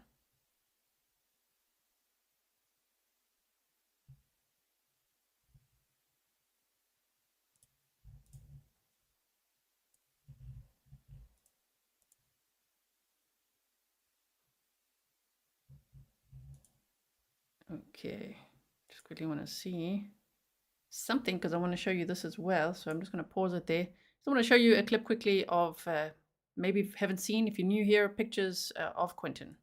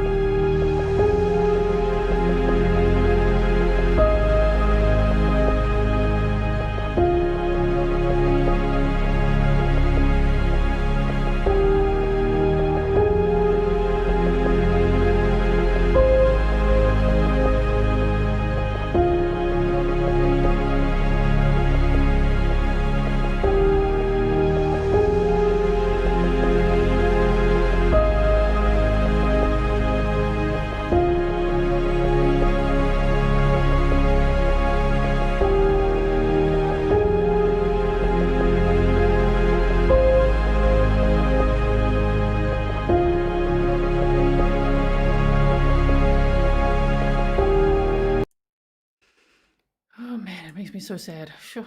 Okay, that's little Quinton Simon. He was only 20 months old. Okay, let's put the trial sound back on for you. Jury's coming in.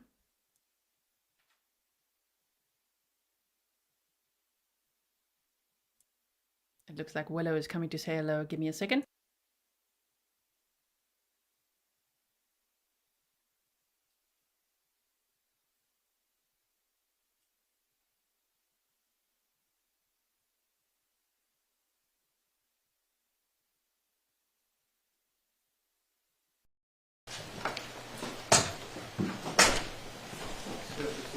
Face the clerk, raise your right hand.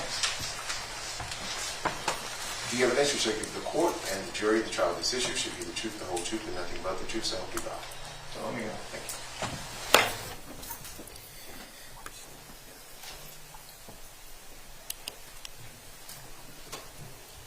you. Good afternoon. Good afternoon, Judge Brooks.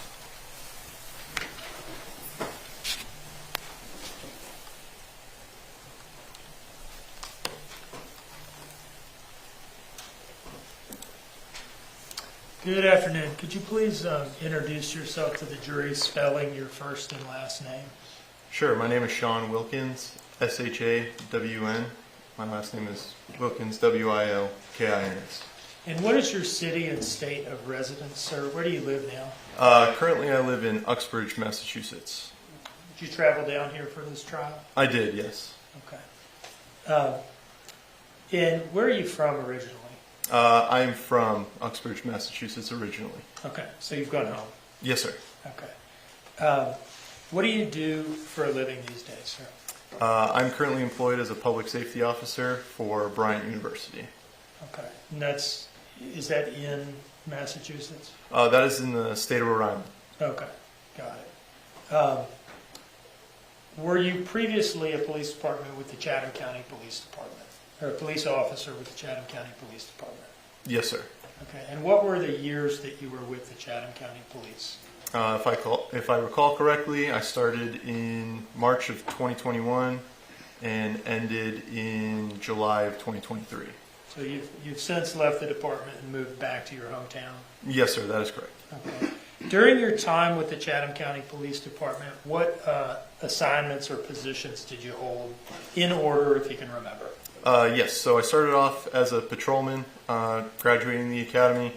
After about a year of service, I applied to the CID, the Detective Division, and I was granted the position, I believe, in late September of 2022, and then I went back to patrol in February of 2023, where I remained until I left. Now, you said the Detectives Division has an acronym CID. What does that stand for? Criminal Investigations Division. Okay. So you mentioned you got to CID as a detective in, I think, September of 2022? Yes, sir. So as of October of 2022, were you working for the Chatham County Police Department as a detective? Yes, sir, I was. And did you, on the morning of October 5th, 2022, respond to a missing child call at 535 Buckhalter Road? Yes, I did. And when you got there, did you conduct an interview with the defendant, Leilani Simon? Yes, I did. And do you see her sitting in the courtroom today? That I do, yes, sir. Can you identify her by an article of clothing or where she's sitting, please? She is currently in the table to the right of you, sitting down with the glasses on right there. Witnesses identify the defendant. Now, were you first on the scene for the detectives? I was, yes, sir. Okay, so you were the first detective to arrive there. That is correct, yes. Bunch of other police officers, but you're the first detective. Yes. And when you got there, what was the first thing you did? Did you walk right up to her and start talking to her, or did you get some background, or what? No, I did not. At first, when I arrived on scene, I believe I was briefed by Lieutenant Foster, just giving a short synopsis of what the call was about. And then I would say approximately 5 minutes after that is when I engaged in a conversation with the defendant.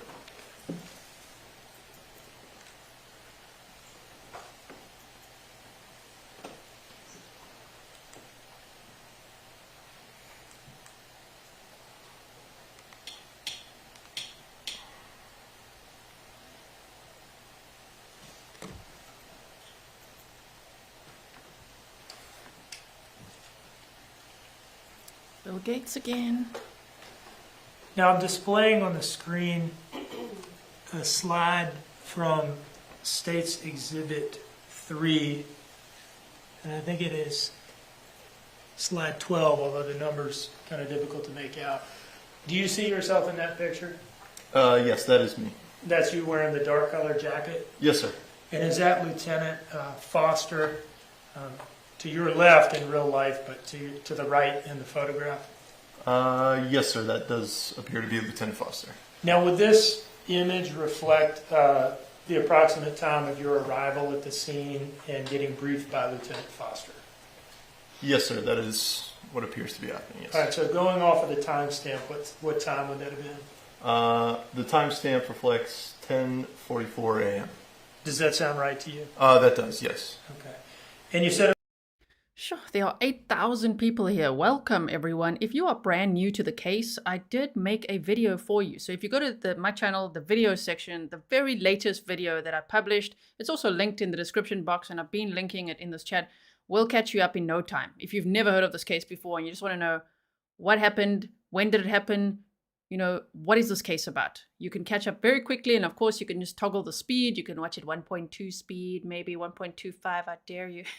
And then you'll know majority of the details of the case up to the point where now this trial started. Now, of course, they're going to fill in the details as we go, but I did my very best to get in everything that we knew about the case until yesterday, so that you can be fully prepared for this trial. But thank you so much for being here and watching with us. This trial takes place in Chatham County, Savannah, Georgia, okay? And this 20-month-old child was allegedly murdered and then put in a dumpster in October of 2022. And his mother, Leilani Simon, is 24 years old and she's on trial. She's facing 19 charges. It doesn't look like the state pursued the death penalty. Don't know why, because it is a death penalty state from what I researched. Anyway, and so I'm assuming LWOP is probably her maximum sentence, but I don't know. I haven't seen that. And she's got public defenders. Are we ready to keep going? Here we go. It was only maybe 5 minutes after this that you spoke to the defendant. I would say so, yes, sir. And where was it that you talked to her?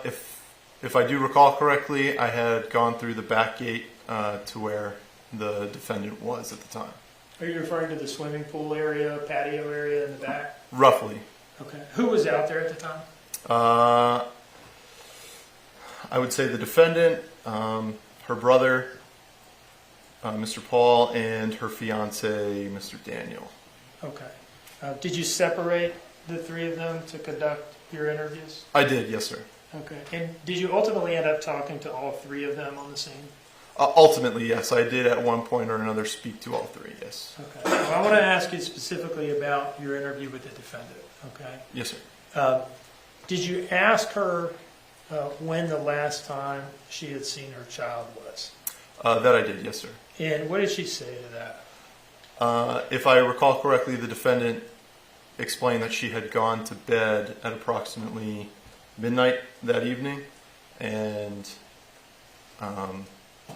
yes, that is approximately midnight that evening. And was she putting that out there as the last time she had seen her child, Quinton, I should say, the missing child, sometime before she went to bed at midnight? Yes, sir. When I had asked that question, I believe I did ask if she remembers putting Quinton down at that time, yes. Okay. And did she tell you when she had woken up in the morning? I believe she explained that she woke up at 9 a.m. that next morning. So in this initial interview with you, the first detective on scene, she's putting herself in bed around midnight. Last time she saw Quinton was before that, and has herself waking up at 9 a.m. Yes, sir. That is correct. Was your interview with the defendant audio recorded? Yes, I did use an audio recording device for our interview on scene. Did you have a body-worn camera at that time? I do not believe I did at that time, no. And is that because detectives didn't have body-worn cameras at that point? Not normally. We did not wear body-worn cameras normally in our uniform. Okay. Do you see in front of you a disc marked as State's Exhibit 5? That I do. That is correct. Okay. And do you know what's on that disc? I believe it is that audio recording from that morning with the defendant. And have you listened to the contents of that disc, at least in part, to verify that that's what it is? Yes, sir, I have. Okay. And does that recording fairly and accurately depict your interview with her at the scene? Yes. Your Honor, I would move this into evidence as State's Exhibit 5. No objection, Your Honor. State's Exhibit 5 is admitted.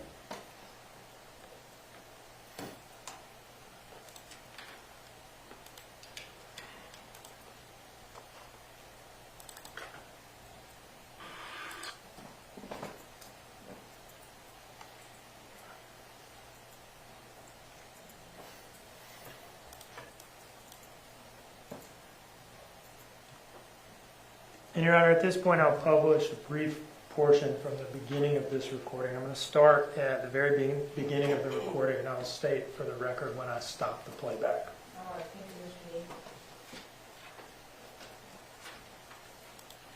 So when's the last time you saw your child?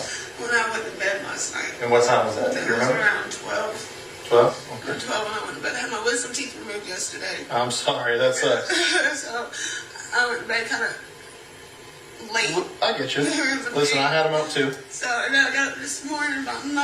About 9? And my front door is open, so I went up and I shut it, not thinking about anything like that. And I look over and check on my kids, and he was gone. All the rest were there. He was gone. It's all right. It's all right. Take some deep breaths. And that was actually a 34-second clip that I cut out of the larger file that was admitted, and I'll make it clear for the court reporter and the clerk at some point on a break what portion of the larger file was actually played. Thank you. Any issues with that? No issues, Judge. Okay, thank you. Now, did you go to headquarters that day for follow-on interviews with involving the defendant, Daniel Youngkin and Paul Simon? Yes, I did. That is correct. And were you paired up with an FBI agent to participate in these interviews? I was, yes. And do you remember who you were paired up with? I do have my report here, if I could look at that just to remember the name. Sure, if that would refresh your memory.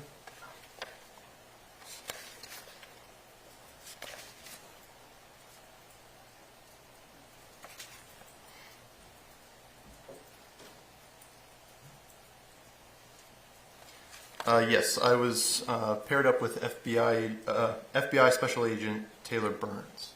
And who did you all interview of the three? The defendant's brother, Paul. Okay. Now, sometime over the coming days, were you asked to submit a request to Verizon for phone records associated with a phone number for a Henry Bubba Moss Jr.? Yes, I was. And did you do that? Yes. How did you do that? There is a paper form that we were sent by the cell phone carrier in which I fill out the identifying information, such as the name that the number is registered to, the actual phone number, and I believe a time frame in which the records that we are requesting are needed. And did you submit that request to Verizon? Yes, I did. And did they produce responsive records to you in response to that request? Yes, sir, they did. How do they give those to you? Do they mail them to you in the mail or email them or what? I believe it was an email, sir. Okay. And when you got those records, did you forward those to the lead investigator, Marion Lemons, who's here in court with us? I did, yes, sir. Okay. Thank you very much. One moment, please, Your Honor.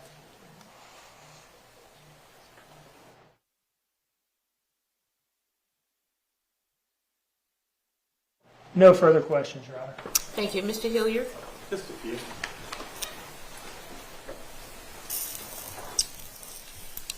Mr. Wilkins, how long have you been in law enforcement? I was employed as a police dispatcher in Holliston, Massachusetts for approximately 3 years. After that, in 2021, is when I was employed with the Chatham County Police Department for about 2.5 years. So from like 2018 to 2021, you're a police dispatcher. I guess you moved down here and were patrolman at that time. Patrolman at Chatham County? Yes, and then transitioned into detective role in September of 2022. Okay. And you were a detective from September and then went back to patrol in February? That is correct, yes. I was just curious. That's kind of a short time. Why? I just didn't feel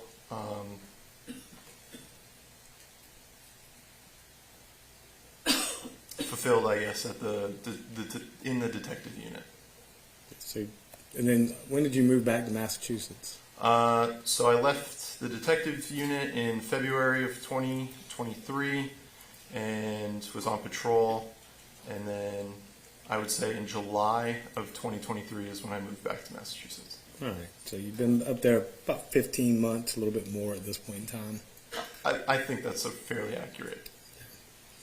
You said you had a conversation with Ms. Simon at the patio area. And I believe Mr. Simon was there, Paul Simon was there, and was anyone else present? I believe the defendant's fiance at the time, Daniel, was there. I don't remember how close in proximity he was, though. Any children there? What was that? I'm sorry. Any children there? I can't recall. Okay. How about any other adults? There were a few adults. I think I talked to them sparingly after the interviews with the three, but I can't recall their relation to the defendant off the top of my head. And how long were you on the scene that day? We're talking October 5th, correct? Yes, sir. Okay. How long were you actually on the scene that day at 535 Buckhalter Road? From my arrival at 10:44 in the morning, I believe we didn't leave, if memory serves me correctly, maybe 5 or 6 p.m. Again, that's a ballpark estimate, though. So at least 7 or 8 hours, though. Roughly, yes, sir. Okay. And when you did leave, my understanding is, and I'm not trying to put words in your mouth, just trying to make sure I understand, but when you did leave 7 or 8 hours later, it was to go to the police station and conduct interviews, correct? Yes, sir. Right. So it wasn't like you just went home. You were there for 7 or 8 hours, and then you went and did an interview, correct? No, sir. There was no downtime between leaving the scene and going to the station. And that's kind of what I was getting to. Now, while you were on the scene for those 7 or 8 hours, was it an increasing number of people that were arriving on the scene? I would say more resources had arrived on scene in an attempt to find Quinton at that time, yes. So the number of people kept going up during that 7 or 8 hour period? Yes, sir. And to the best of your knowledge, was this all of your involvement in the case, to the best of your recollection? Outside of my initial on-scene interview with the defendant and the interview with Paul Simon and what Mr. Dean had asked me of the cell phone records, in terms of major involvement, yes. After that, I was moved to more of a supportive role, where I was just there to help as a body, mostly. Okay. Well, let me ask you this. On the day that you were there on October 5th, did you conduct any of the searches on the house or anything like that while you were there? Not any of the in-depth searches to my recollection. It was the interviews, conversations with the other detectives that had arrived on scene, and then the interviews shortly after. That's all the questions I got. Thank you, sir. Mr. Dean?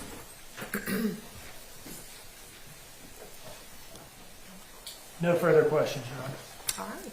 May this witness be excused. He may. Yes, Your Honor.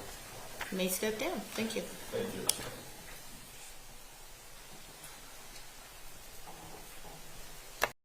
Cool. We've got one of these again. I don't remember what this is called. I didn't cover the Alec murder trial, but I think the lady had one of these as well, right?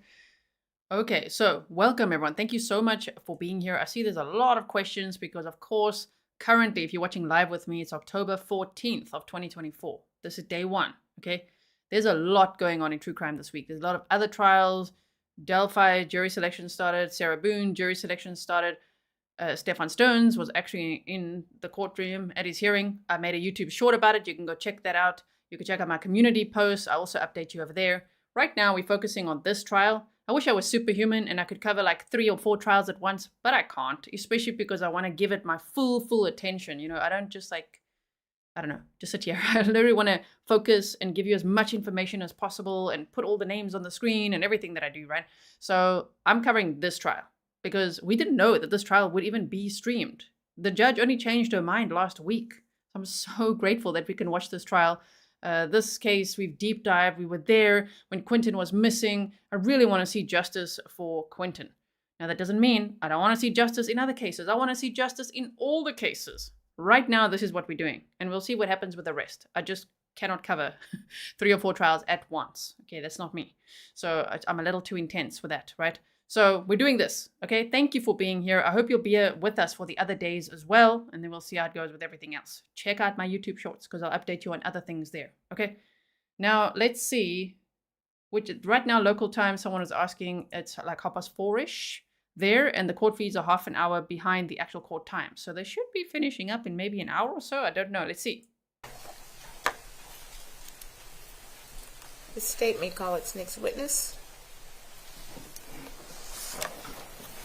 Kiana Robbins. A steno mask.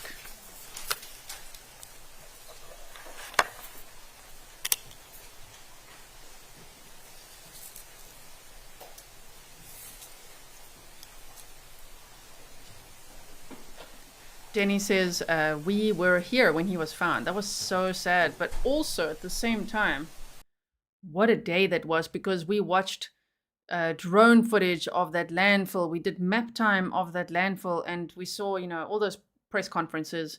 It was so sad, and it looked so hopeless. I mean, the chances of actually finding partial remains, because it's from a dumpster. Everything was compacted.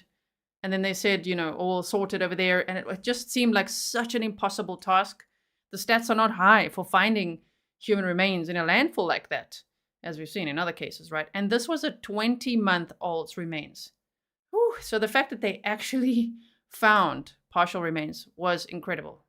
As sad as it is, I'm glad that they were able to, and they arrested her November 21st of 2022. So yes.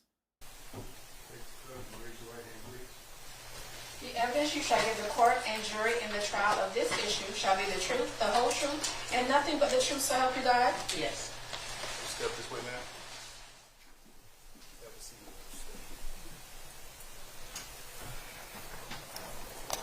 All right, good afternoon. Good afternoon.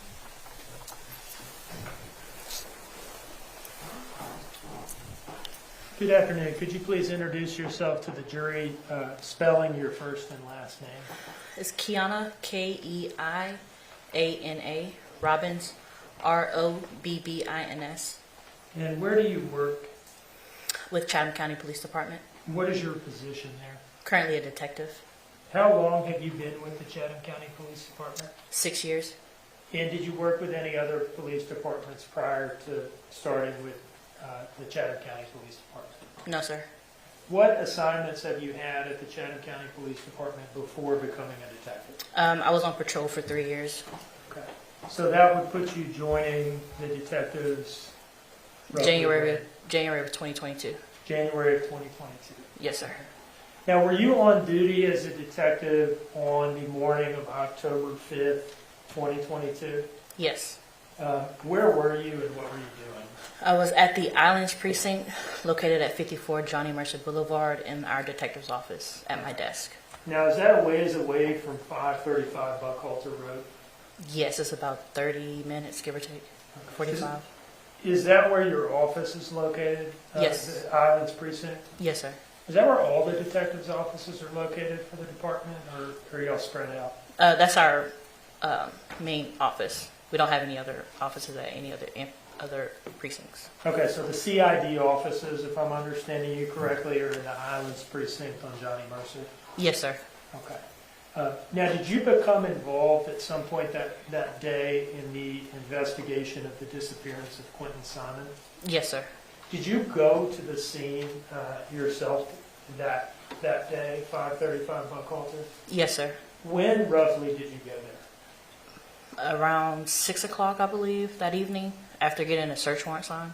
Okay, so you didn't go there till the evening, till after a search warrant was signed for the residence? Yes, sir. Okay. Now, earlier, before that, were you nevertheless still involved from your desk at the Islands Precinct? Yes, sir. And at some point, were you asked, or did you just decide to run the defendant's name, Leilani Simon, and see whether there were any vehicles registered to her that you could see in your system? I was asked by the detectives on scene. Okay. And how did they ask you? Over the radio, cell phone, or what? Through text. Okay. So who was on the scene at that point that may have asked you to do that, if you remember? I believe it was Detective Noble and Detective Wilkins. Okay. So one or both of them asked you to run her name and see about vehicle registrations? Yes, sir.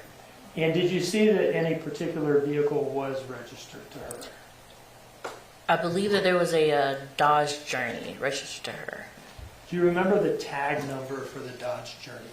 Yes, it was TEN9300. And is that a Georgia tag? Yes, sir. One moment.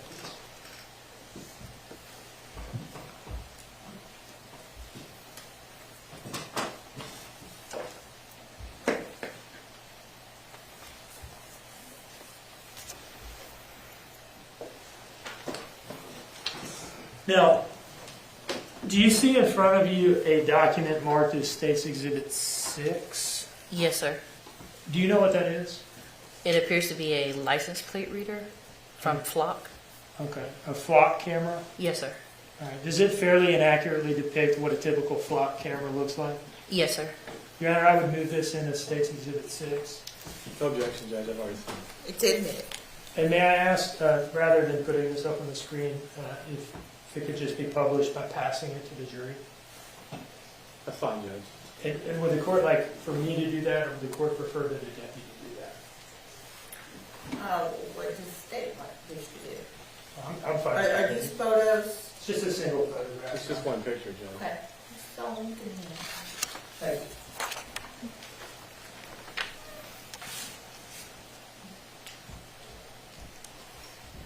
Now, what is a flock camera and what is the flock system? So essentially, it's a license plate reader that is stationed throughout different areas throughout the U.S. The Flock system is made only public to law enforcement agencies, so you have to have a username and a password through your agency to actually use the system. And did you have that on October 5th of 2022? Yes, sir. Roughly how many of these cameras are there scattered around Chatham County? Off the top of your head, I'm not looking for a firm number. About 300. Okay. And do you have access to the information from all of those? Yes. Do you have access to information from flock cameras in other places? Yes, sir. How does that work? So essentially what it is the agency, say if we're here in Georgia, an agency in California can put us on their permissions list, and then what we can do is just add it or do what we call a hot list, which means say if there's a vehicle that you're looking for, if you have the tag, you can put it in the system and then it'll alert those individuals who are on the hot list. So I would have to say if if I'm the owner of the hot list, I can add you as a user to see what the vehicle and where it hits at. Now, what do these cameras do when a car drives by and the license plate comes into the field of view of the camera? It just takes a picture of the license plate and the back of the vehicle. Okay. And are those images maintained in the Flock database that you have access to? Yes, I think they hold for about 30 days. Okay. And does it tell you the location of the camera that took the picture? Yes, sir. And you can see the picture itself? Yes, sir. Does it tell you the time that picture was taken by that camera? Yes. Okay. Do you have the ability to, after the fact, search for a particular tag number in the Flock database and see what, if any, cameras in the area or in other locations that you have permissions for, the vehicle's tag has been photographed by? Yes, sir. Okay. And once you had this tag for the defendant's car, Georgia TEN 9300? Yes, sir. Did you look it up in the Flock system? Yes. Okay. And you're doing this on October 5th, the morning of, right? Yes, sir.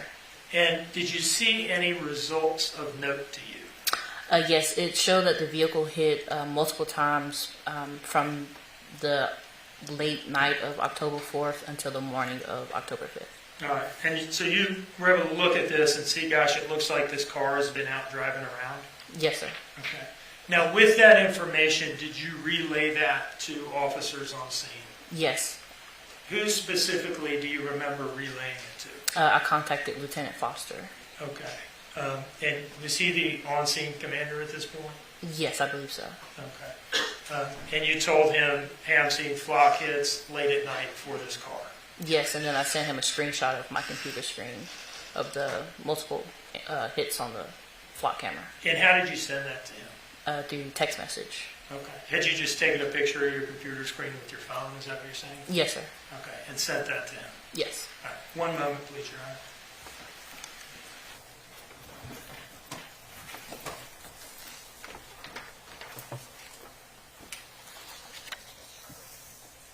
You mentioned going out to the residence after a search warrant had been obtained for the residence. Yes.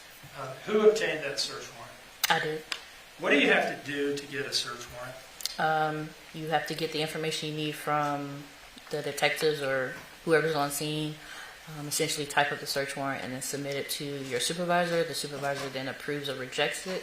Once it is approved, you would reach out to the judge who's on call or who's available, and then at that point you send them the warrant. Once they find a probable cause, and they'll sign it and then send it back to you to Cloud Gavel. I'd like to approach with what I've marked as State's Exhibit 7, Your Honor.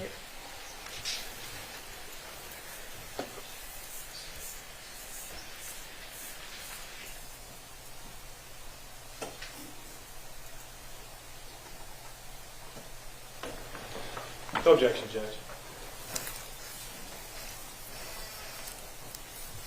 All right, could you take a look at State's Exhibit 7, please?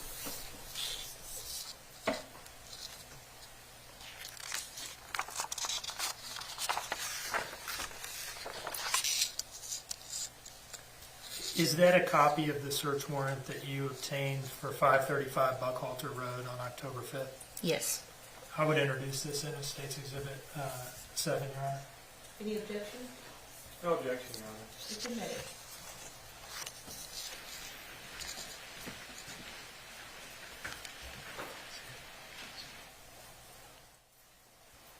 No further questions, Your Honor.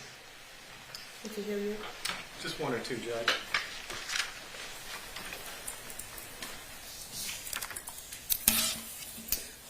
Oh dear. Here we go. I'm expecting it to sound a little snarky. Detective Robbins, you secured the search warrant and you looked at the flock camera, and that was pretty much the beginning and end of your involvement in the case? For the most part, yes, sir. Okay. And did you ever respond to the scene that day or no? To 535 Buckhalter? Yes. Yes, that evening around 6 o'clock p.m. Okay. How long were you there? Up until maybe 8 or 9, and then I went to the West Chatham Annex, which is where our property room is located. That's all the question I got, Judge. Thank you. All right, thank you. Mr. Dean, you need to redirect? Not bad, not bad. No, Your Honor. Okay. You are excused. Thank you, Judge. Thank you.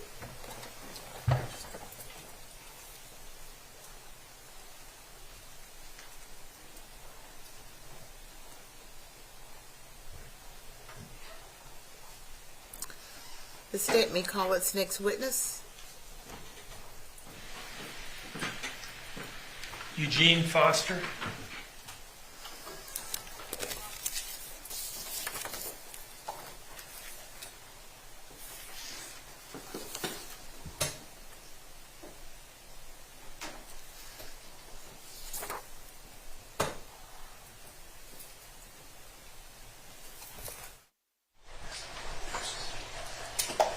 Keep the clerk and raise your right hand, please.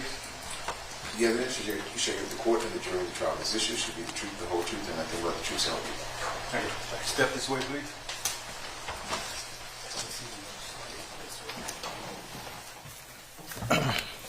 Good afternoon. Good afternoon. Good afternoon. Could you please introduce yourself to the jury, spelling your first and last name? Yes, my name is Yujean Foster.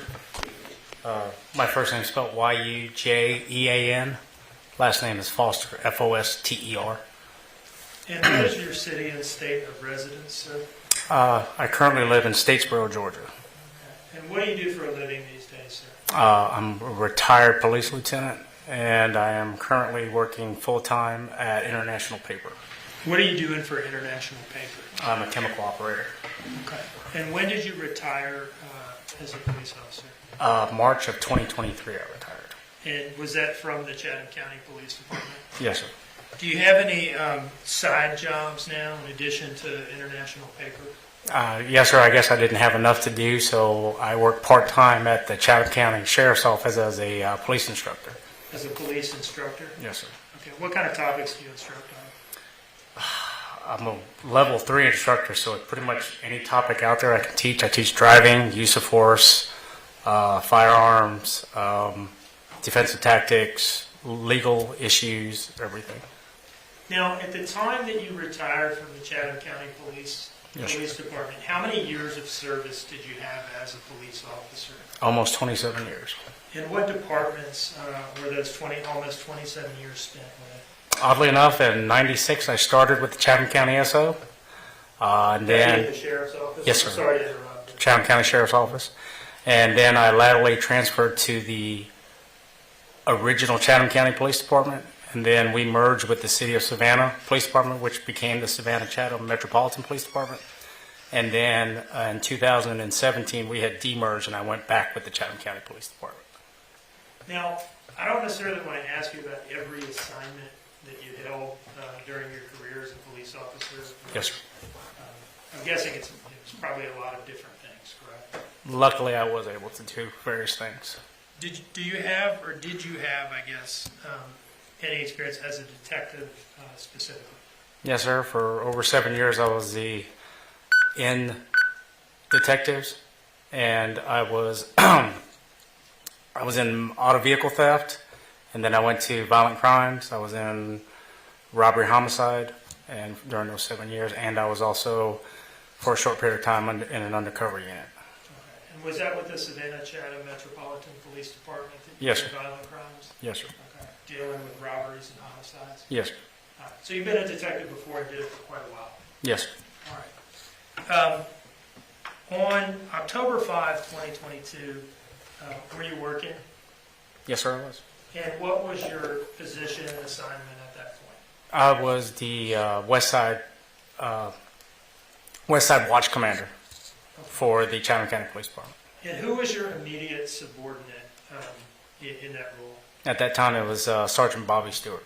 Okay, so it goes Sergeant Stewart, and then next up the chain of command is you, Lieutenant Foster. Yes, sir. All right.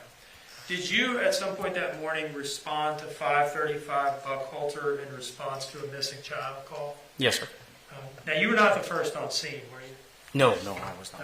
Who else was there at the time that you got there? And I'm not asking for names, but just broadly speaking, who was there, what was going on? The initial officer was there, which again, I'm not sure which one it was. I'd have to go back and look. But Sergeant Stewart was already on scene, and when I got there, he started briefing me on what he had already initially found out. Okay. So you show up and you get briefed by Sergeant Stewart. At that point, do you become the senior man on scene, the on-scene commander? At that time, yes, sir. And did you, the story that was given initially was that the defendant had woken up at around 9 and the front door was open, right? That was what I was initially told, yes, sir. Did you take a look at that door? I did. Can you tell us what you remember about that door, if anything? I remember actually checking the function of the door and actually opening it and closing it, and I realized that it wasn't something that was easily opened, and it wasn't necessarily a door that was quiet per se. When it opened, it made noises. Are you describing like kind of a sticky door that you have to pull hard to open? It required a little bit of. To open, whatever the case may be. Yes, sir. It required a little bit of force. Did you have any contact with Detective Keina Robbins? Well, not necessarily at the scene, but while you were at the scene, did you have some form of contact with her? Yes, sir. If I remember correctly, I got a phone call from her. And while I was trying to assess everything and trying to allocate resources to potentially figure out what happened, I got a call, at which time she told me that the defendant's vehicle was seen on the flock camera the night before, going down Ageechee Road and then coming back down Ageechee Road. Now, did you do anything with that information once you had it? Yes. Once I found that out, because I think when Sergeant Stewart briefly told me they had said that they had went to bed at a certain time the night before, I went back to her because then just kind of got a little feeling. So I went back and I asked her. I said, at any point did you ever leave the house for any reason? And then she told me no twice. She said, no, never left. I said, okay. I said, maybe you went somewhere and the thing? She said, no. So once she told me no, that kind of threw up another flag for me. I became concerned about that. And I remember talking to her in the backyard or back porch area. And I asked her, I said, could anyone "You sure you didn't leave the house?" And then she said, "Oh, wait, I do remember I went up, I don't recall the address. It's the convenience store right in front of 4711 Ogeechee Road, which is the same mobile home park. She had said that she went up there to get some Oragel, and she said that she went up there, and then she tried to show me her phone, and she said, matter of fact, I went up there at such and such time, and it's in my report, and I came back, and I was back home at about 1:25. And the odd thing, because I remember asking her, could anybody have possibly followed you home or anything like that when you left? Because, I mean, you're claiming that somebody came and took your child. Could somebody have possibly, maybe your ex-husband, somebody? She said, no, and that's when she told me about the Oragel.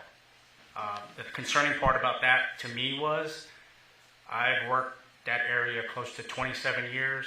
That convenience store has never been open past midnight.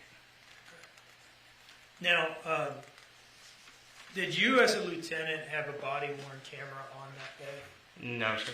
It wasn't required not by our policy for me to have one.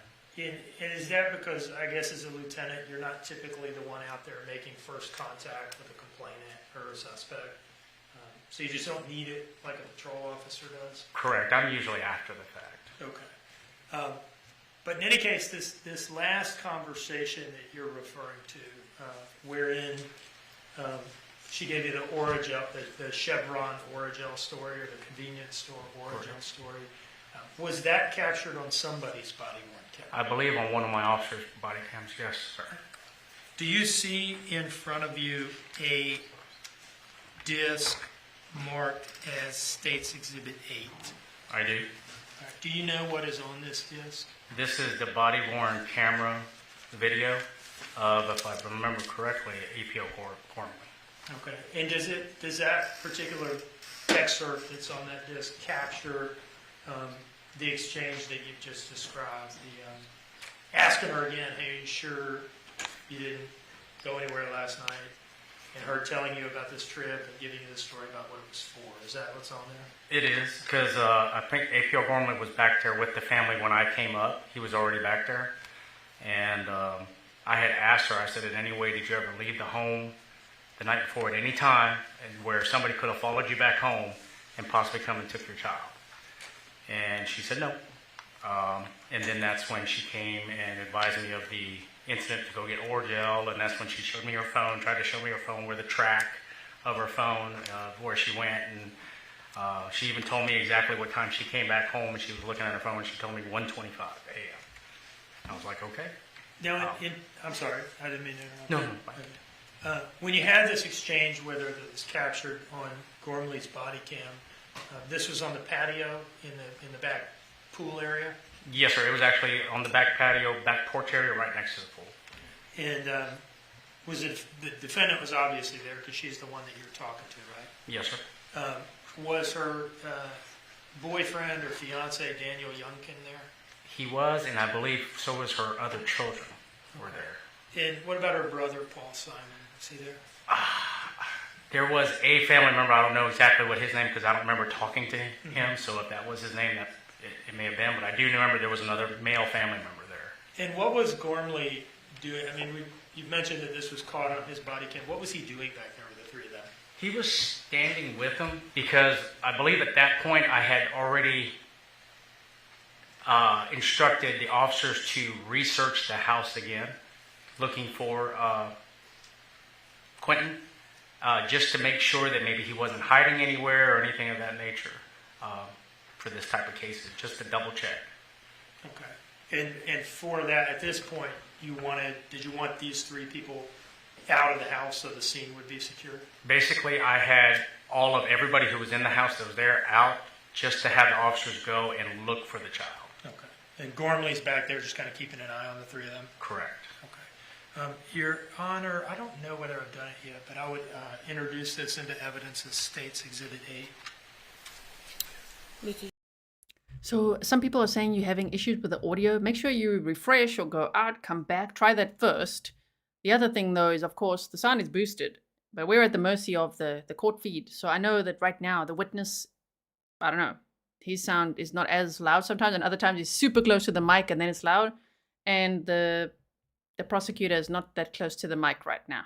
So we do our best. I do adjust here and there as we go along, just to make sure that it's always nice and loud. I can see all the levels here, but that's the best we can do right now. But I do know that YouTube's updating a lot, okay? They're updating a lot of features and things as always, so make sure you refresh if you feel like you're having problems.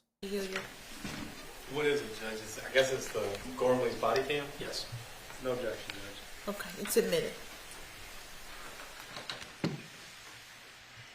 May I now publish this, Your Honor?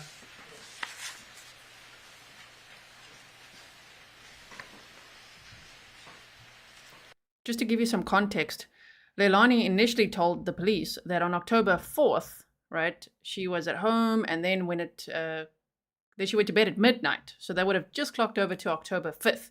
And she said she got up around, 9:15, something like that. But then through those flock cameras, they actually saw her car going to that mobile home area where the dumpster was. So they actually saw her car, and they started realizing her story is not adding up at all.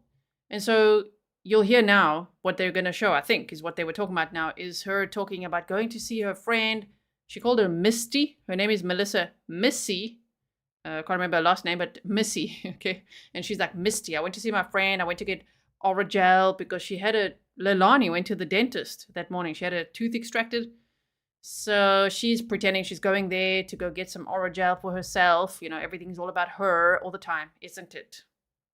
Meanwhile, she was actually out there at like 1 a.m, going to the dumpster to put her 20-month-old Quinton Simon's body in the dumpster. Someone asked just now, did he sustain any injuries before he was put in the dumpster? The indictment says that she assaulted him with an object, and the allegation is that she murdered him and then threw him away in the dumpster, right? They only found partial skeletal remains 6 weeks later. And it seemed like just the top of his skull, which is just, oh my goodness, that is so sad. So they don't know exactly how he died from what we're hearing so far. That's also what the state said. But the indictment says something about being assaulted with an object, right?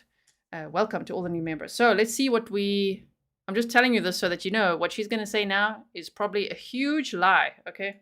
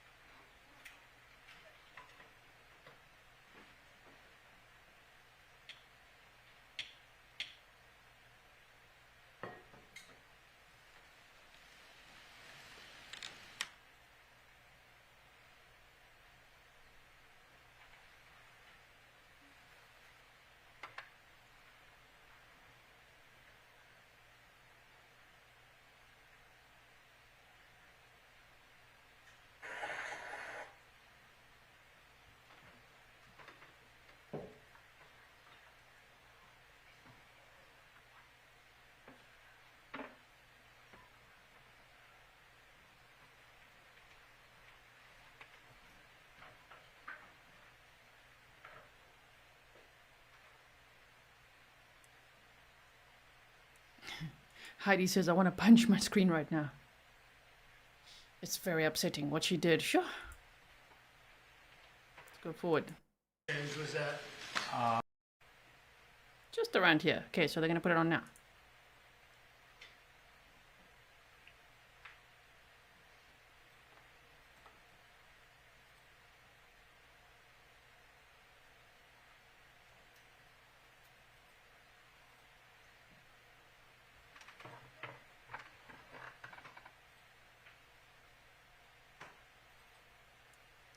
Go. We want to see it. Here we go.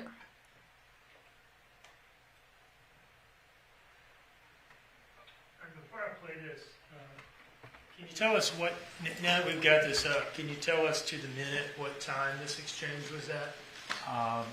12:12 in the afternoon on the 5th of October. Thank you. 10 patients or so. Did y'all go anywhere last night or yesterday with Baby? That maybe he could have followed you or something to that effect? Y'all didn't go anywhere? Not with my kids, no. No, I mean, just maybe you yourself. Yeah, I know, because I got my tooth pulled yesterday, so about 2 maybe, I went to get some Oregon, that was it. 2 o'clock yesterday afternoon? No, like morning, rise, because I couldn't go to sleep. Okay, so where'd you go? Right up the road right here, got Chevron. I met my friend that I used to work with, she got Oregon because they didn't have any extra K when I called. Okay. Did you go anywhere else that we maybe have been followed? So when did you get home? I can tell you exactly the same thing about actually. Yeah, we have, 360. Was it even 2? I was talking about 125. At 125? Yeah, so I was gone for literally 12 minutes. And you went where? Right up the road to next to that Chevron. Oh, the 40 over here on, right here on the Right up the road, because I used to work at Bojangles, so I had a girl named Missy that. I gotta borrow her for the Keina. Okay, give me just a second. Yeah. I had there's a girl named Missy that I used to work with who had dental problems as well, so I got in contact with her and asked her if she had Oregon, because when I called Circle K, they said they didn't have any. Okay, did you notice anybody following you or anything? I don't know. Did you go back out at all any time of the time? When I did get back, there was a car, which is why that lady mentioned it, whatever. I was thinking that maybe the car was for people across the street, but it was another little gray car sitting out front of the house. Okay. So I was thinking it was for across the street from the neighbors, so I don't know. So you said you got home about 1:30? Yes, it's 1:25 a.m. was the exact time that I got home. I was gone for almost 12 minutes. Okay, all right. Nobody followed me, right? No. They're just gonna ask you about. Yes, you guys are pointing out she's also holding a baby. So she had an infant daughter at the time, 20-month-old Quinton Simon, and a 4-year-old son, right? Also, somebody was saying, who keeps a pool? There we go. CWG Mama. Who keeps a pool like that, especially when you have children around? And the babysitter, Michelle or Diana McCarter, actually said that she went over one time and she saw Quinton and his older brother just swimming alone, completely unsupervised. And that gave her a huge fright. And she said that she had called CPS on Leilani before, and so had neighbors and things like that. So that's very upsetting as well. Yeah, Julia Rock says no pool gates either, right? Okay, so.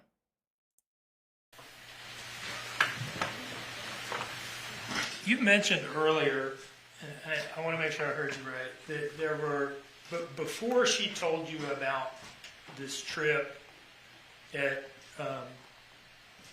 one whatever it was, that she had given a time that she went to sleep, and she had given a time that she had woken up. Right. And I think you said that she had twice told you that she didn't leave the house, didn't go anywhere during that time window. Is that right? That's correct. Not once, but twice? Correct. Now, are those statements captured in this exchange, or are you talking about some other statements she made to you earlier, not captured on camera?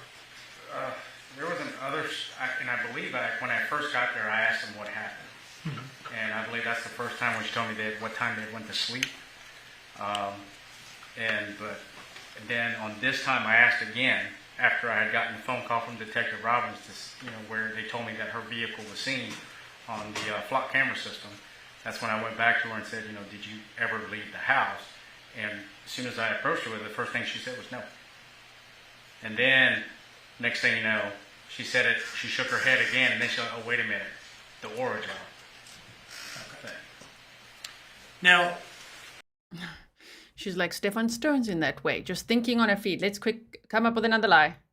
There it is. Okay, I went to see my friend. Okay, she's also got dental problems. Yeah, Misty.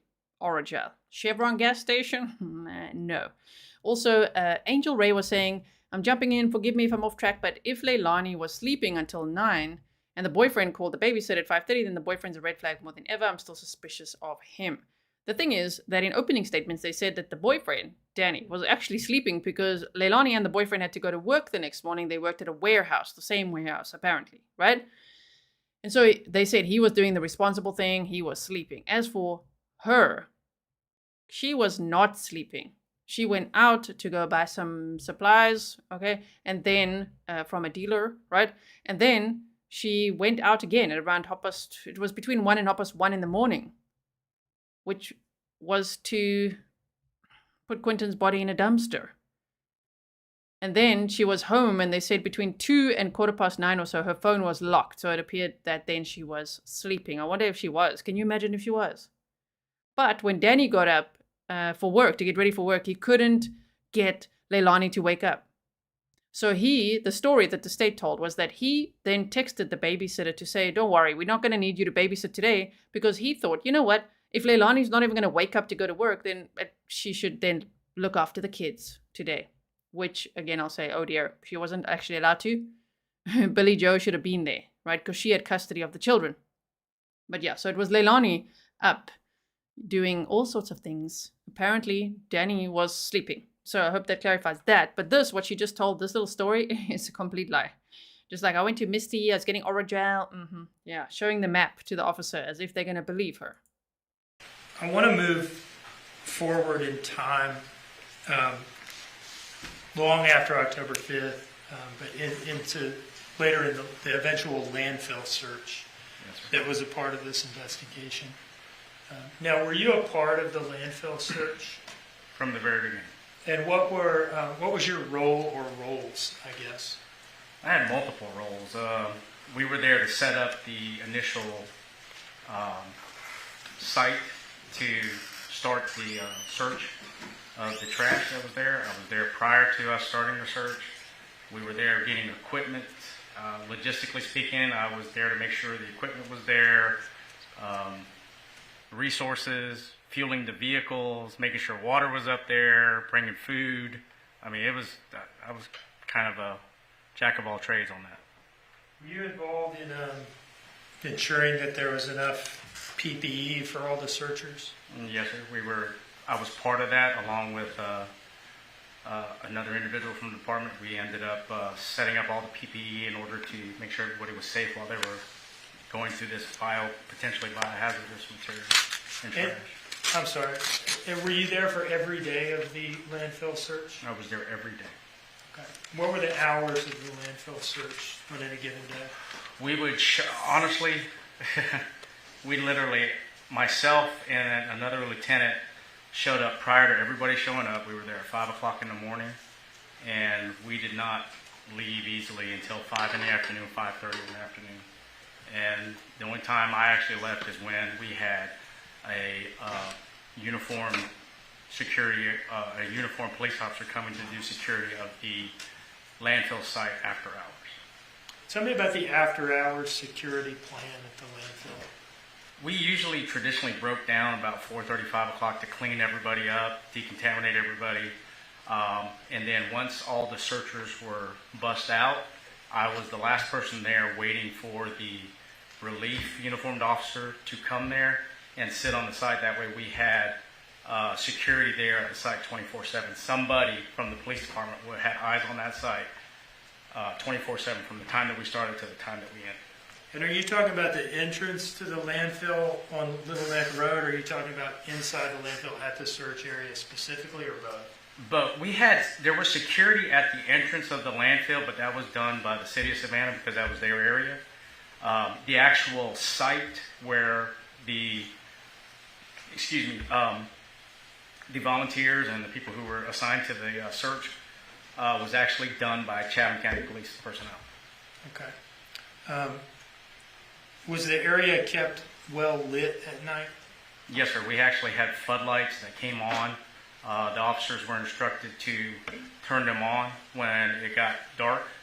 Sometimes when we were still there, I would have them turned on before the officer even got there. And what was the point of all this? So we could have visibility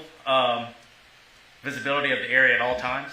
That way there would be no chance, any way, shape, or form, that area could be contaminated by somebody other than the law enforcement searchers who were involved and police personnel. And of course, waste management personnel that were allowed to be there.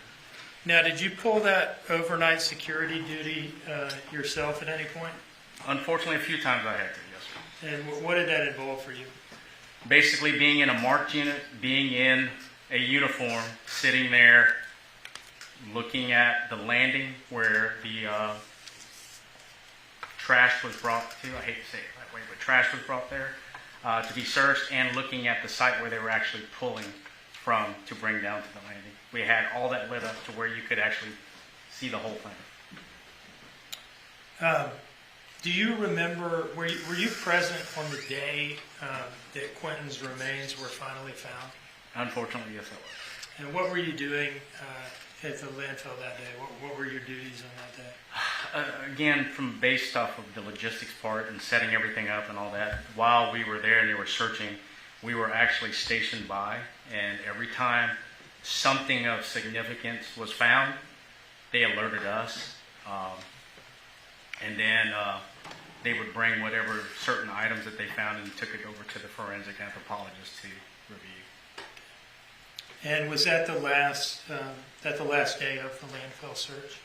Yes, sir. Overall, how many days would you say that you were out? You may not remember off the top of your head, but roughly how long did this landfill saga last for? I remember it was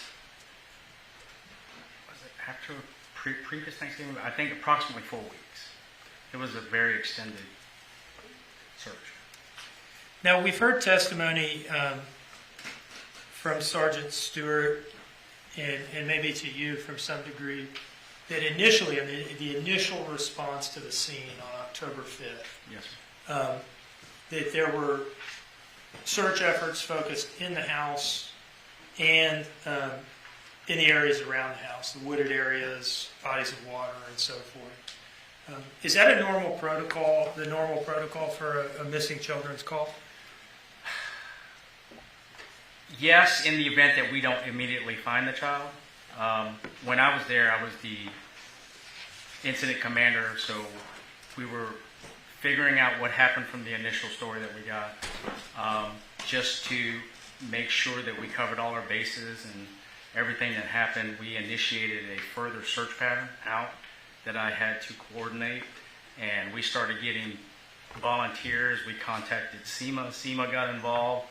A lot of resources were brought in to try to attempt to locate little Quinton. Now, when we're talking about young children, the missing child call pertaining to a young children, is it fair to say that the typical situation is the child is just eventually found nearby, either in the house in a closet or something like that, or in the woods 50 yards away? Luckily, in my experience, very few times have we had a situation where, for an extended period of time, that we lost a child. A lot of times, in situations of children this young, they're usually hiding somewhere. Not to go off tangent here, but I mean, we've actually had one where the child was sleeping under a bunch of blankets, and that's when we ended up finding them 30 minutes later. But they usually are found within the house or within the immediate area of the house relatively soon, luckily. Unfortunately, in this case, it didn't end up being that way. Now, Sergeant Stewart has testified that one of the first things he did when he got there and got an initial statement was simply send a couple officers into the house to look for Quinton. Based on what you've just told us, does that seem to you to have been a sound approach, at least initially?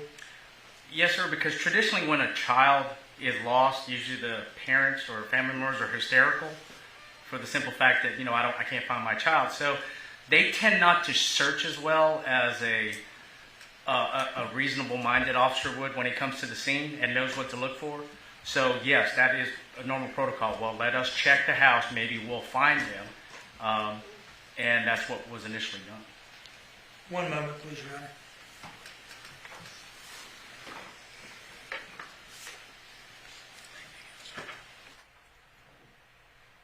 No further questions, Your Honor. Thank you, Mr. Dean. Mr. Hilliard?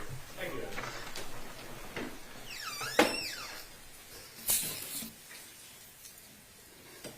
Lieutenant Foster, how many people were searching at the landfill over the course of that 5 or 6 week period? Easily between 20 to 30 a day. And so let's say how many days? 45 days, let's say. So 20 or 30 a day times 45 days, that's a lot of people, isn't it? Correct. Okay. In and out. And that's not counting everybody else who's coming in and out of the landfill in normal routine business, correct? Correct, but the majority of the searchers were the same. I don't think I had a question before you. Did I? Objection, Your Honor. I'm going to ask that the witness be allowed to complete his answer. I don't believe There wasn't a question. So, Mr. Hilliard, I'm going to ask that you move on. So, Lieutenant Foster, so there was, I'd say, easily hundreds of people in and out of that place during this time frame, correct? Not hundreds, no. Not during the course of these several weeks? Not hundreds, no. Okay. Thousands in? No, not thousands. Okay. So if you had 20 or 30 people a day times 45 days, okay, is it the same 20 or 30 people every day? Majority of the days, yes, sir. Okay. But not every day? Not every day, no. Okay. So it was different people? Sometimes. Okay. So that being said, this is a dump, correct? It is a dump. And you have a number of people coming in conducting normal business, and you have a number of people coming in conducting searching, correct? Correct. Is that a fair and accurate statement? That is fair and accurate. Okay. And you said a minute ago that you were genuinely, you didn't think that you were trying to protect against contamination at a dump site with all these people in and out of it. Correct. Is that genuinely what you just testified to? Yes, sir. Okay. All right. Now, what does that have to do with anything? If they found partial remains, tested it, DNA, matched Leilani, you know what I mean? Yeah, they confirmed on November 28th. Okay, that was a week after they actually arrested Leilani. That there was Quinton Simon's remains. Confirmed. So I don't know where he's going with that line of questioning there, but let's see. Now, that being said, at 535 Buckhalter Road, how many people were there on October 5th?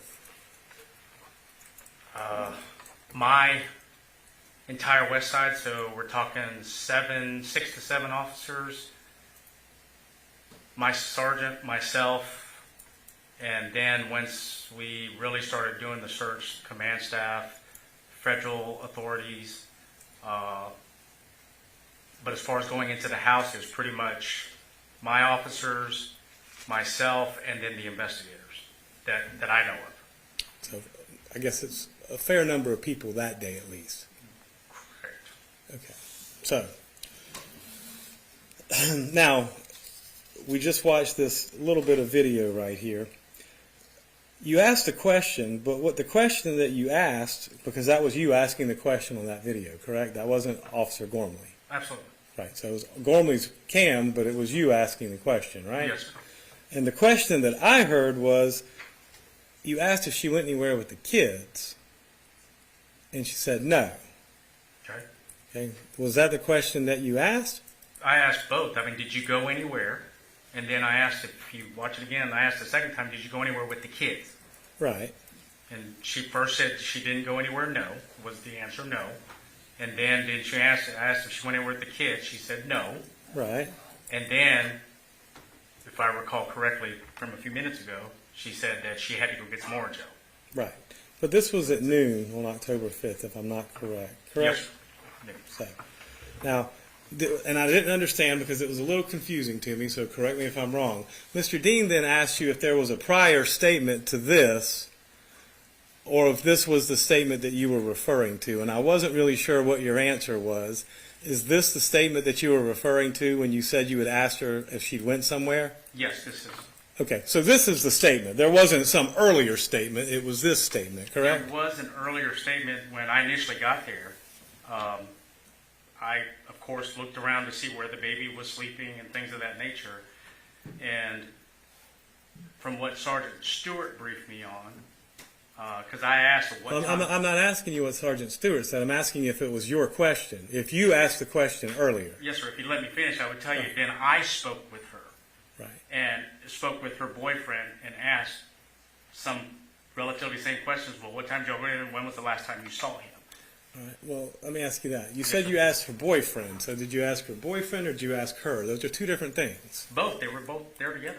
Right, but who answered? That's my question. They both did. So the boyfriend answered. The boyfriend answered and gave me what time he last saw the child, and she also gave me an answer of when she recalled last seeing him. Okay. But that was the only other prior statement that you were talking about. That I am involved with, correct. Okay. That's all the questions I got. Thank you. Okay, thank you. Does the state have any redirect? No, Your Honor. Thank you.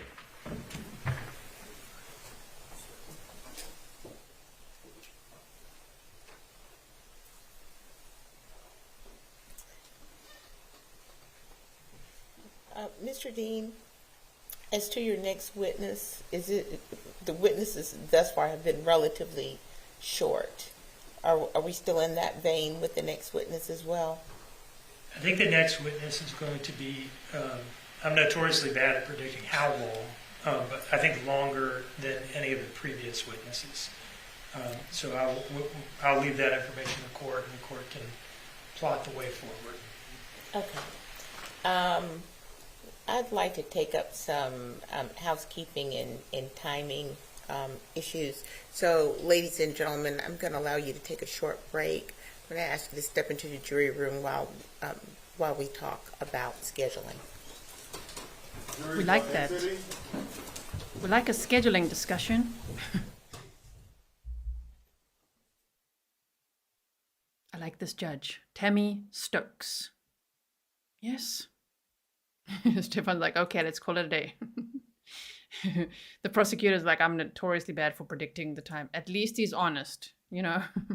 It's just like, I don't know. This could take a while. So yeah, let's see. Sure, she definitely doesn't look happy. Why would she? I just mean like, wow. It's not going well for you, lady.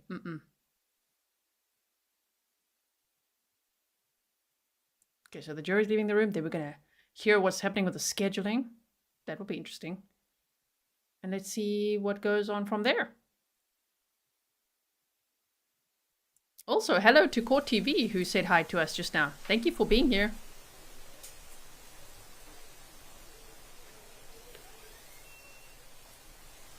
All clear, Joe. Thank you, Deputy Solomon. Everyone, please have a seat. So, we're at 4:40. I know we want to get as much done as we can. I'm concerned that if we start with the next witness, it may take some time.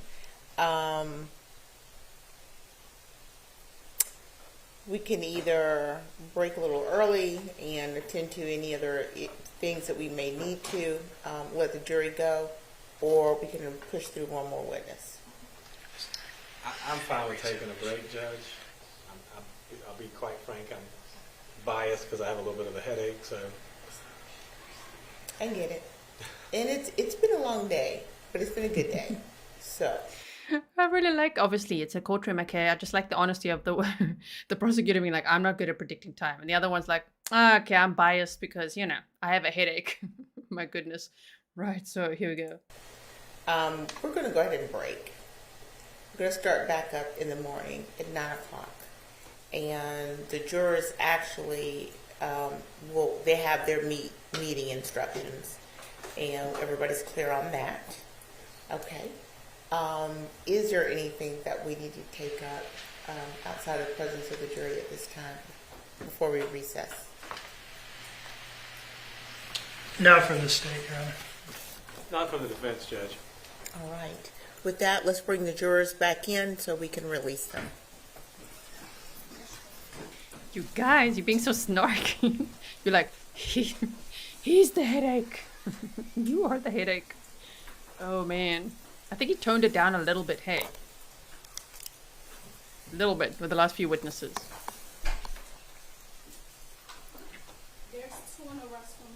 All right, we'll wait for them. Everybody, just have a seat until we get a little closer to time for them to come in. Take a seat, everyone. We'll go forward then. Evening, the trial is... Wait. There we go.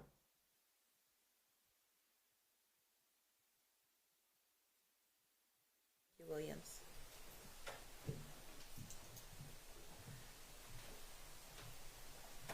All right, all the jurors are here. Please have a seat. Everyone else, please have a seat. So, ladies and gentlemen, this is going to be a good stopping point for us today. So I am going to release you for the evening. The trial is not over. So I'm going to remind you of my instructions. Please don't discuss the case. Don't do any research. Don't let anyone talk with you about the case. Don't read, watch, listen, or consume any media, social or regular news. I do thank you for your time, your patience, your service. We will see you tomorrow. You know where to meet, and then you'll be brought here, and we will begin again. We're going to begin at 9 o'clock. That is the goal. All right? I wish you all a nice evening. You are excused. Let's just see if they say anything else. Doesn't really look like it. Wow, that's day one done then. That actually felt like it went quite fast. Yeah, we've been live for 5 hours and 22 minutes at this point, so interesting. I hope you'll be back for day 2. Let's just see if they say one more thing. Okay. Then I'm going to waffle just a second, and then we're going to go. Neil said he has a migraine. Yes, that's how we say it in South Africa. A migraine. Ava says, has she been in jail the entire time? Yes, she has. Since November 21st of 2022 in the Chatham County Jail, and complaining a lot about it. Okay. Yes, Johnny says, go watch the GTC trial prep vid. Yes, please do. All right. And with that, we stand in recess until tomorrow morning, 9 o'clock. Attorneys, let's get here about 8:45 just to see if there's anything that we need to review. All right. Have a good night, everyone. Okay, well, that's day 1. Okay, now let me quickly tell you some important things before you run off. Just wait a second. Okay. So that was day 1 of Leilani Simon's trial. It's expected to last 2 to 3 weeks. I'll be following this, I'm covering this trial, right? If you want other news in other cases, I'm doing my best to keep an eye on that. So check out my YouTube short, which I already put out before this live stream started, about Stefan Stones and him having 2 trials next year, February and September, okay? So that news is there. Check my community post. And if you felt a little bit lost today and you just want to catch up on the case, then you have homework. There's a video that I made for you. It's not too long, and you can watch it on a bit of a faster speed. Let's see, 42 minutes. 42 minutes, and you'll know the whole case from the beginning to where we are now, okay? And if you missed the opening statements and things like that, I hope you'll check that out. I'm going to right now go do some timestamps for you. Check the pinned comments, the description box. You can also just hover over the video once I'm done, and then you can easily just catch up on the witnesses that you missed or anything you want to revisit.